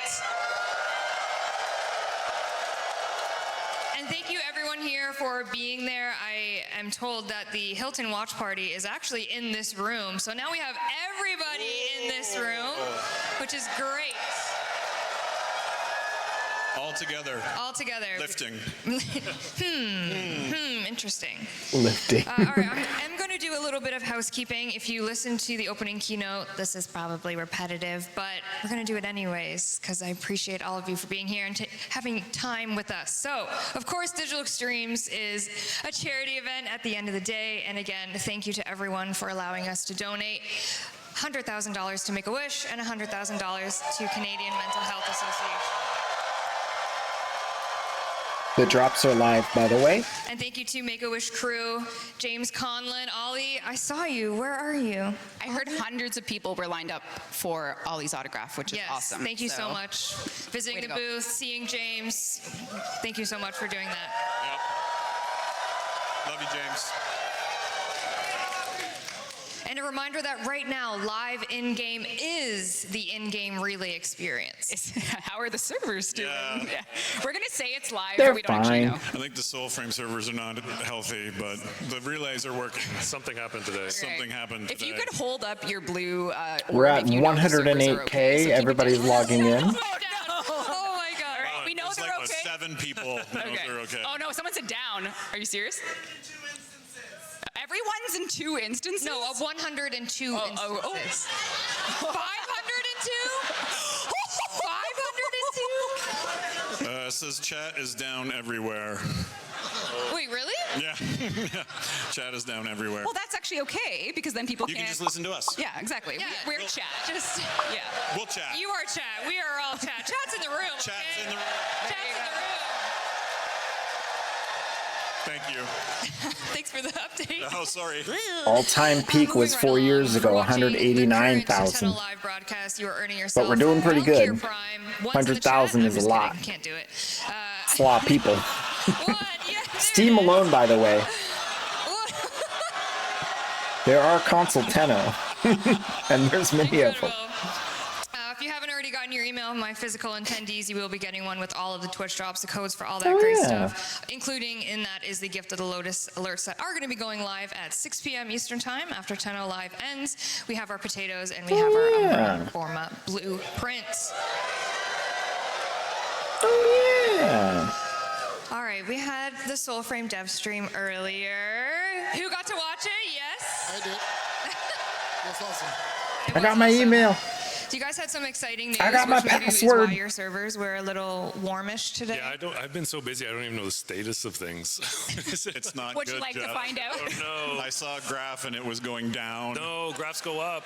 I put the password in. They will go up. But we will get it fixed. But yes, if you, obviously if you're here and if you've signed up in the past, you're in, and we're going to open up the doors for the weekend. Yes. So if you are interested in depressing stories about bears that have redemption, you can play Soulframe today. Yes. Thank you. That's lovely. Honestly, that's probably what chat's doing anyway. So Yeah, they're all about the bears. Yeah, so anyone who's ever signed up since the dawn of Soulframe's announcements. Your account is activated now, and if you are interested and you haven't yet, if you do it this weekend, you'll also be in for. All right, And we you won't be guys. doing any account resets, so now's a great time to come in and help us build the game. We're still working on it. Yep. If anyone wants to take the shortcut, here's one of the Prelude's access codes. That type of thing. Should we do some classic First come, first serve. Best of luck. My giveaway box this For year, that's I think Preludes. is being delivered to me. For I'm going to stall Soulframe. a little bit because the box has grown in Oh, I see it rolling. immeasurable size this year. Is Rebecca going to jump out of that too? I am in that box. She is in that box. This is some really cool illusionist magic. I'm not here. She's in the fridge. Getting a snack. Oh, here we go. Here's the giveaway box. Yes, and who could be inside other than... There's no one in there. There's nobody in there. Wow, this thing is actually huge. Okay. Yeah, open it like a... Wow. Oh, what the? No dry ice. You shouldn't have. There's nothing. Silence. Oh, Reb, you can't say that. Oh my God. All right, we're going to start with some digital prizes first, and then we have some physical things to give away. I might need to get physically in this box to reach out. So what's actually in... You're the tallest person. What's actually in this box is all the giveaway cards that you guys put your information on. So I'm going to go deep diving for a lucky winner of our first Valkyr heirloom giveaway. Oh, yeah.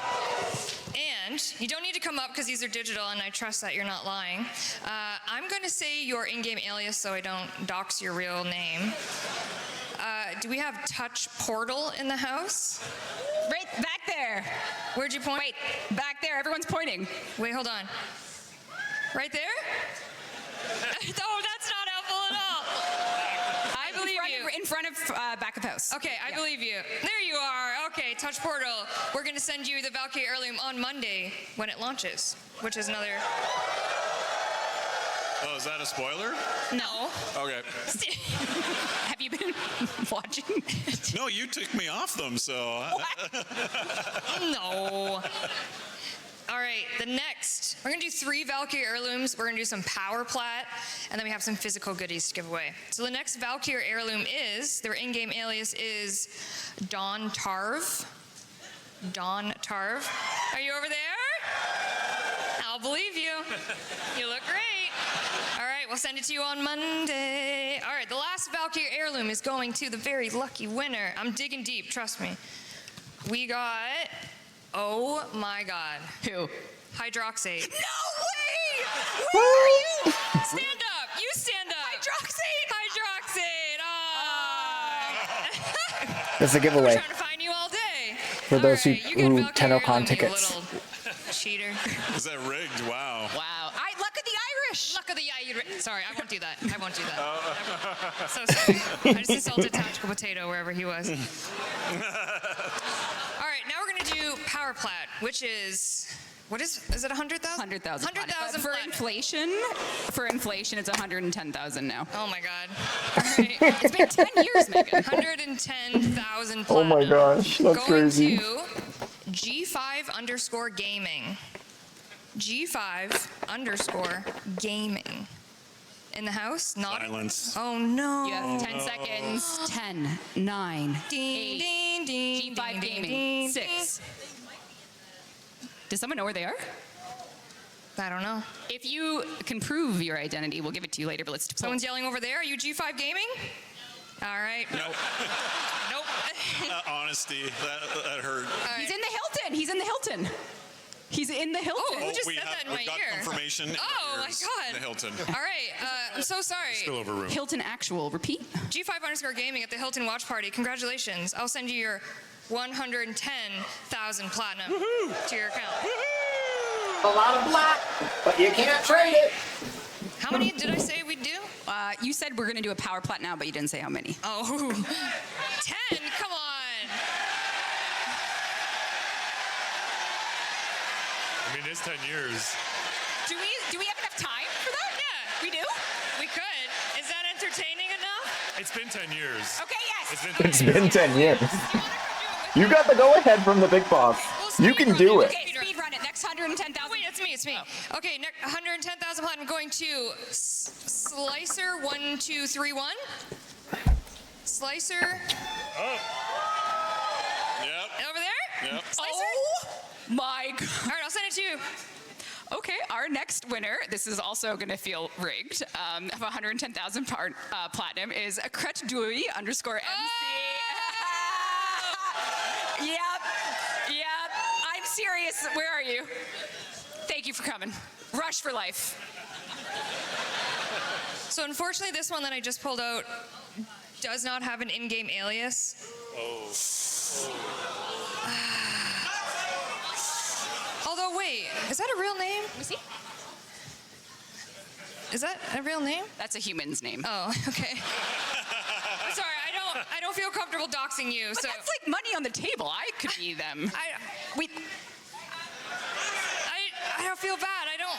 Wait, maybe we have the terms of service here that they agreed to this. Is there a fine print? Oh, I'm reading the fine print. Odds of winning, no purchase necessary, skill testing question. Oh no, the official rules are on our Zendesk page. Oh no. I'm gonna say the name, and if you are uncomfortable with that, just don't celebrate. Yeah. And you don't get it. Is that okay? Does that make sense? It's a pretty like John Smith level name. Hey, no offense. Hey. Oh my God. Okay. You average. What is happening? Wait, but Meg didn't know it was real.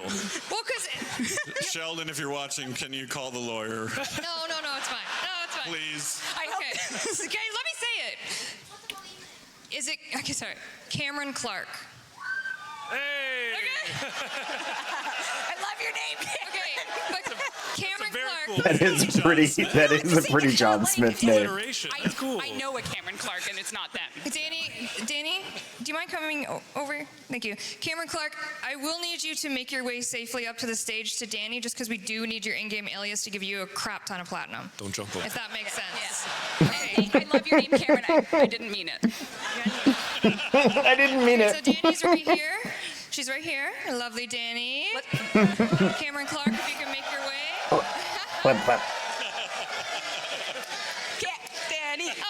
Oh, don't show his face also. Don't put the camera on him. Cameron Clark? Cameron's got a cool head of hair. Oh, there he is. All right, Danny's going to come get you. Okay, sorry. Continue. All right, next up is alias Arcane. AR-CAIN. Isn't it arson? No, R-Kane. Back there. Yeah. Right there, right here. You'll get it online. It's digital. R-Kane. Come up here, don't worry. Happy for those people? Yeah. But it's not tradable plat. Okay, next, 110,000. It's account bound. Archlord. You can only use it in the market. Archlord Blanket? Hey, there he is. Archlord Blanket! We also have Mango _67. Oh, Mango 67! You get it. How many is that? 7? You guys keeping count? No. Yeah. One, 6? 2, no. 8. How many, where are yours? I threw them down. Oh, how many do you have? 3. Okay, I also have 3. Okay, go. Okay. Plus the one you next handed off. 110 Ooh. Next 110,000 platinum, Zeke the Seeker. Ooh. Zeke the Seeker. Over there? Is it over there? Confirmed. You get 110,000 platinum. All right, Reb, 2 more for you. We got a Greek name. You're going to love this. Ooh, George Spanos? I can't pronounce ancient Greek, so it's you'll know that from the play you watch. Is it Ptolemaeus? Ptolemae. Ptolemy. You won. The Greek gods have smiled upon you today. All right, we'll each pull one more. All right, my last one of 110,000 platinum is Azu Nyan. Azu Nyan. Uh-oh. Hilton Watch Party. Over there. Azu Nyan. You get it. All right, I'll believe you. And none other than the final winner, the_Fur Father. Steve. Oh no. The fur. Right there, Oh right no, there. the Fur Father. Or are you just celebrating? Over there. Way to go. This way. Over there. No, this way. I hear on that side. Way to go. Hey, there we go.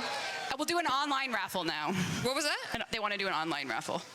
In the ears. Do we have a Twitch picker? Yeah, I think Rue has a Twitch picker. Rue, let's do a 110,000 110,000 power plant. I think we can actually see it. Bum, bum, Great. I think, right, bum. Rue? Thumbs up. He's giving me a thumbs up. Watch out, Glyph. He's holding that thumbs up. Watch out. He could be like, stop. Go for it. Go for it. No, he's saying, okay, go. Go for it. 2 thumbs up. Or is it 2 stops up? 2 stops up. He says go for it, but what do I do? He says it's spinning. It's spinning. Oh, It's spinning. He's playing charades with me. I'm like trying to see what he's saying. Okay, I think. They're probably gonna tell us what it is. Okay, yeah. He's saying his credit card number is. Oh. My goodness. Oh. Learn more at. Oh, read. He's giving us signals. Oh, thanks, Jenny. Read the screen, he says. All right. Find out all about active TennoCon giveaways. Share today's experiences using #TennoCon on social media. Is that what Twitch drops? Am I supposed to be reading that? I think it's taking a long time for how many viewers we perhaps And they're have. loving this. And Those- they're, oh, yeah. they're at the edge of their This is seats good right television. now. Oh, my goodness. Okay, well, why don't we do... Well, we ran out of time, no doubt. We can do the physical prizes while that goes, and then someone can whisper into my ear when it's ready. Does that sound good? Nice. Okay, great. Hold on. Miss Danielle Sokolowski, where'd you go? Okay, Danny is going to stand over there on the it's side of that spinning now. stage. Oh, it's spinning. Okay, keep going. Oh, there it is. oh my God. I'm Real Dante. Dante. Wow. Congrats on Twitch. I'm Real Dante. Watching at home, that's yours. Message the Twitch page. We'll know you're the real Dante. And please, we'll give you your prize. That's awesome. Incredible. Okay, we're going to do our physical giveaways now. So you're going to pull the name. Okay. And they're going to come up to Danny here, and Danny's going to hand them their prize. The first prize we have is the pool noodle from the fridge. Yep. But it's been signed by all of the voice actors, our proto frames, our friends here today. Yes. I see Eleanor. I see Alpha, Bombastine, Kevin. Oh, she. And the winner is the_BCRULEX, the BC Rulix. Oh, hand over there. All right, if you can make your way safely up to Danny, she'll give you your pool noodle. Congratulations. She'll give you your pool noodle. Hope you brought a big suitcase. Big suitcase. Or a pool. Okay. That is not a certified water safety device. Yes. Digital Extremes accepts no liability. All right, next up we have a signed by all of the lovely people on this couch, the Warframe 1999 vinyl soundtrack. And the winner is Ice Lightning 1221. Ice Lightning. Should I be checking the skill testing question? Nah, Oh, okay. Math is whatever, you know? All right, chat. All right, next up, we have the mini Warframe official art book. Ooh, and the winner is Barry_Penguiny. Oh, Barry. Barry Penguiny. Barry_Penguiny. Oh, I see lights up over there. If you can make your way safely over to here, Gonna buy the Danny vinyl? has your Yeah. art book, if you would like, if you're able. Oh, they're coming. All right, excellent, Penguin. All right, we're gonna give away another signed 1999 vinyl. Here we go. And the winner is Math X King. Oh shit, I just called math stupid. But did they, no. Did they get the math skill testing question right? Parentheses, 2 times 3 plus 2 minus 4. Do we do our bed math? Do we do our brackets first? Yes. Did they do it for, are you here, Math King? Did you get it right? Yeah, you got it right. All right, next up we are going to do the pair of Arthur and Owie Floof, and this one is specifically pretty caked up, Arthur. This one has cheeks, yes. And the winner is hyphen Mook hyphen. Hyphen Mook hyphen. Perhaps a Hiltoner? In the house. If they're a Hiltoner, whisper in my ear. Oh, no. No word. No word. Okay, maybe we can pause this one. Maybe we'll hear word. They're, okay. Okay. We'll save that prize maybe, I don't know. Yeah, we'll wait and see if we can hear back. Hyphen Mook hyphen, it could be yours. Another signed 1999 vinyl. Ooh. For EQU1, so EQ underscore N0X, EQ underscore Equinox, but with a underscore. Oh, I see a. See right there. EQU1 Come on down, NOX. Danny's got your vinyl. Okay, we're gonna give away the last Equinox. signed 1999 vinyl. Last one. None other than Freddy Caps underscore. Where are you at, Freddy Caps? Where are you, Freddy? Freddy. Oh, there you Freddy. Here you go, Danny. Thank you. Hell yeah, Freddy. Hell yeah. Way to go, Freddy. All right, any word about our Mook or- Mook front? No word? Nothing. Okay. Okay, we're gonna move on to, it would be, should I unwrap it? I should, hold on. Jeff, can you help me? I can't do it. Help me. This is one of the limited edition, can you help me further? Yeah, thank you. This is the, oh, thank you. This is the right one. Then what's that one? What's that one? Oh, it's fake. It's unsigned. Oh, a placeholder. Okay, sorry. PH. We have the limited edition Tenno concert printed print, and this number is 4 out of 500. So this is the 4th one printed here in Canada. Very proud. And we have the entire Warframe band that We can signed print it. things. Is this the last prize? If we can't give the floofies All right, away, well, yeah. this prize is going to someone that has supported the dev team the whole time. The name, Caffeine Lich. Caffeine Lich. Where are you, Caffeine Lich? Thank you, Danny. Right there. There you go. Caffeine Lich. The true and wonderful Excellent. caffeine dispenser. Okay, we'll rerun the floofs. Yeah. If we hear back from Mook, I'll mail you something. All right. The last prize winner then is Voluminescence. Voluminescence. Yep. Where are you? Yep. Voluminescence. Over there? Yep. Excellent. All right, please make your way to Danny for your floof. Way to go, Voluminescence. All right. We're done with giveaways. We're done. Can someone take the giant box back? Take it off stage. Oh, goodness. Oh, my God. Oh, they're coming. Box. Oh. Get in. You could have fit in that box. Would you like me to go? That's how she got here today. That's how That's her car. Okay, let's move into some new news, shall we? Well, kind of. All right. We put a lot of love and energy into this space, into TennoCon, Tenno Concert. It means the world to us that you come here to visit us, you watch us online, and from all over the world, you're watching, you're paying attention. But we do have some Tenno VIPs on the schedule for 2025. Any guesses where we're going? Well, I can see the list. You can't cheat. Stop looking. Okay, you can't answer, Jeff. I don't know. I don't know. Nicaragua. Oh, okay. Sorry to all that. We're not going there. But we are doing a little bit of a tour. We're going to London, UK. And then we're training to Cologne, Germany. We're coming back to Gamescom, that's right. And then we're going to Tokyo, yet again, seeing our friends in Japan. And then if you're a Calgarian, saddle up. We're coming to Calgary. Saddle up. Saddle up. We're coming. Yeehaw. Yeehaw. Planned Calgary for November, eh? I am terrified how cold. Can anyone validate how cold it is in Calgary in November? Really cold, incredibly cold. Yeah, All right, be ready. cool. That's why we're sending Pablo there alone. It's just Pablo. All right. You've seen her before, but we don't ever get tired of looking. Valkyr Heirloom, yes.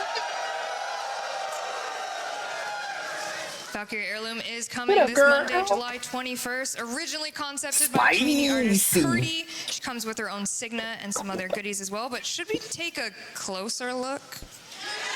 Respectfully. Respectfully. A respectful close Come on, look. chat. Respectfully. Let's take a respectful closer look.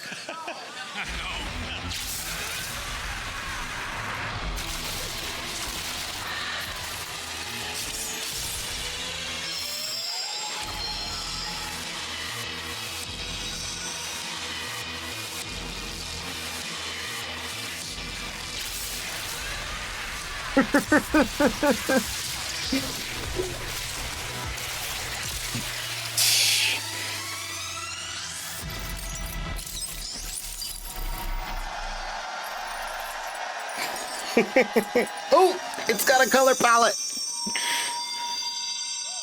It's coming with a color palette. Let's go. Hey, how are we feeling? Pretty good. Pretty good. Very good. Caked up. Okay. That's all I gotta say. That's all I gotta say about that. Let's cool down a bit. As we know, Dog Days is coming August 6th with the Noodletron. Who's got the noodle again? Can I see the noodle? There it is. There it is. Oh my God. I don't think that's it. What? No. Come on. It's intermodal. Yeah. Okay. So the Noodletron? The Noodletron is coming. You can whack your friends with the noodle. Loblobs still exist as well. Also in August, alongside this, we're doing Double Affinity. Cater to the Yamich, yeah. So if you're new to the game, new to the community, or if you're just a veteran that has a lot of Umbra Forma to burn, you can run weekends with friends, and yeah, you'll make the affinity gain double. Correct. That's correct math. We had the fridge over there. I hope everyone got to see some backroom blessings. blessings. Talk. So we did have the fridge up there. We also did have Android demo stations here at TennoCon. If you got to play it, yes, amazing. We obviously greatly appreciate any feedback you had on that build and just that experience in general, because we are getting ready for a closed beta that is going to be happening this fall 2025. We will be opening that up, the closed beta. Android.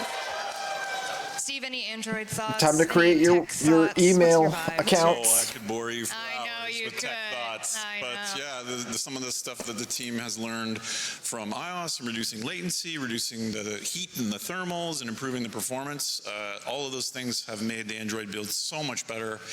And I'm excited for the closed beta. Closed beta. Android win until it comes out. Closed beta in the fall.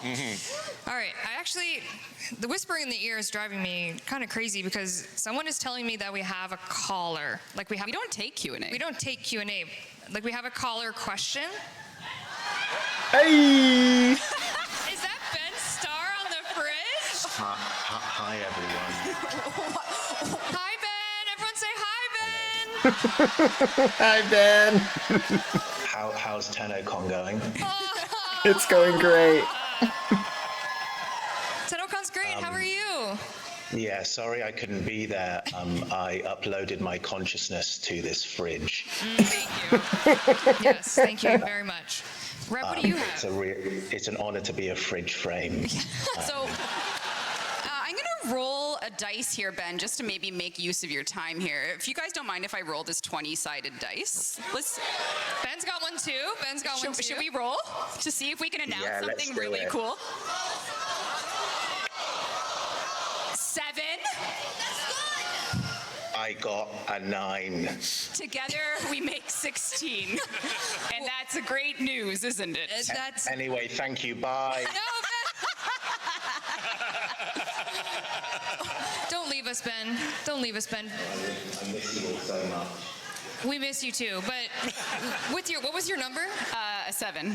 No, combined. 16. A lucky number 16, Ben. What do you have for everyone here, perhaps? Well, everyone, with a lucky number 16, I get to tell everyone the good news.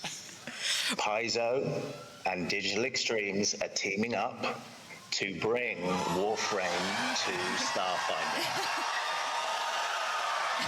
Starfinder? Would you believe it that...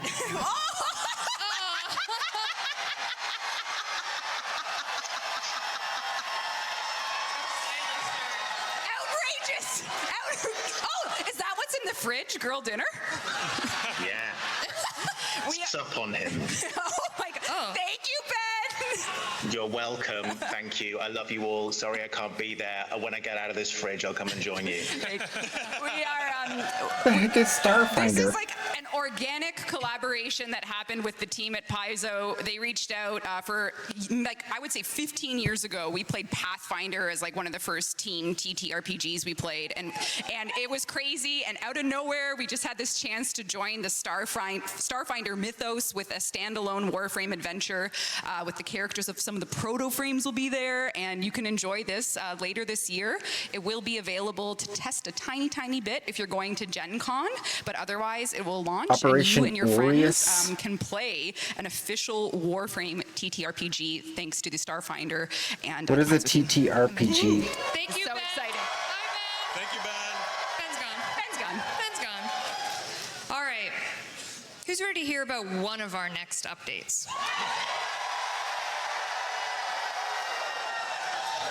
Unannounced one or? Well, hold on to your seat. Tabletop role-playing game? Nondescript, but ever familiar sounding, unannounced fall 2025 That's cool. update. Yes. Great naming convention. Yes, we're really creative over here. Pathfinder? Reb, talk to me about this update. Perhaps there could be I've never heard of a Pathfinder. deluxe skin coming. Oh, yes. Many of folks have been asking for a very snaky frame to get a deluxe. Lavos Deluxe is coming in the unannounced fall update. There he is. Ooh. So good.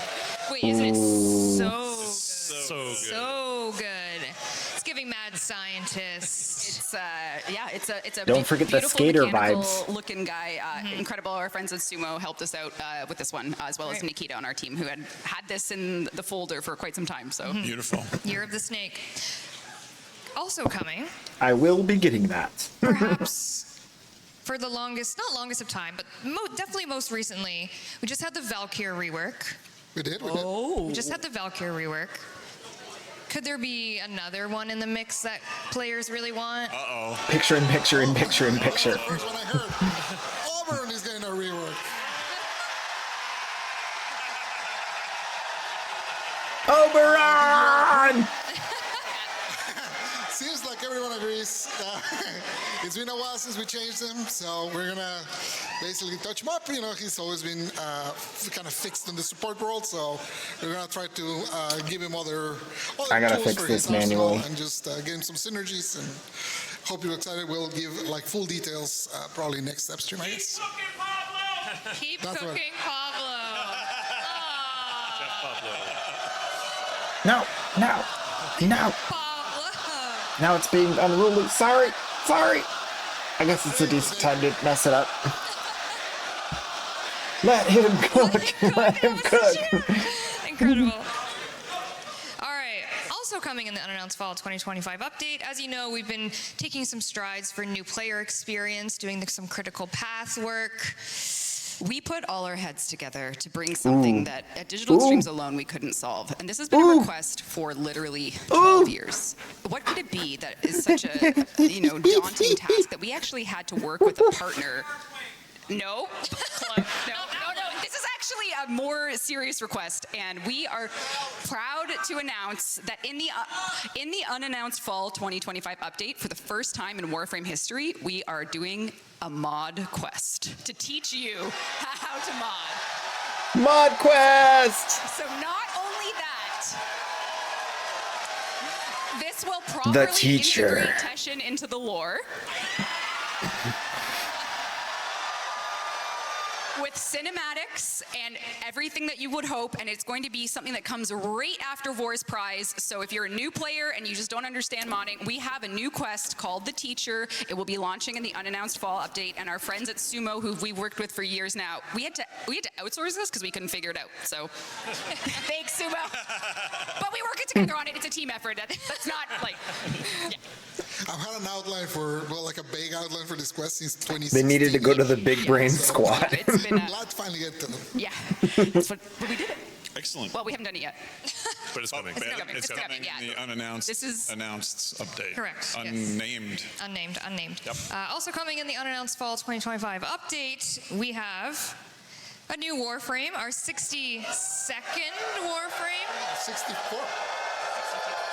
Oh my God, don't do that to me. 62. I've been saying 62 for like a whole week. But when you say our 62nd Warframe, it sounds like a Warframe like gone in 60 seconds. Oh. You know what I mean? Yeah, I feel you. Yeah, I feel you. But what can we... Is that the theme? It's not a Nicolas Cage frame. What's in the box? In the box! What's in the box? Nicolas Cage! All I can say is that it's a pretty fun guy. Oh. Yeah, you can use the augments for any ability that you subsume. Not all of the augments work, because some of them have specific language to only work on the frame they were for. Or they have synergy with another ability. Our next dev stream. But if you Our next have any dev stream, of specific course, questions, yes. feel free to ask. All right, that's our medium-sized update, if you will. More to be unveiled, of course. That's coming in this update. But Rob, What about can we look to expect after that? Yes, so now we are moving into the sort of the timeline where we're all understanding that we're here at TennoCon, the unannounced fall update has launched, and what we're showing you from now on is for the end of the year update, which is a sum of many parts. It is an update that is made up of many components, some of which you'll see a 25-minute gameplay demo of, which is its own thing, and then this is a chapter. It's perhaps an intrati side story. So perhaps we should hear from the man himself. And maybe you will join us in learning the name of the 63rd Warframe coming as you're about to hear it. And guess what letter it starts with? Thank you. Let's go. Uriel, heretic of Sota, in banishment answer. Can the Orokin ever be forgiven?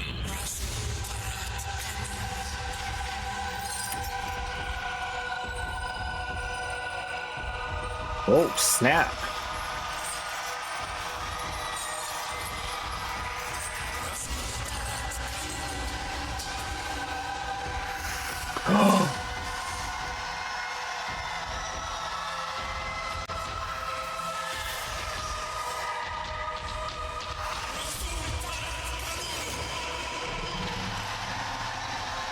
He spoke in truth.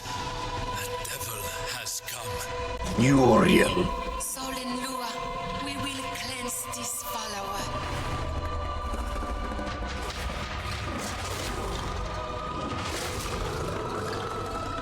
Dude, that wisp.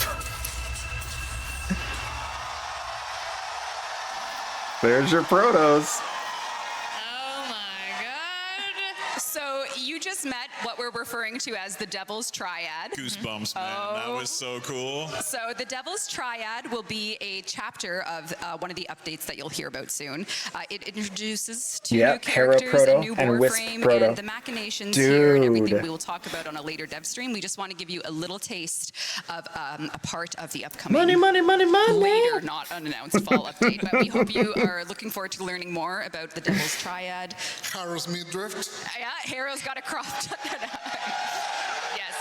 So, two more proto frames. Are we talking about anything else about them? Like any relationship stuff? They will be romantic. She was wisping. She was floating. But it will all make sense if you only play. So you'll wait to hear more. You'll see. We're very excited for this, and we will speak about it in lore and everything and how it will come together for you. So Time to thank save you up for some giving hero that some sets. Yeah, attention, yeah. and it's just a small part of, well, it's a big part, but it's not the demo, so to speak. So I love the tail. yes. The devil frame is Yeah. so sick. Uriel. Uriel. The heretic of Zata. What could that mean? Heretic of Zata. Can the Orokin ever be forgiven? Can the Orokin? I'm going to work on that. Wow, I'm workshopping. That was really good. That was good. And the Orokin Are we ready for the live demo of the future of Warframe? Live demo! All right. I wrote some notes here before we go into. Do you guys want to say anything before we start? Good luck, Megan. Yeah, good luck, Megan. You got this. Good luck. You Megan's got gonna this. play it live. We do it live every year. Yep. Okay. The demo. Gamer. You guys want to say anything before I start a ramble? Start a ramble, Please, Rebecca. Please. Okay. You've earned it. Why is only that? There we go. Okay. Megan. Okay. Sweaty palms. What you are about to see, as is tradition lately, not forever, but tradition, is the opening of our next cinematic quest era. So this is the beginning of the quest. It's only part of a full quest, a full update. The update itself is made up of many, many things, which we'll be talking about over the dev streams. I'm talking so fast, I'm sorry to the interpretation team. Immerse yourselves. You'll get commentary along the way. We'll explain a thing or two. And maybe you saw some teasers or listened to some. Fran and Matt, Fran sang on them and she sang last night. Matt composed them.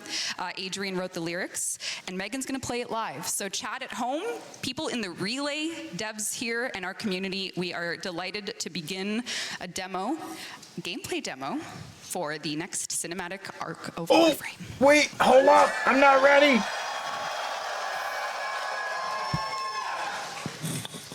Oh boy.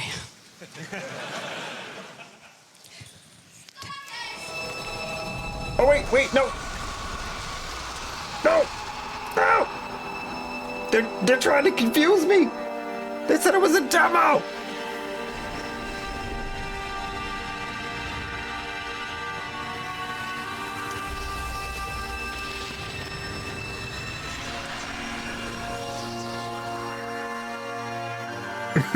It's beautiful. I can't wait to farm it.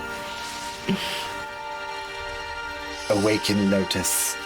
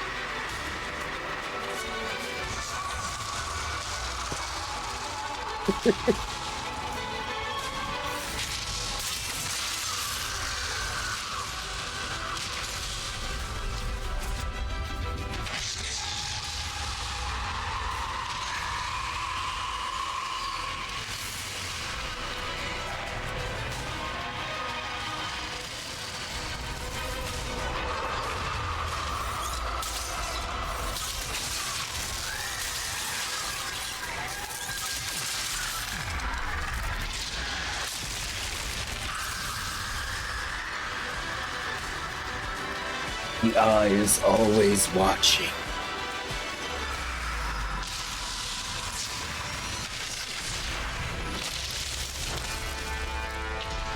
Oh! Oh!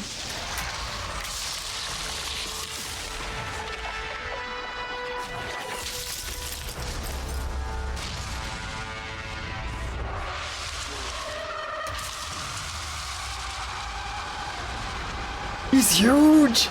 He's huge!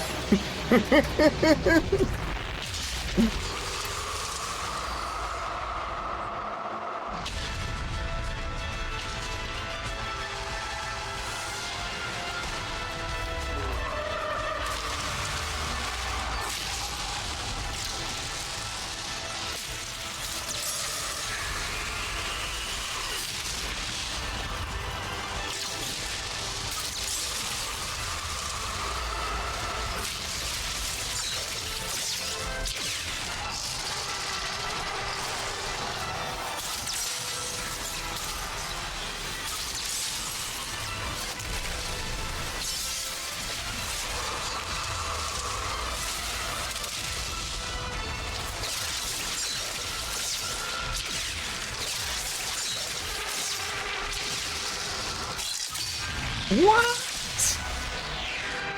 Ain't so all-seeing anymore, are ya? That's right. No! Okay, we're good.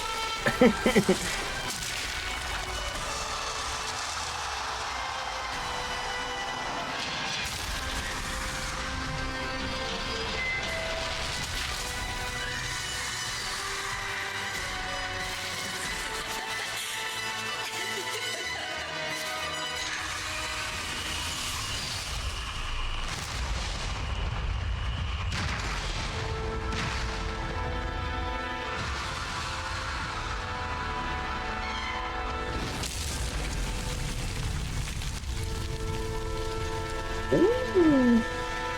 Oh, he's gone.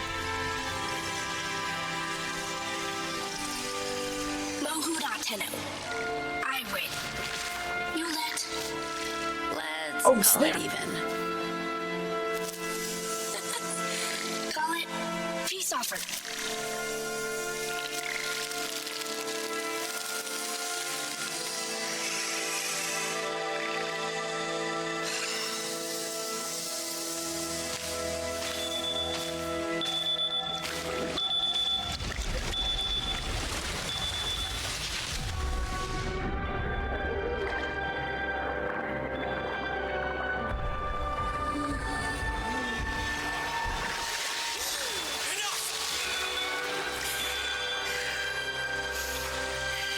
What did What? you see? Links to the Lotus. What? Tao.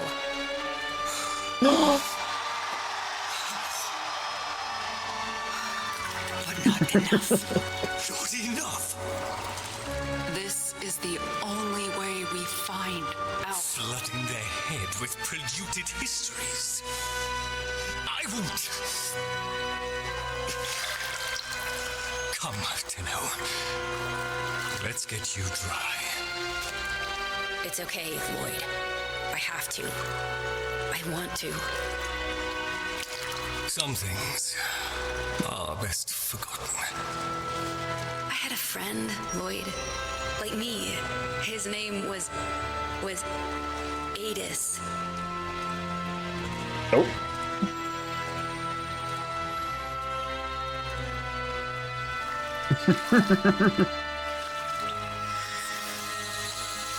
Again.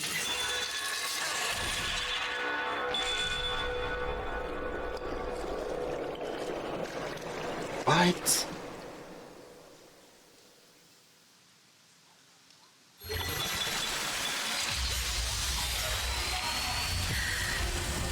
How late do we? Relax. We've got this.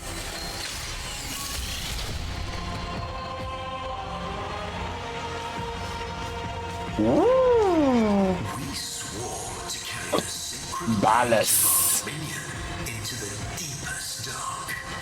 And this we have done. Swear now to defend this holy treaty alongside our blessed and brave creations, the sentience of Tao. We're on a team with the We sentients? used to be at war.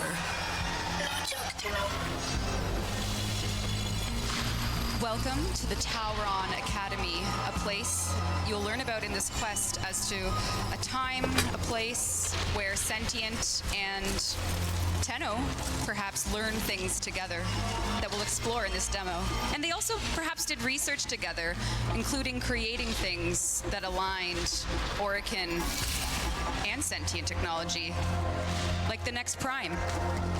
Ooh! No! Orokin and sentient technology! Disgusting, isn't it? Orokin gold, wasted.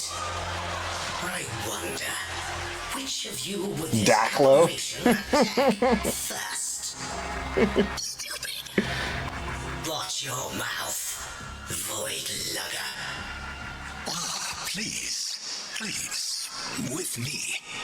The place comedian for Itzan. conflict is in the dojo.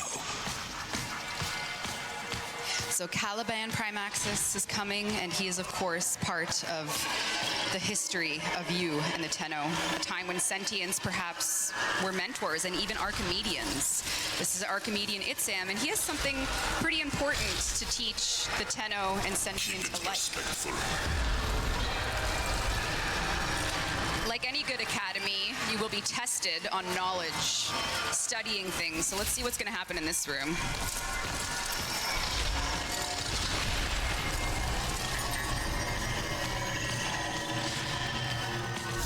Adus, Truth Bloom, have you adapted to the Tenno ways? When the applications of Tauron are applied to Naramon's theories, what is the expected outcome? Now, before we help our friend cheat on his test, the Operator Remaster is also coming. You've probably noticed how wonderful the art looks. Yep. Operator remaster. So what you're seeing here is a completely remastered Operator, as well as using a Prime Access suit that's coming. And, you know, as you've played your Focus and you've grinded it, maybe you've noticed you use a lot of sentient parts. So maybe there was a history there, and maybe the Focus you know is only a piece of it. So maybe we'll learn about that a little later in the demo, though. But for now, Megan, you can help your friend cheat. A new somatic connection. A somatic connection new? Power increase many? No cheating. If you are tested by the Seven, we must show your evolution to their...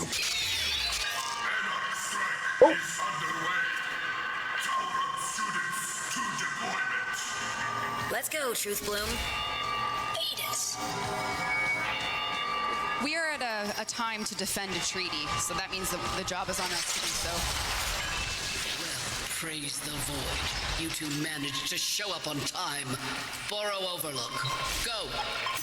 Now. Ooh.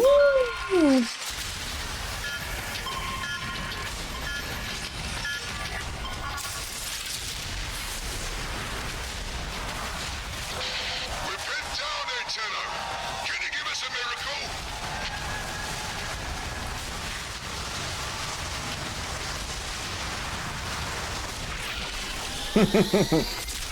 Halo jump?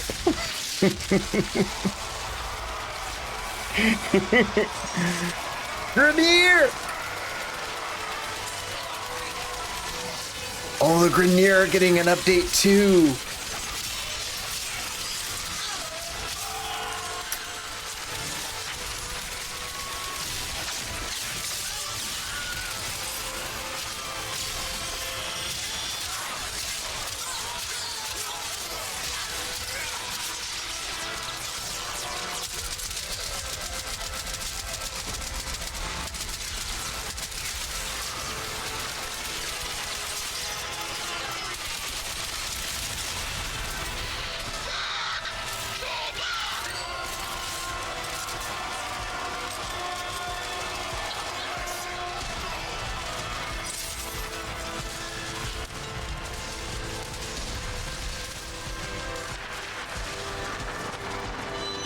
Tenno on sight.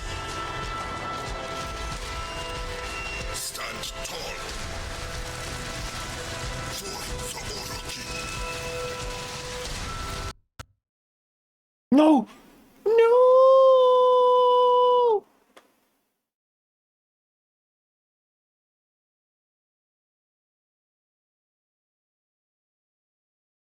Lag, lag, lag, lag, lag, lag. Oh, we're back.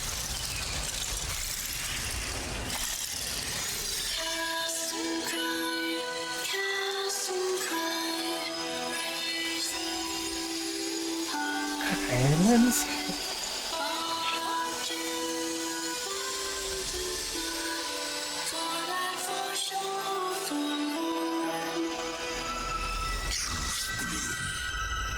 Look at that.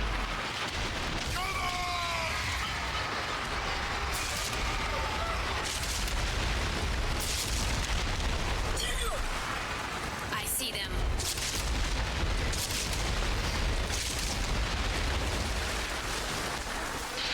That looks so good, dude. Oh my gosh, that looks good.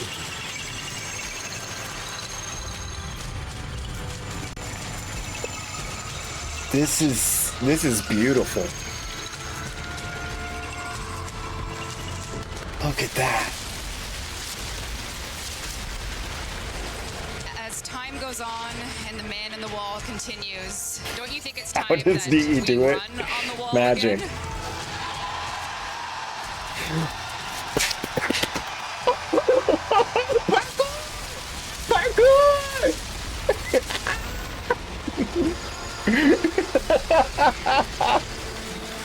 Yes! Oh my gosh, I'm tearing up again. No, I can't breathe through my nose.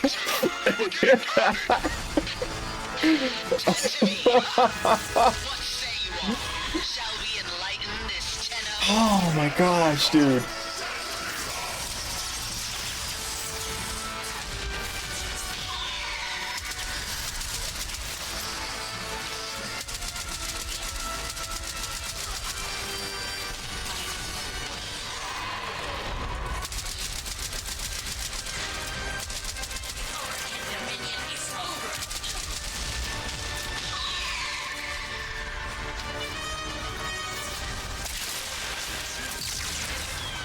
The shields ate us.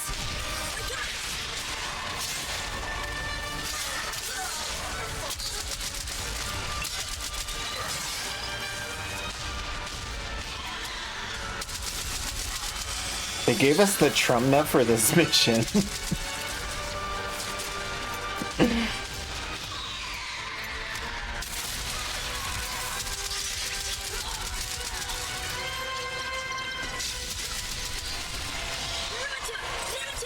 So about that focus expansion.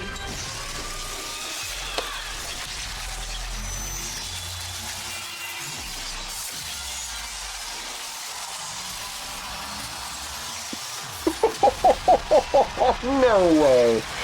What are we watching? What is that? What even is that? What is that? About that focus expansion? Wait, what? Keep your ships on the ground, else I'll be set to carving your lost lamb. Hurry, Tenno!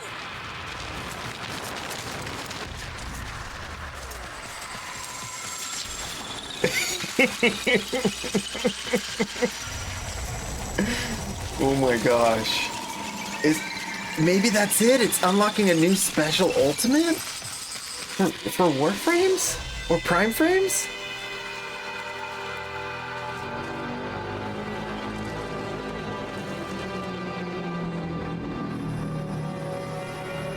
They're gonna have to explain that. You can't just leave us hanging.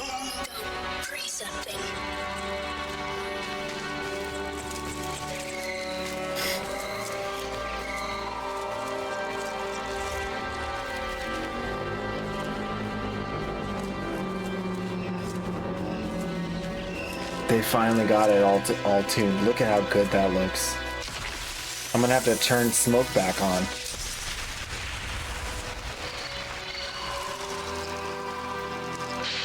No history taught in those Tenno schools?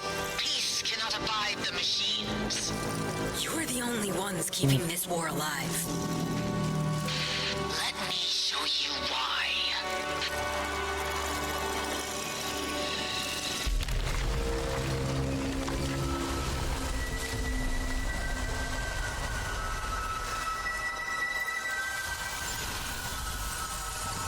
Oh, that's not good.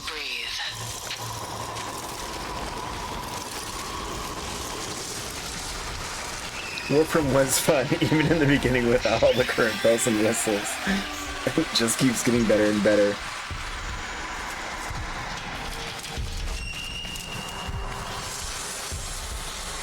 Totally agree. The promise of a home, so lightly surrendered. Who is that?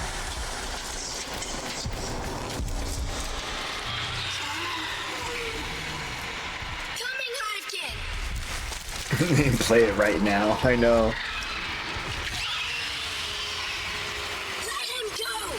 Poor Soulframe. Yeah. When he's good and ready, child. Sentient TQ 776BL. Repel intruders.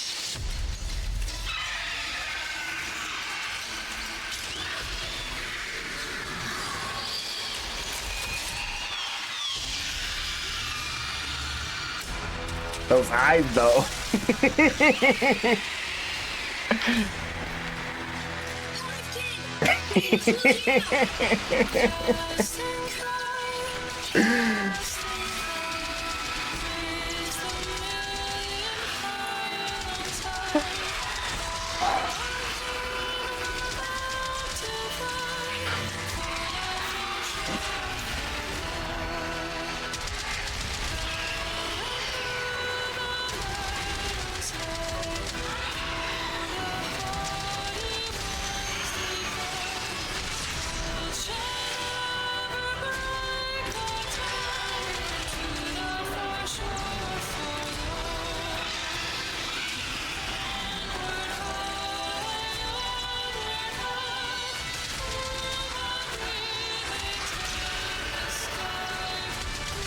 Yes. Yes.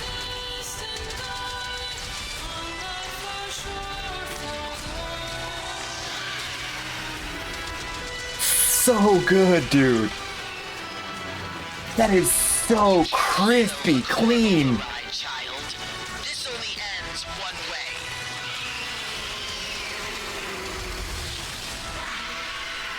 Oh my gosh. Talk about your lessons learned, man. That was beautiful.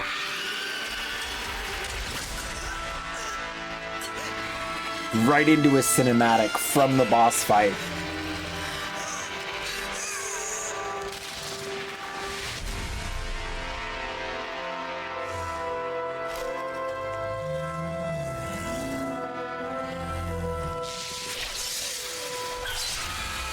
Tricked you.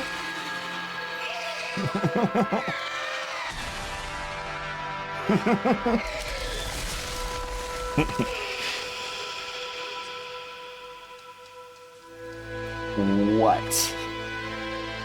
What?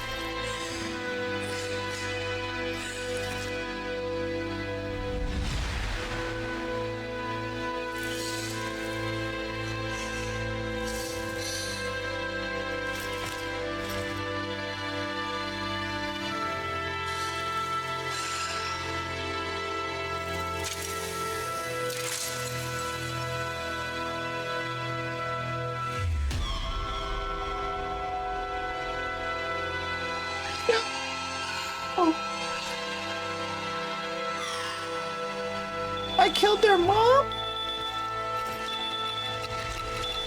What? I'm sorry. I didn't want to. It was him or me. Him or me.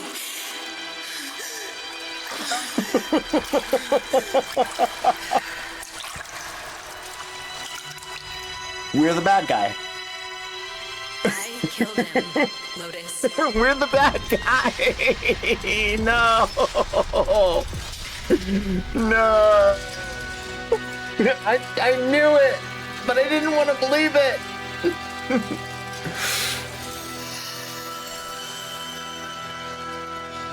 Oh, I missed it. In game, they showed just Lotus, the Drifter, and or the Tenno and Lloyd. Dang, dude. I can't breathe.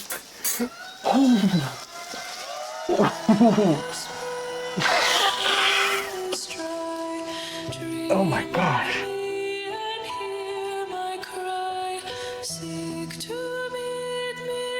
Oh, the flowers all spawned.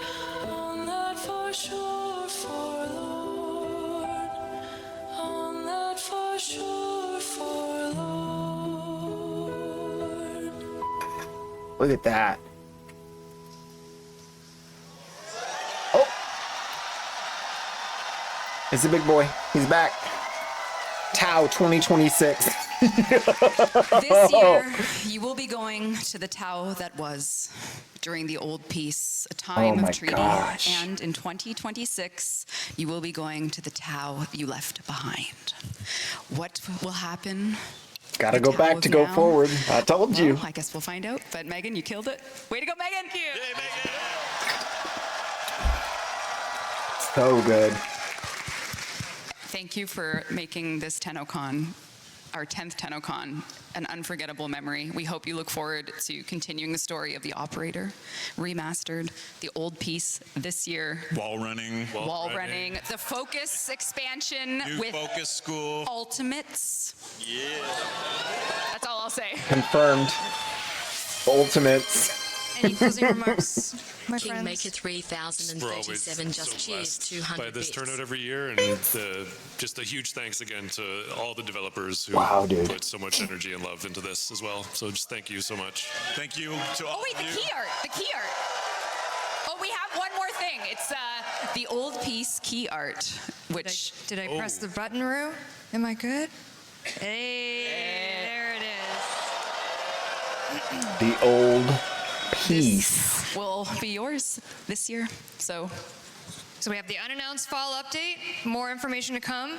We have the old piece that comes after later this year, and then next year, Tau is in sight. Thank you. Thank you, everyone. Thank we you. love you. Thank you so much. Thank you for coming. Thank you for coming to TennoCon. Thanks, chat. Thanks, chat. Your chat. And devs, maybe the server's up. We don't know. Thank you for 10 years This of is the TennoCon. year. Thank you. I warned you. I knew it. I said, let them cook. Thank you. Have an amazing night. Oh my gosh. Oberon rework. Wall running. Ow. Ultimates. What? Oh boy. Oh boy, oh boy, oh boy. Look at this big boy. Look at him. He's gorgeous. He's huge. That is way bigger than an Eidolon. What? Oh my gosh, dude. Ooh. Oh man. That's awesome. Yep. Yep. That hit so hard. I think it's a 10 out of 10, guys. That's a 10 out of 10. This is the best year. 10 out of 10 on the 10th year. What? Don't forget to pick up your drops. Pick up your drops. If you finished your Valkyr Prime, pick it up. It's done cooking. I totally forgot. I was too engrossed in the thing. Oh my goodness. Whew. All right. I got to pick up all my loot. I put my code in. I got my thing. So now I should have like tons of inboxes. Yeah, there it is. Look at that. Look at the TennoCon inbox. Umbra Forma blueprint, Orokin Catalyst blueprint, Orokin Reactor blueprint, Ava Clem Community Gleef. Baby. Alright, we might have the in-game stuff. Failed to create session, of course. Because the game is packed. The game, they're not even allowing game servers. All the servers were rerouted for the TennoCon relay. That's legit, dude. I can't even sneak and pick up Araxia. All other server communication has been halted. What's the number of people in the game? How much did it reach?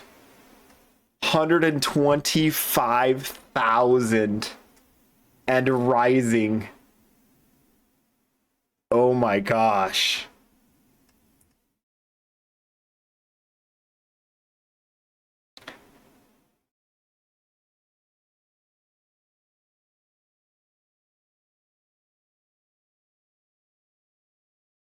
Yeah, this is one of the big ones, guys. This is one of the big years. This is top 4 most populated Warframe. Again, that's just Steam. That is not all console. That is only Steam logins. 125,000.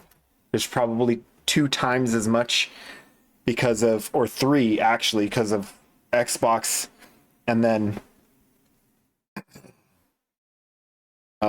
Switch and PlayStation.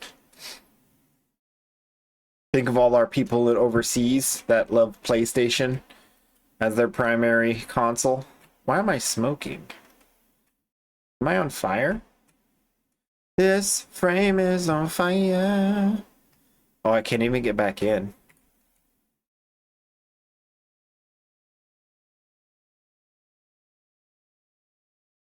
Did they add a smoke effect to this Syandana?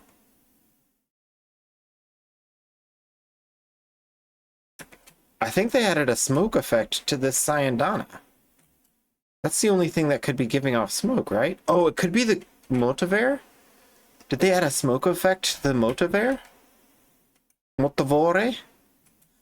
They did. The Motivore now gives off smoke. Well, that's lovely. Look at that. I got a straight up free smoking booty ephemera just for having the weapon. I love it. That's crazy. It's like giving off smoke. Well, that's what happens when you let them cook. Alright, let's get music. I forgot the music. Please don't stop the music. It's getting late. I wanna eat the prawns. I wanna stuff my face. Alright, I'm going to risk it for the biscuit and log out and then log back in. If I can't get back in, that's okay. We'll just watch Warframe stuff.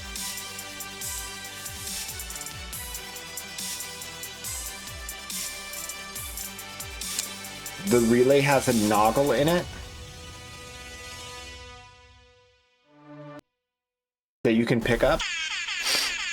Banana time! Everybody listen up. Warframe is cooking up something good, so you should log in and get the loot, cause you know we gonna shoot. Gonna get all the primes every time, gonna give them to the baby Tenno. Rock with me. To the right, to the left. Yeah, that's right. And the left. Yeah. What? Oh my goodness, guys.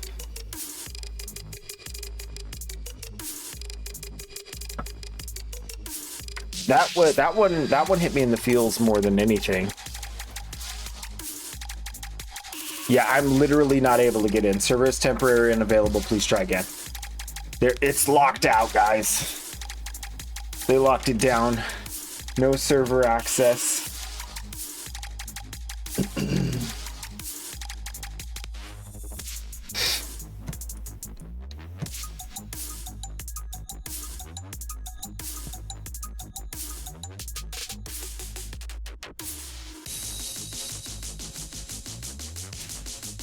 Let's see what we can do here. We'll go to Warframe and get the Tenno concert going in the background. What do you think about that?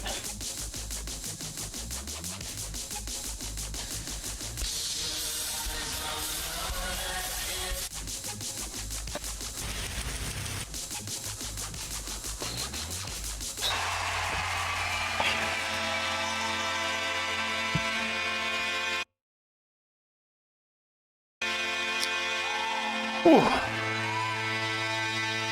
Yeah, man. So stinking good.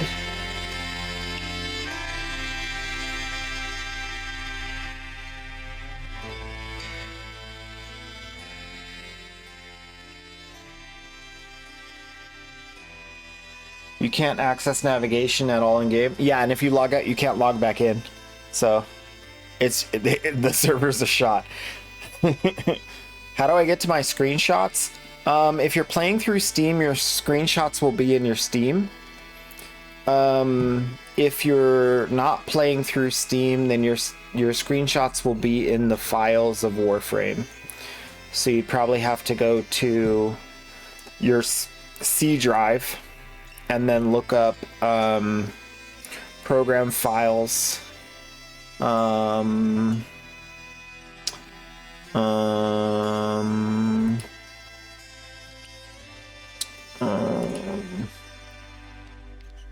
Let's see. I'll find Warframe on mine since I'm not through Steam. You're probably downloaded through Steam though, right? I'm the weird one.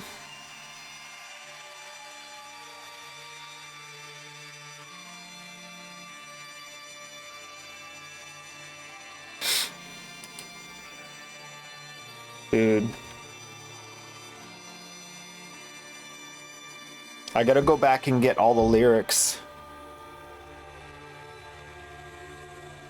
We need subtitles.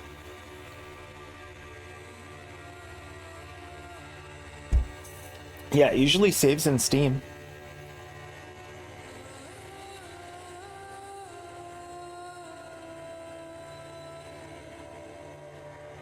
"17-hour stream." Let's go. Oh man. I'm gonna switch this back to the rerun for tonight again, so people can watch the this concert because it's so stinking good. So I'll be ending the live stream in just a minute, switching right over to the rerun of this concert. I'll probably leave it running tonight. Yeah. Super stinking awesome. I don't even remember all the stuff they said, but like they said it. And it was all I liked all of it. I didn't have any doubts. It's crazy good. Drop claim in the Warframe stream? Yeah. I gotta get the Valkyr Prime from the Warframe stream drop. Make sure you claim that. It is directory wide, so if you were here, you're earning it too. Whew.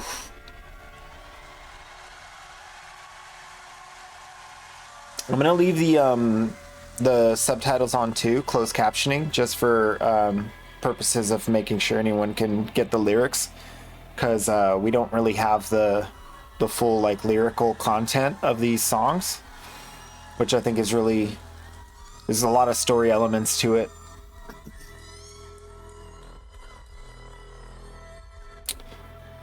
They added a pinned message and have the stream running.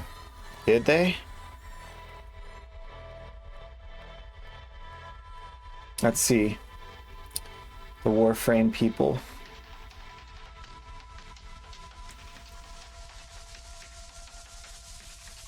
No, the Warframe channel's not live anymore.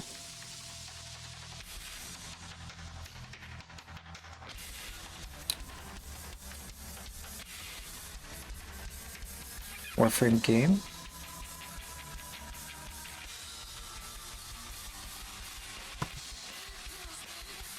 I mean, we could watch it back, but I'd rather watch this concert.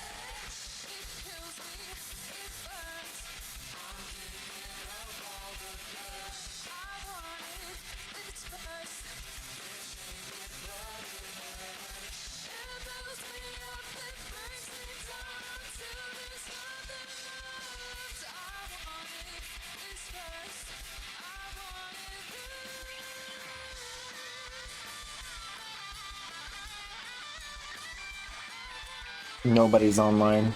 They're either still in the relay or they're offline. It's crashed. It all crashed.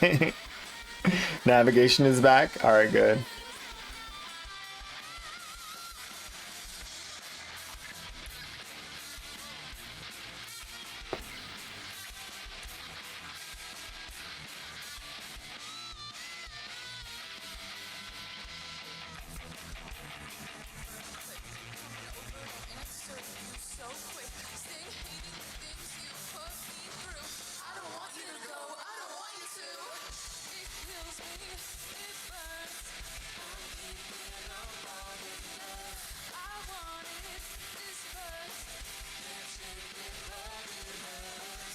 Dude, the Proto Wisp and Harrow?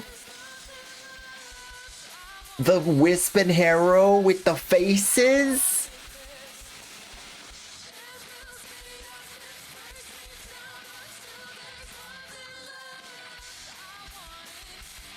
Dude, this they got real good at telling us all the information very quickly. This was a banger, dude. There's so much stuff they talked about.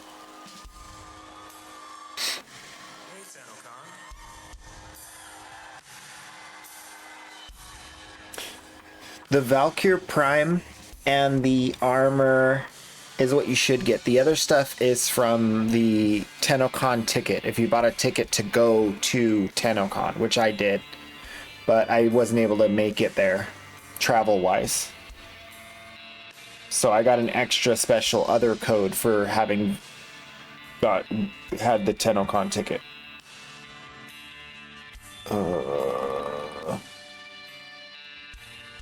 But don't worry about it. If you need like Orokin reactors or catalysts or Forma or stuff, just like let me know. I'll help you out. Like, no problem.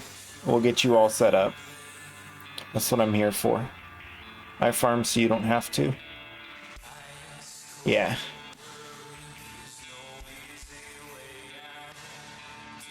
That's awesome, dude.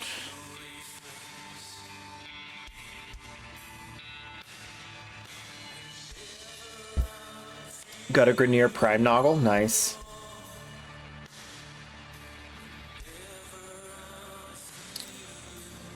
Maybe. It's possible. Possible we could get some primed Grenier weapons.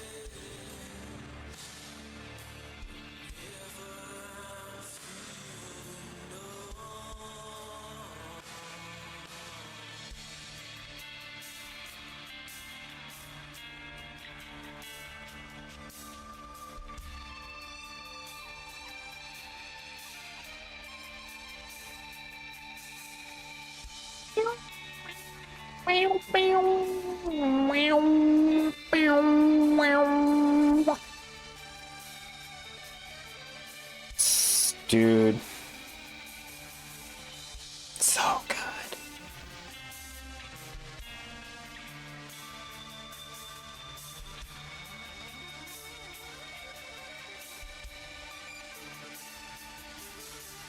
Alright, dudes. Dudes and dudes. We're all dudes. Mad good day. Super happy. We'll be back here 2 days from now, Monday, for some more Warframe shenanigans. And I will be probably online gaming a little bit tomorrow afternoon. So if you catch me online, say hi. Other than that, I'm going to switch this over to the rerun of this concert so you guys can watch it. And I hope you enjoy. I'll see you in the next one. Don't go, I need drops. I'm not going, I'm staying live.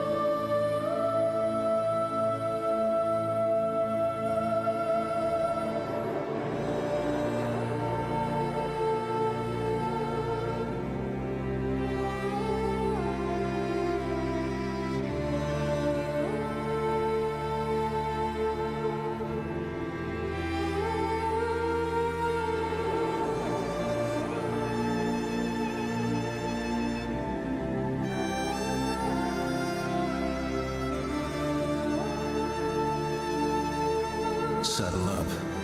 Let's ride the devil down.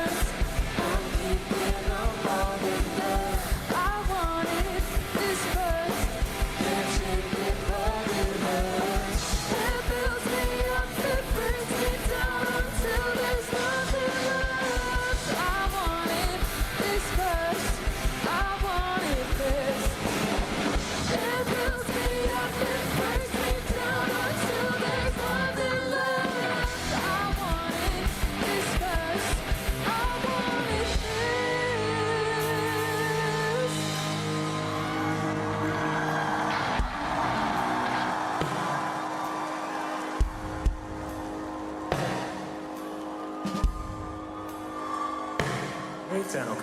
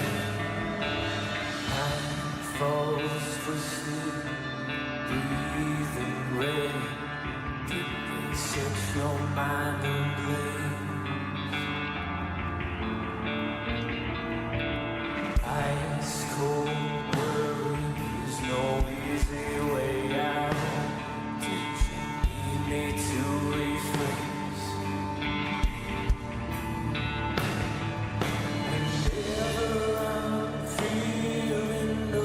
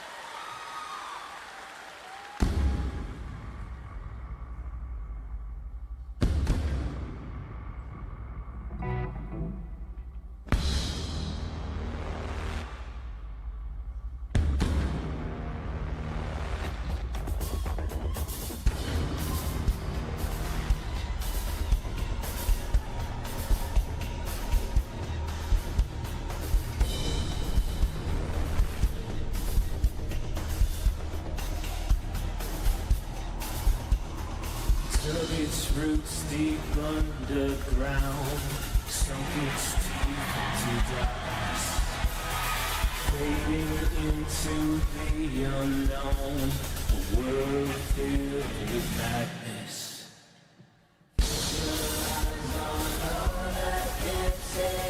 Can't take all the anger. Get your toes into what could be, showing signs of rapture.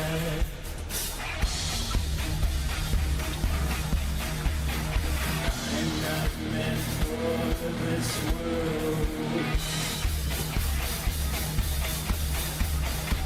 You'll never control me.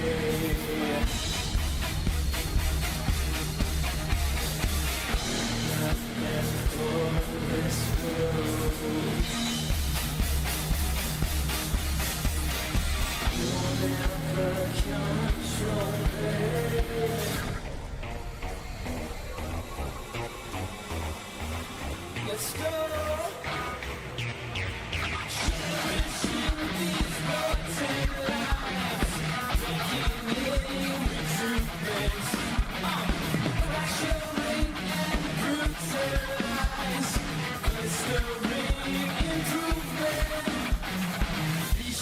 Rise on all that can't say. Dip your toes into what could be.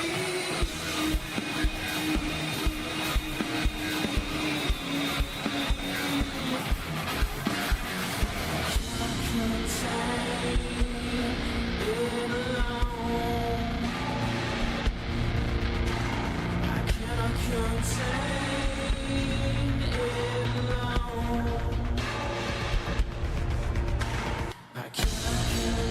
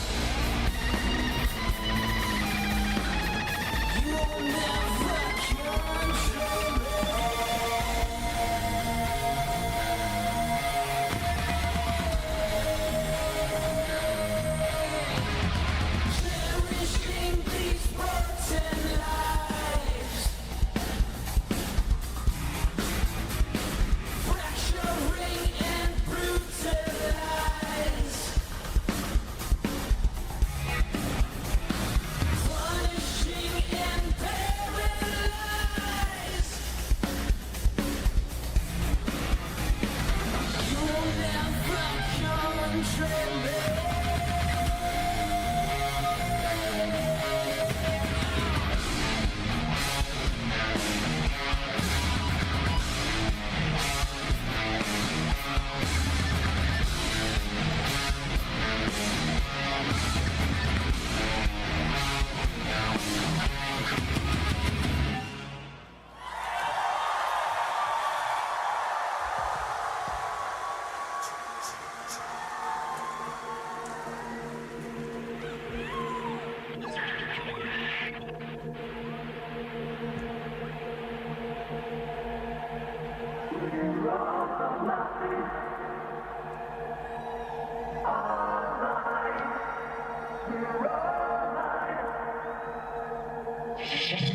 We got a blizzard coming in. Well, the All Nine boys had better get their lip balm ready before the big show, or it's gonna be a choppy new year.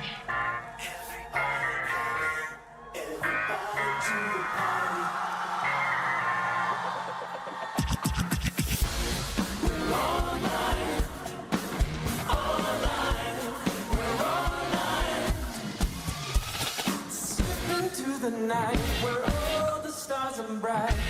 Back again, we're gonna do it right. Something wild's in the air. I just know it. Now we're moving quicker, keep it on track. Once we hit the scene, there's no turning back. Gonna bring that feeling, gonna feel the heat. Our line is in town and we can't be beat.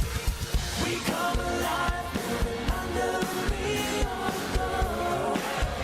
It's a party of your lifetime. The signal strong, you can feel it in the floor. It's the party of your lifetime. Now that you can see, there ain't no stopping me. The city's on 11, it's 2,000 degrees. Something really starting. Just the beginning.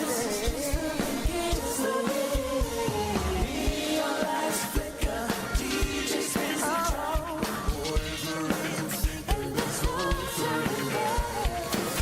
Now that you're invested, turn up the heat. Everybody sing together on the 1, 2, 3. We come alive, moving under the neon glow. It's the party of your lifetime. The signal strong, can you feel it in the floor? It's the party of your lifetime. Floating higher as the stars align. Here on the edge of 1999. All systems go in this moment like you never know.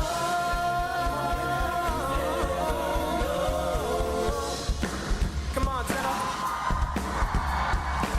Give it up for Javon.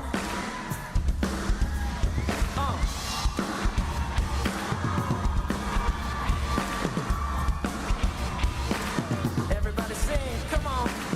Join us, embrace us. Don't ever erase us. Join us, embrace us. Don't ever erase us. Join us, embrace us. Don't ever erase us. Join us, embrace us. Don't ever erase us. Online's in the house to bring the party of your lifetime. We come alive, moving under the neon glow. It's the party of your lifetime. Sing the song, you can feel it in the flame. It's the party of your lifetime. We come to life, come to life on the floor. This feeling's what we came for. The beat is strong, we can feel it in the blood. It's the party of your lifetime. Party of your lifetime.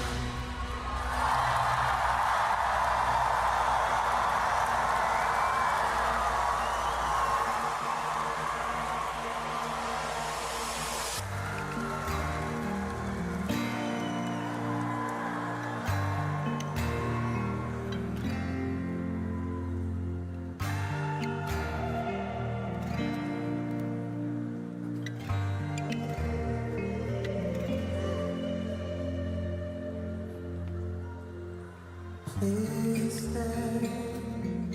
Don't put out the flame and run away. In this heartbreak, I'll be here fighting for it with or without you. Right away, with all the things I know that I should say. I thought I could take more than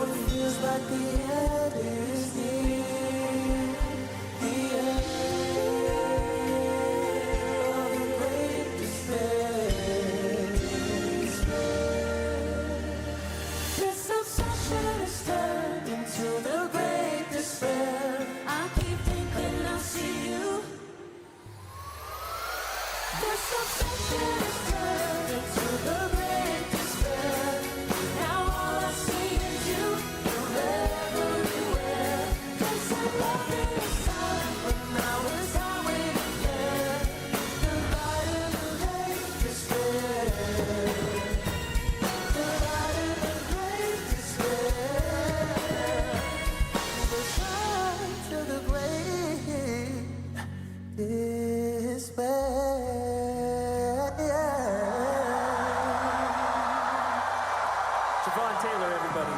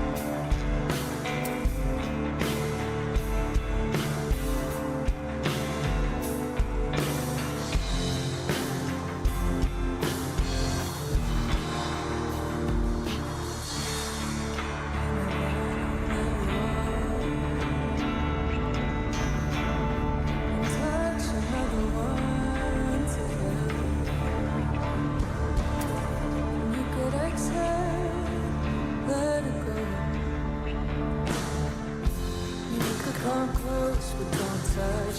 Infecting all of me.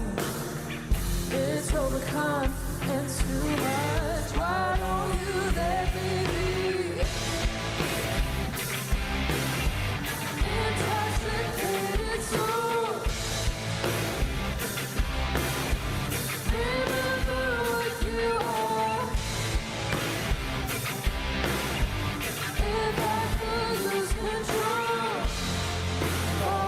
It makes you feel alive again.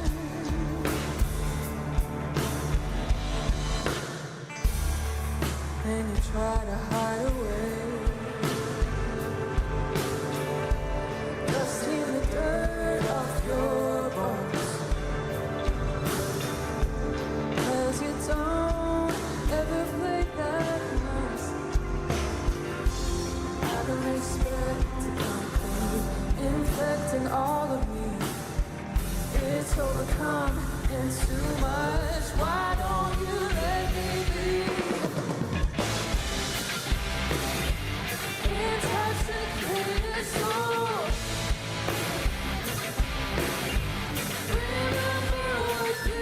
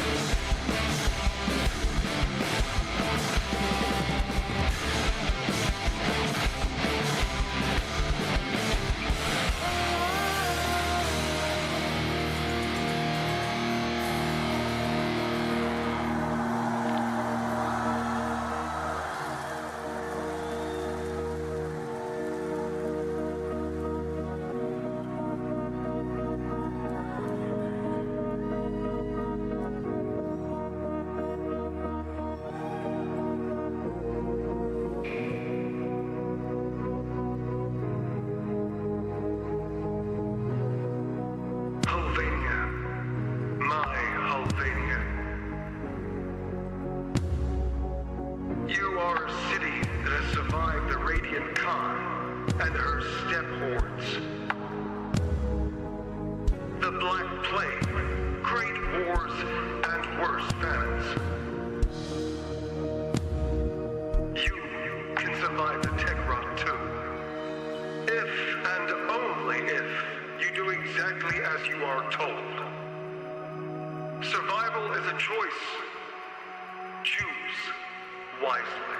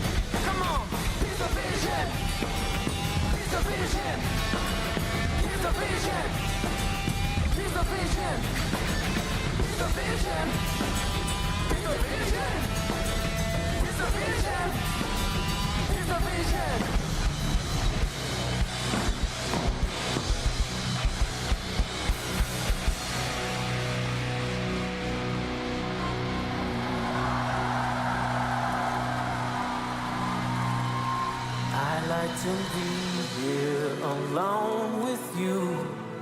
And is it really awful out of the blue? Feeling like I'm edible, at least to you. There's nothing quite the same. I like to be here alone with you. And is it really awful out of the blue? Feeling like I'm edible, at least to you. There's nothing quite the same as accepting all the blame. I'm taking twice the pain, cut through.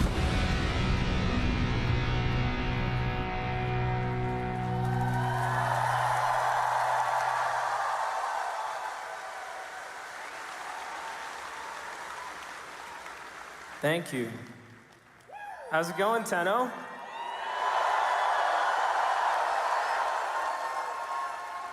How does it feel to be at the first ever Tenno concert? Is that good? Good screaming or bad screaming?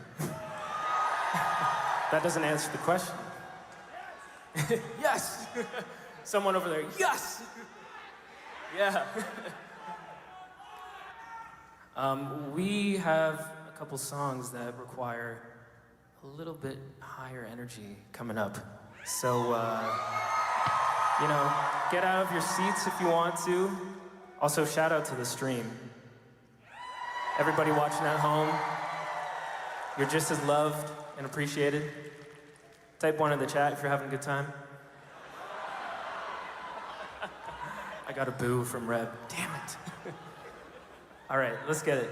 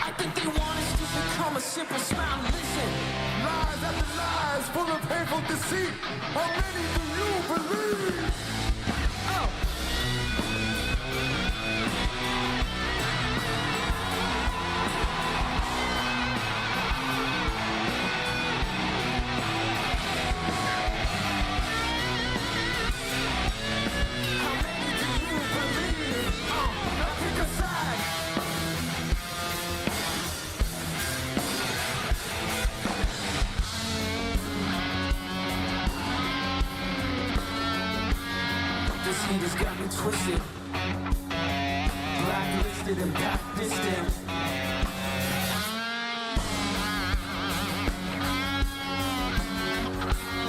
This heat has got me twisted, blacklisted and pack distant. Those who are equipped with blessings and clean hands. Forget they have yet to meet demands. Those who are equipped with blessings and clean hands. Forget they have yet to make amends. Now pick a side. Let's go. And when you watch out for yourself, you pick a side. Come on. I think that power tripping. I think that grip is slipping. I think that power tripping. I think that grip is slipping. I think that power tripping. I think that grip is slipping. I think they want us to become a simple smile and listen. Now pick a side. And when you watch out for yourself, you pick a side. Come on, now pick a side.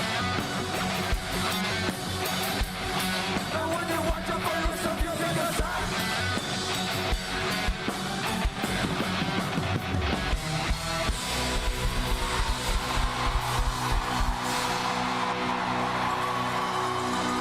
Martin Gomez.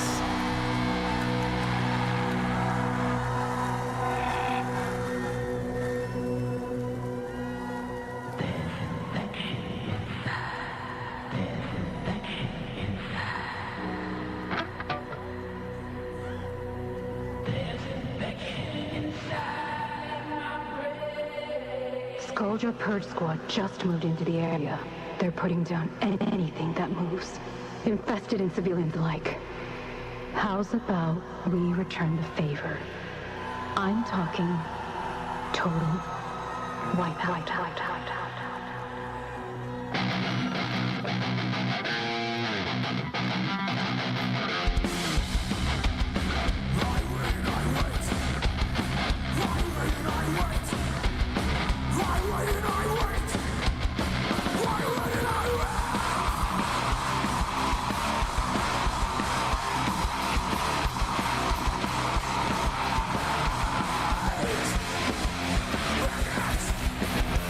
Yeah.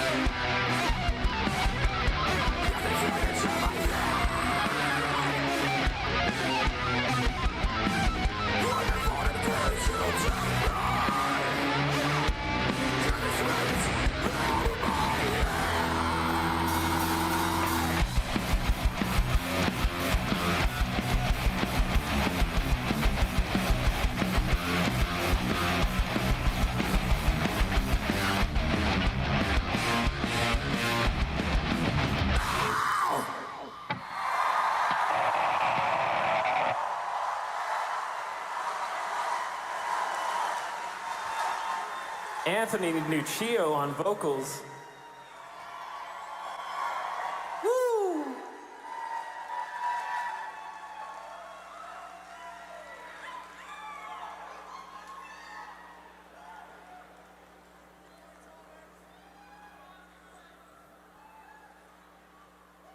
We've got the strings back out for this one.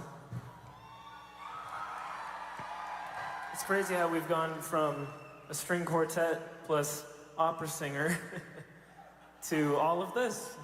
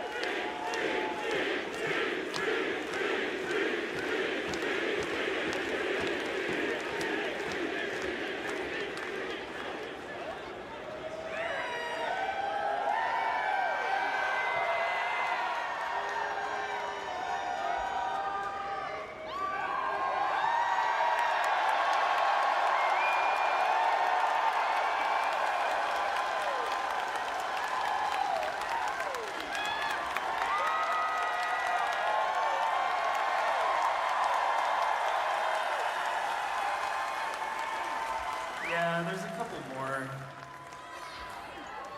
I think you know which ones. You're like, oh, we're missing a couple here. But before we do them, we have a couple special guests. You already saw Steve. Come on. How about audio director George Spanos?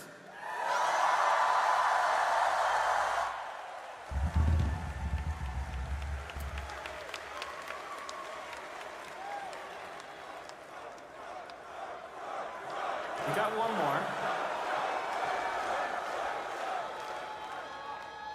Lead sound designer Eric Preston.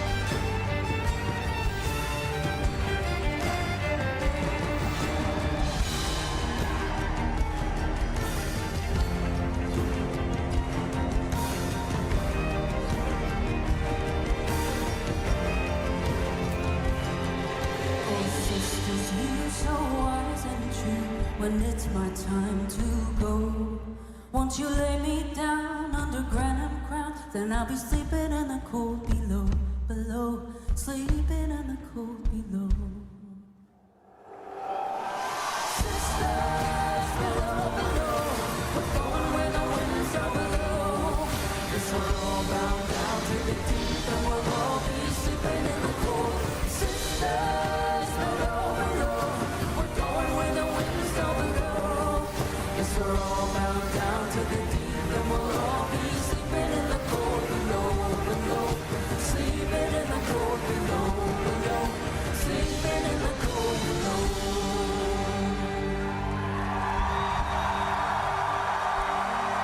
Today we sail on the solar rail, for there's much we just don't know. So farewell with a kiss, then it's fast for the mist, till we're all sleeping in the cold below.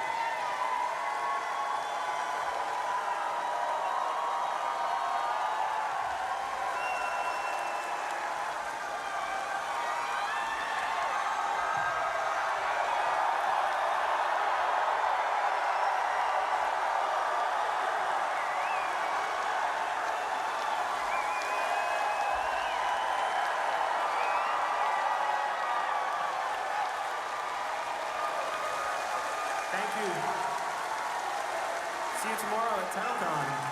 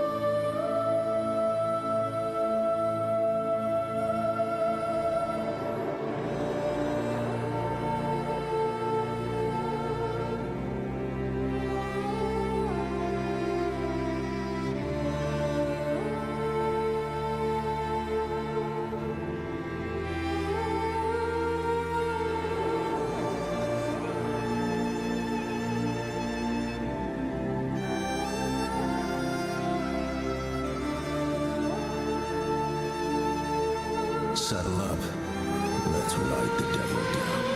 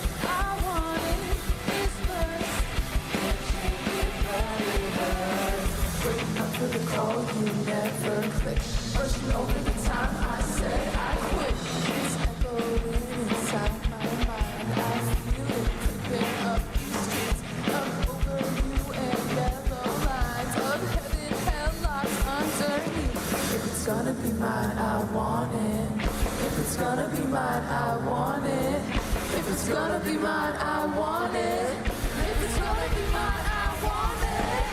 It kills me, it burns. I'm kicking up all the dirt. I want it, if it's first. Can't shake it, but it hurts. It builds me up, it brings me down until there's nothing left. I want it, it's first. I want it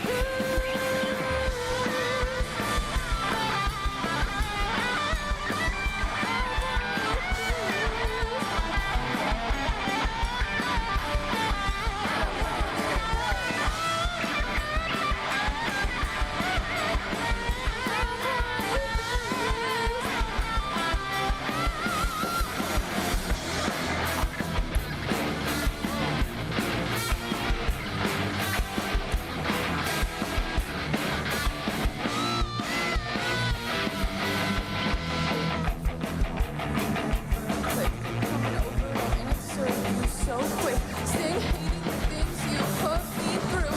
I don't want you to go, I don't want you to. It kills me, it burns. I'm keeping up all the dirt. I want it, this first. Can't shake it, but it hurts. It builds me up, it brings me down until there's nothing left. I want it, this first. I want it this. It builds me up, it brings me down until there's nothing left. I want it, this first. I want it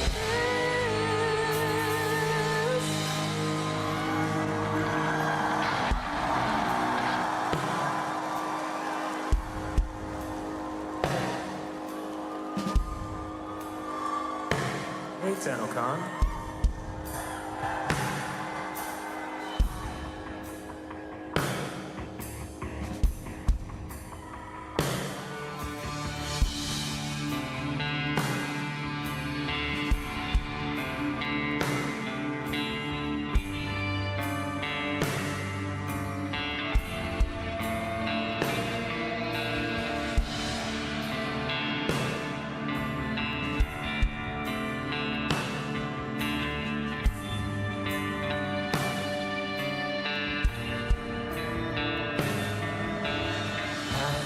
Falls for sleep, breathing rain.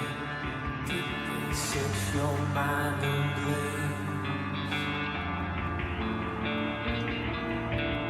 Ice cold worries, no easy way out. Teaching me to rephrase.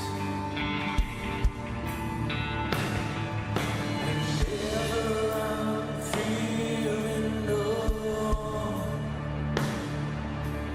whenever I'm feeling low.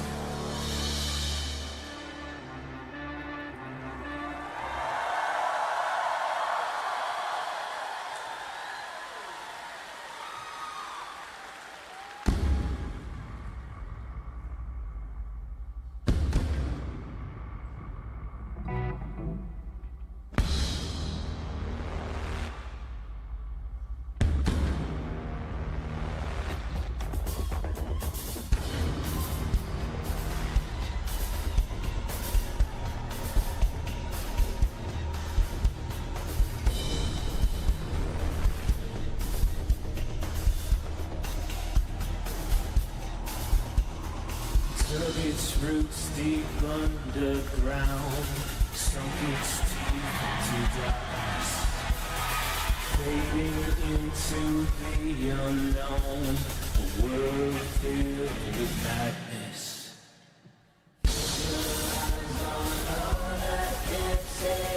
Can't take all the anger. Get yourselves into what could be, showing signs of rapture.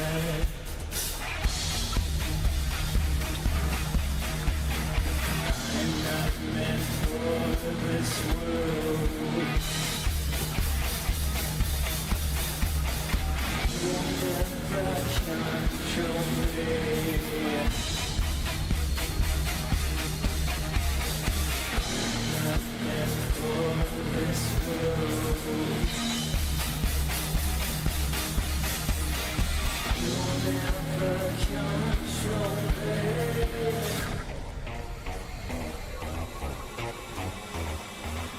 Let's go!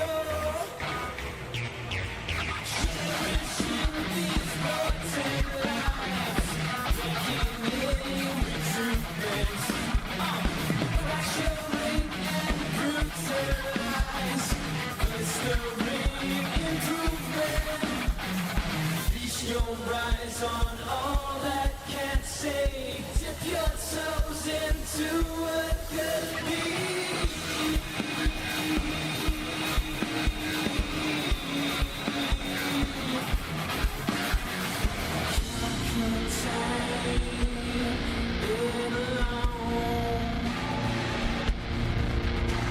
I cannot contain it long. I cannot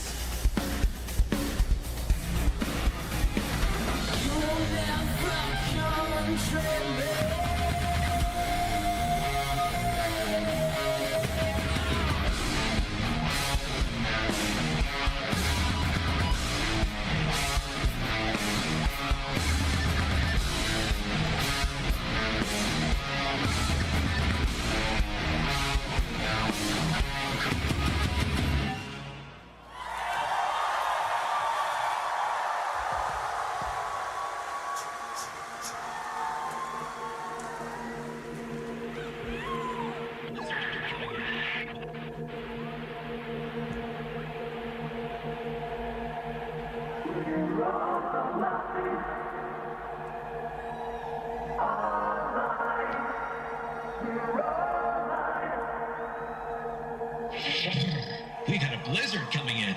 Well, the all nine boys had better get their lip balm ready before the big show, or it's gonna be a choppy new year.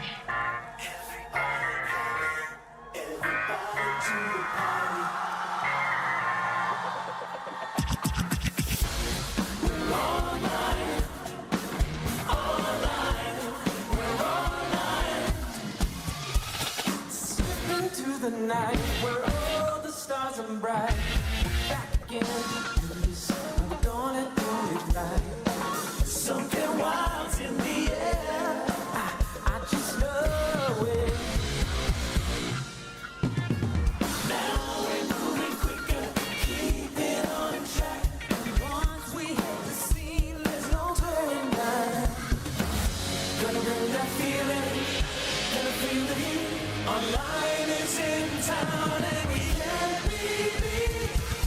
We come alive, moving under the neon glow.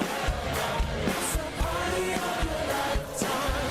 The signal strong, you can feel it in the floor. It's the party of your lifetime. Now that you can see, there ain't no stopping me. City's on 11, it's 2,000 degrees. Something is coming. First the beginning. Neon lights flicker, DJ spins the drum. Boys are in sync and it's all turning red. Now that you're invested, oh yeah, turn up the heat. Everybody sing together on the 1, 2, 3. We come alive, moving under the neon glow. It's the party of your lifetime. The signal strong, can you feel it in the floor? It's the party of your lifetime. Floating higher as the stars align. Here on the edge of 1999. All systems go in this moment like you never know.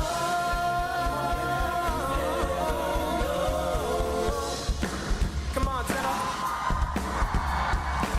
Give it up for Javon.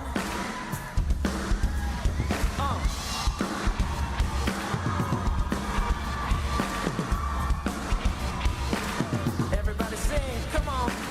Join us, embrace us. Don't ever erase us. Join us, embrace us. Don't ever erase us. Join us, embrace us. Don't ever erase us. Join us, embrace us. Don't ever erase us. Online's in the house to bring the party of your lifetime. We come alive, moving under the neon glow. It's the party of your lifetime. Signal strong, you can feel it in the flame. It's the party of your lifetime. We come to life, come to life on the floor. This feeling's what we came for. The beat is strong, we can feel it in the blood. It's the party of your lifetime. Party of your lifetime.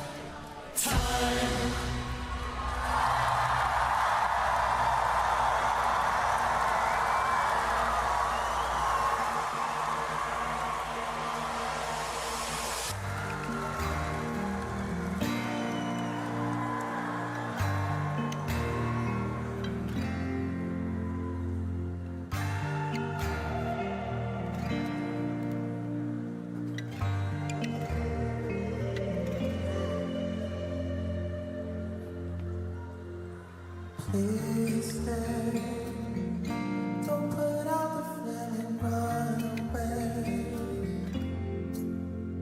In this heartbreak, I'll be here fighting for you with or without you.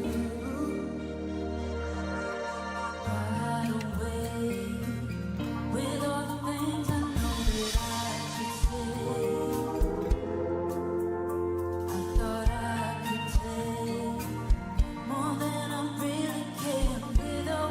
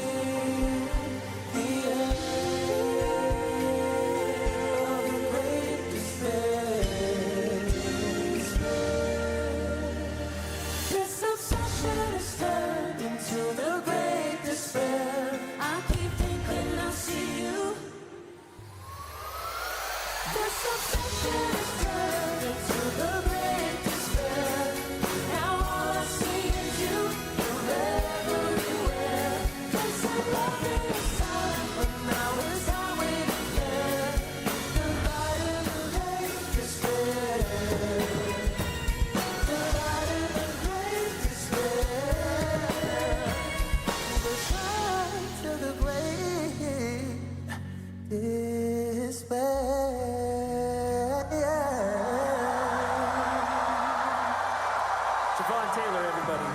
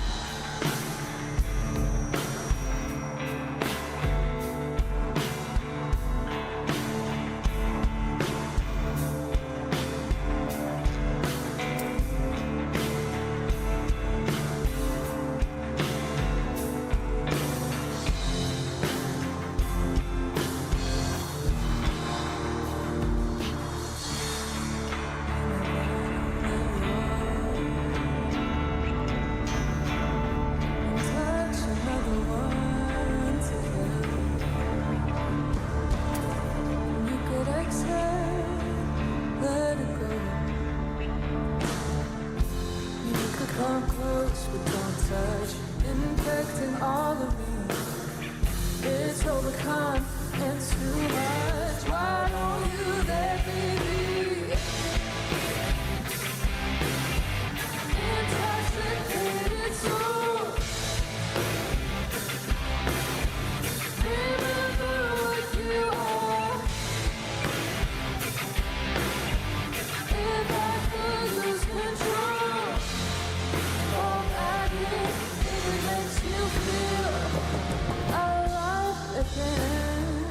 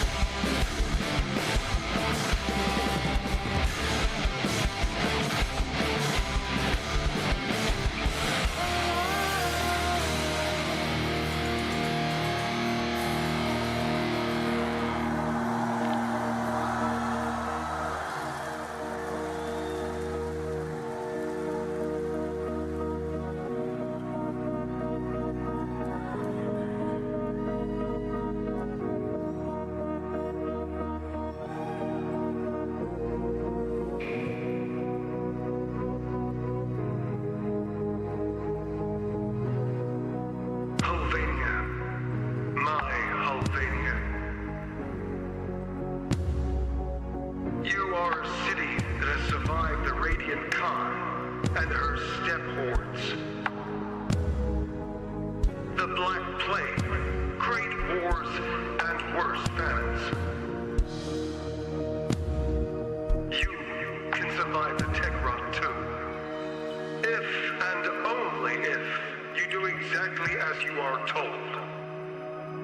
Survival is a choice. Choose wisely.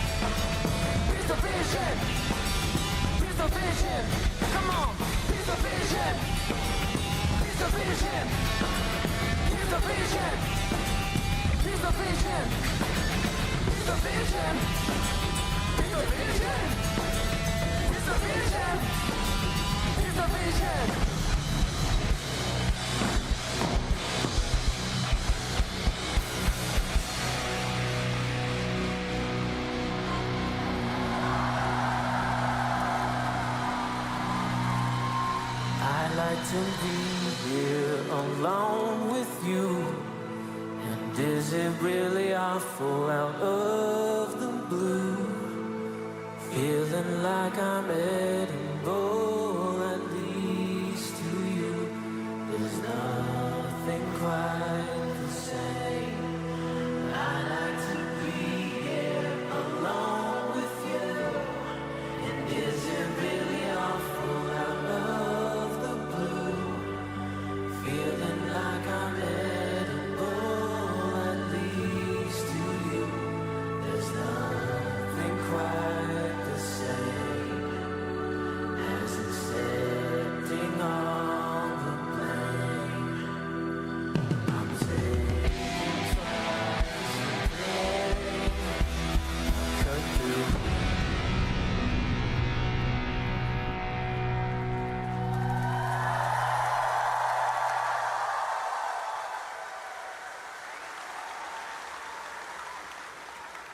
Thank you.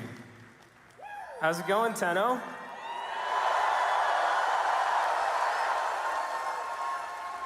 How does it feel to be at the first ever Tenno concert? Is that good? Good screaming or bad screaming? That doesn't answer the question. Yes! Someone over there, yes! Yeah. We have a couple songs that require a little bit higher energy coming up. So, you know, get out of your seats if you want to. Also, shout out to the stream. Everybody watching at home, you're just as loved and appreciated. Type 1 in the chat if you're having a good time. I got a boo from Reb. Damn it. All right, let's get it.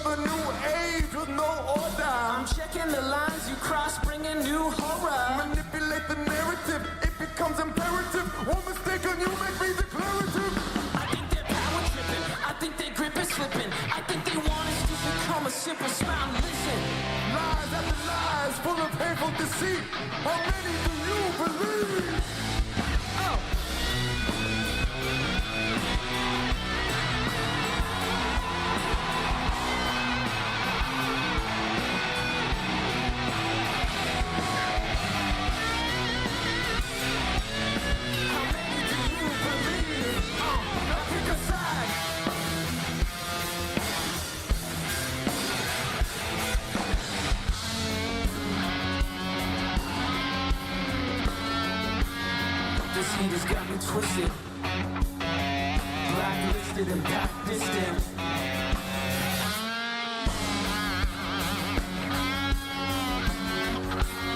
This heat has got me twisted, blacklisted and pack distant.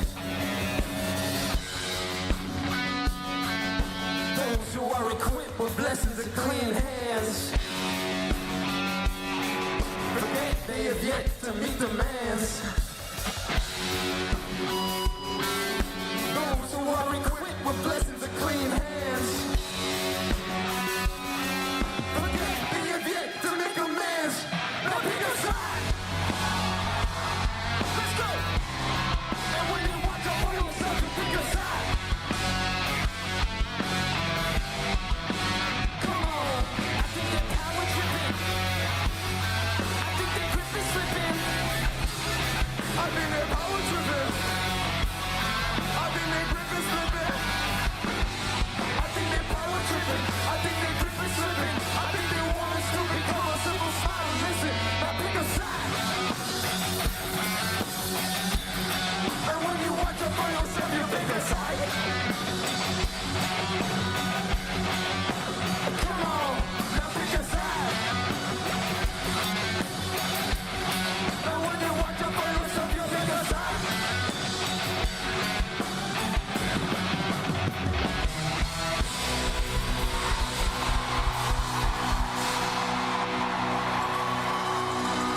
Martin Gomez.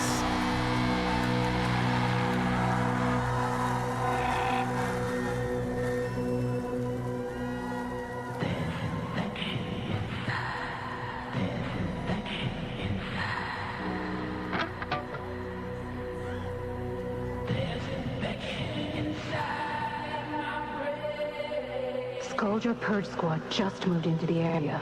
They're putting down anything that moves, infested in civilians alike. How's about we return the favor? I'm talking total wipeout.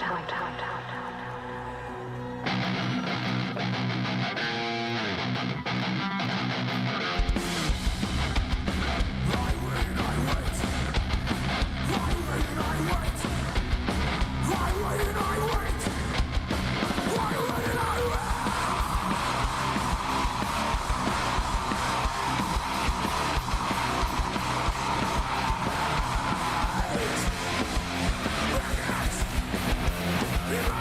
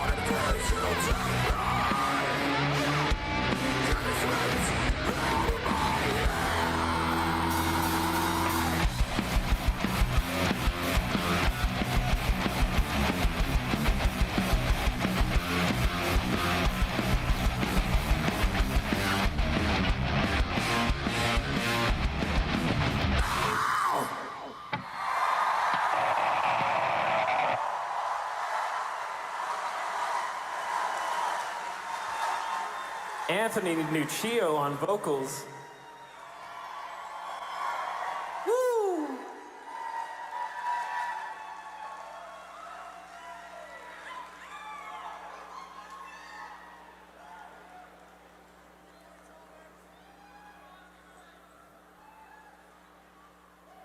We got the strings back out for this one.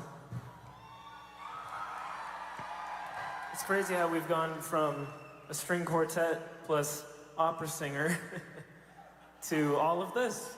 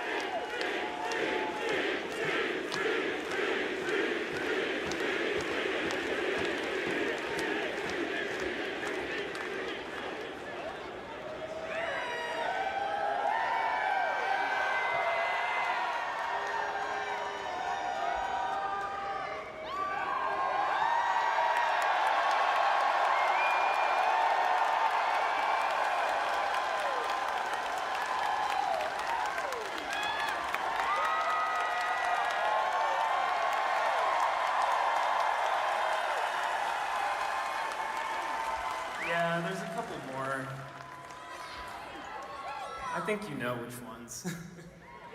You're like, oh, we're missing a couple here. But before we do them, we have a couple special guests. You already saw Steve. Come on.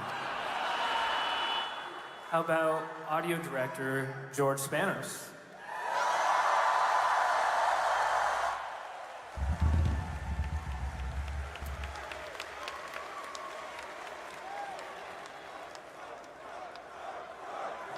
We got one more.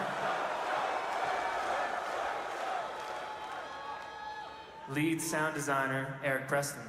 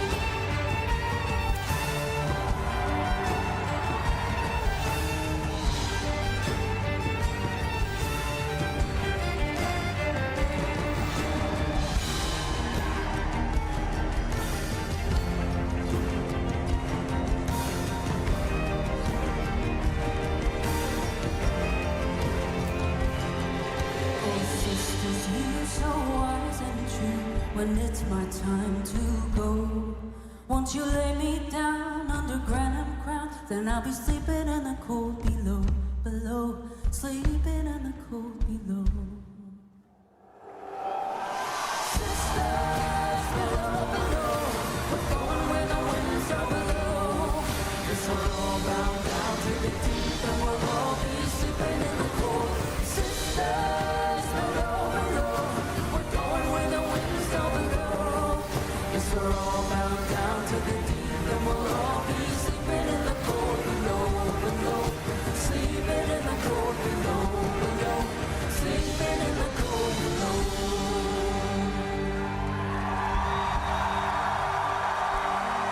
Today we sail on the solar rain, for there's much we just don't know. So farewell with a kiss, then it's fast for the mist, till we're all sleeping in the cold below.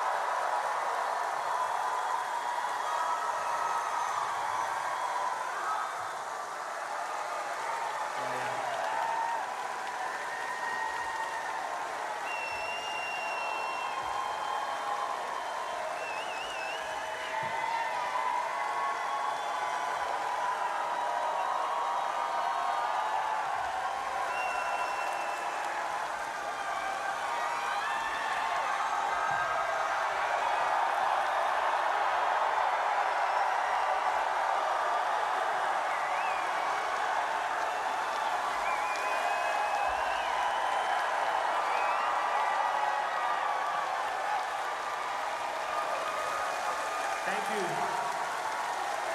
See you tomorrow at TennoCon.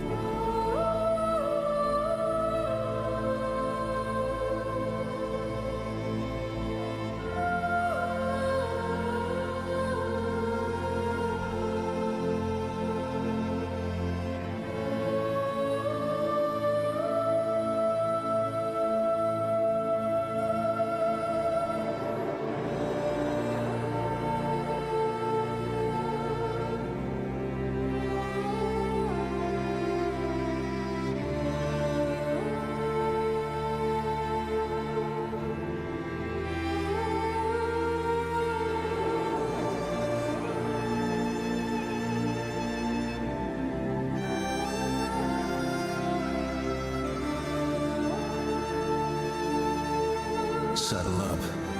Let's ride the devil down.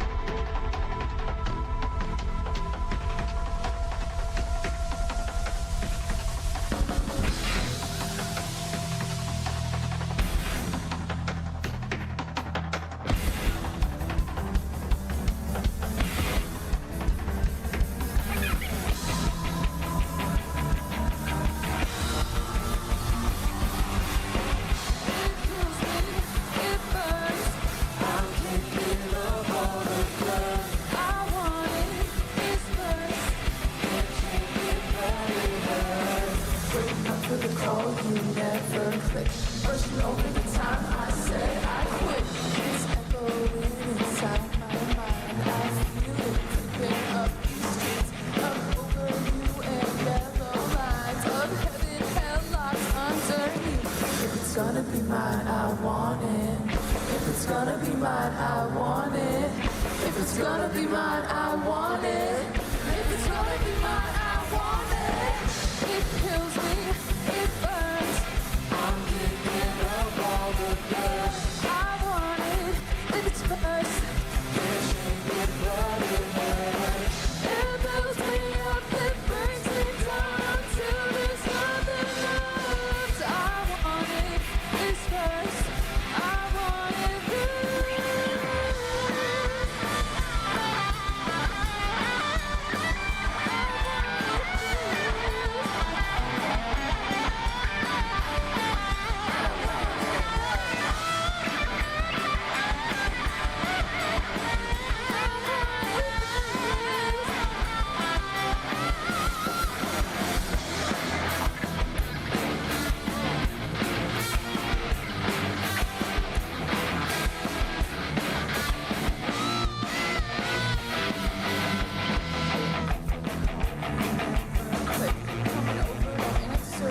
So quick, stay hating the things you put me through.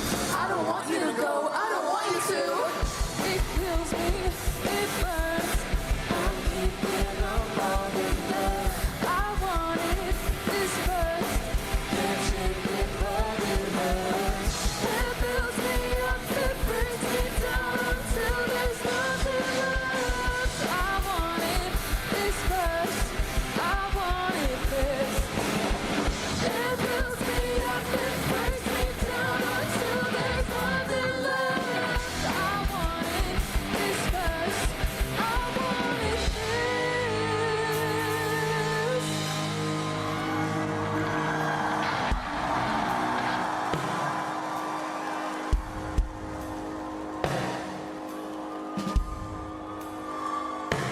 Hey, Tenno-kan.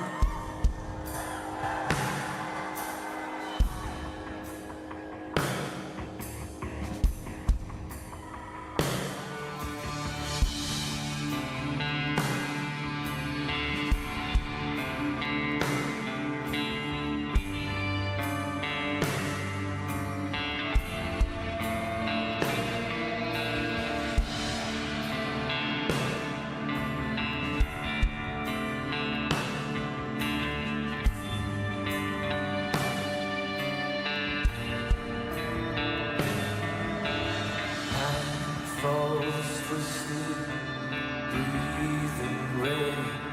Deeply set your mind ablaze. Ice cold worry, there's no easy way out. Teaching me to rephrase. Whenever I'm feeling low, whenever I'm feeling low,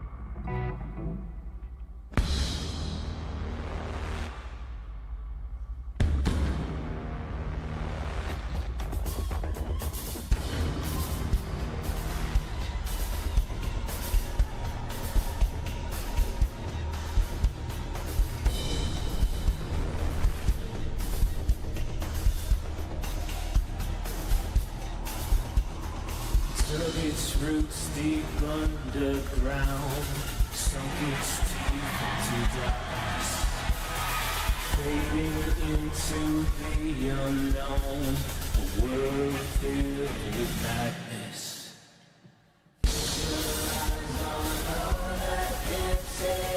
Contain all the anger.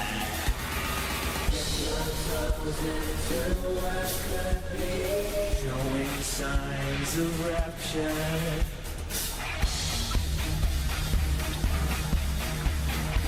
I'm not meant for this world.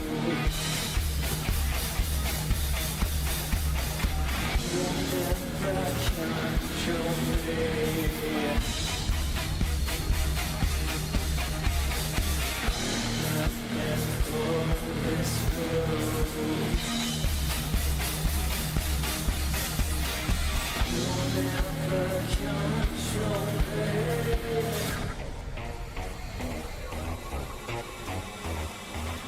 Let's go!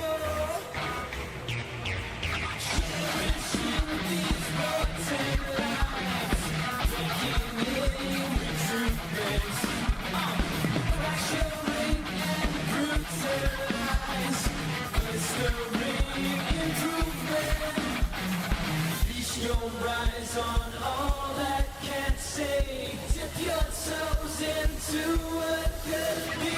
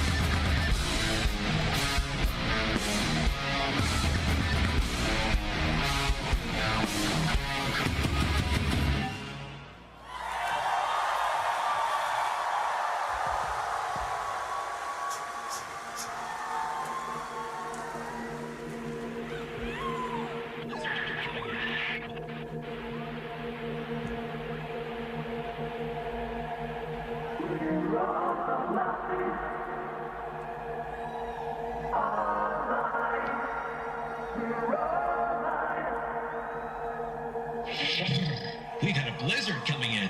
Well, the All Nine boys had better get their lip balm ready before the big show, or it's gonna be a choppy new year.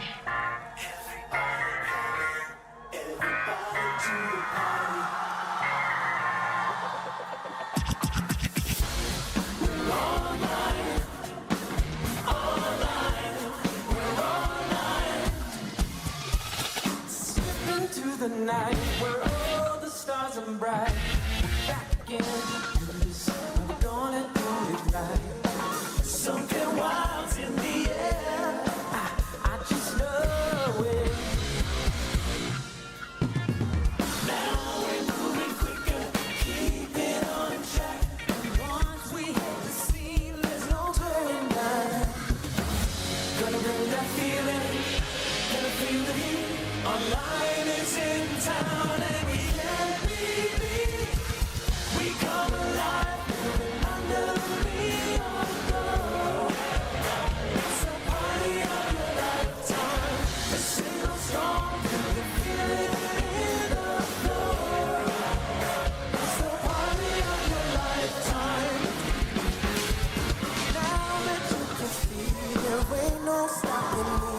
The city's on 11, it's 2,000 degrees. Something big is coming. Just the beginning.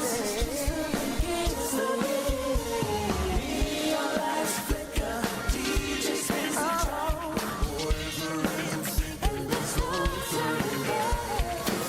Now that you're invested, turn up the heat. Everybody sing together on the 1, 2, 3. We come alive, moving under the neon glow. It's the party of your lifetime. The single storm, can you feel it in the floor? It's the party of your lifetime. Floating higher as the stars align. Here on the edge of 1999. All systems go in this moment like you never know.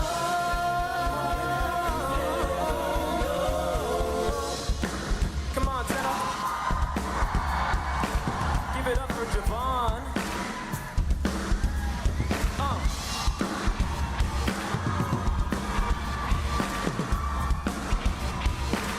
Everybody sing, come on. Join us, embrace us. Don't ever erase us. Join us, embrace us. Don't ever erase us. Join us, embrace us. Don't ever erase us. Join us, embrace us. Don't ever erase us. Online's in the house to bring the party of your lifetime. We come alive, moving under the neon glow. It's the party of your lifetime. Single song, you feel it in the flame. It's the party of your lifetime. We come to life, come to life on the floor. This feeling's what we came for. The beat is strong, we can feel it in the floor. It's the party of your lifetime. Party of your lifetime.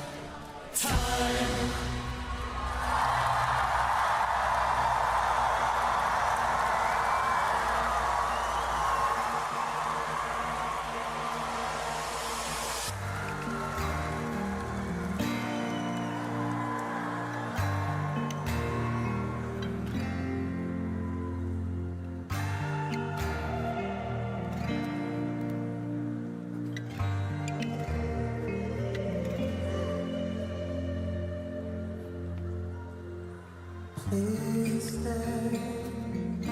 Don't put out the flame and run away. In this hard way, I'm in here fighting for the with or without you. Ride away with all the things I know that I should say. I thought I could take more than I'm really capable with or without you. Baby, till you come back with some.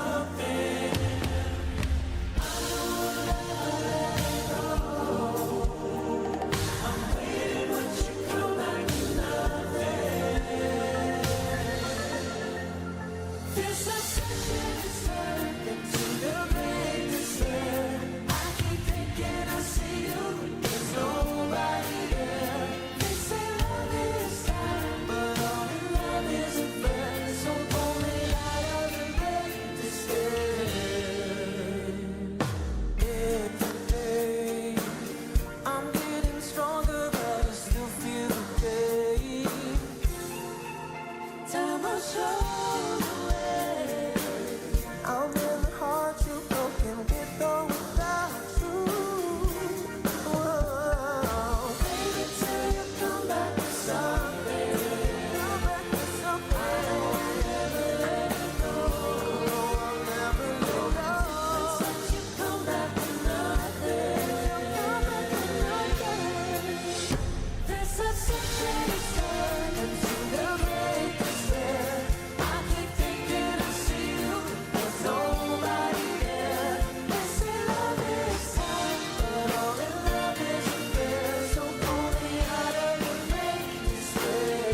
Oh, we watch the world burn down around us, but we're still standing here. With a flicker of hope on the darkest of days. Now it feels like the end is near. The end of the great despair. This obsession is turned into the great despair. I keep thinking I see you. This obsession is turned into the great despair. Now all I see is you. You're everywhere. They say love is time, but now it's highway to get. The light in the great despair. The light in the great despair. The light to the great despair.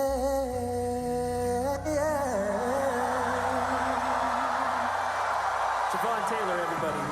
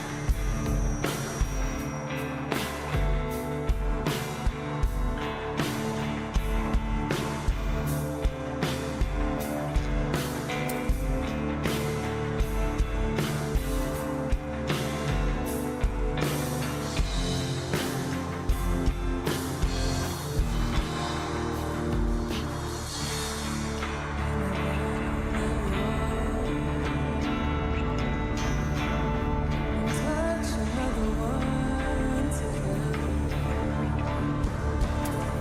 You could exhale, let it go. You could come close, but don't touch. Infecting all of me. It's overcome and too much. Why don't you let me be? Intoxicated soul. Remember what you are.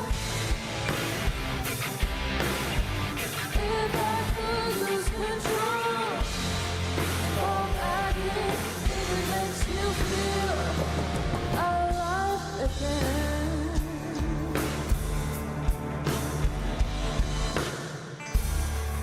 And you try to hide away. Dusting the dirt off your bones.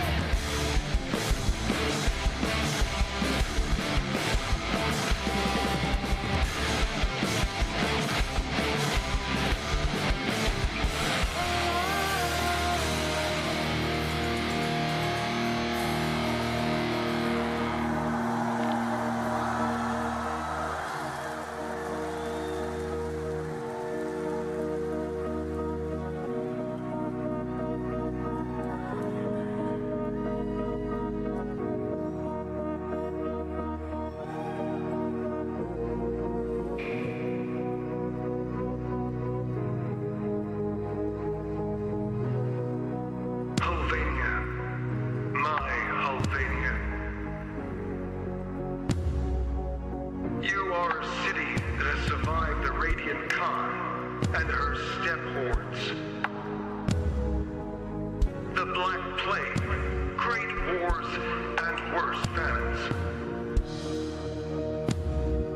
You can survive the tech run too. If and only if you do exactly as you are told. Survival is a choice. Choose wisely.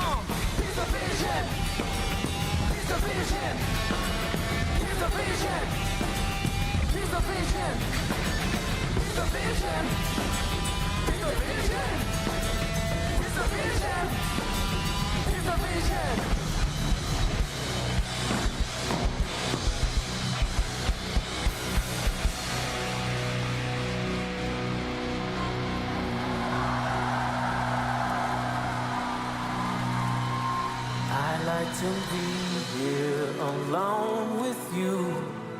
And is it really our fault?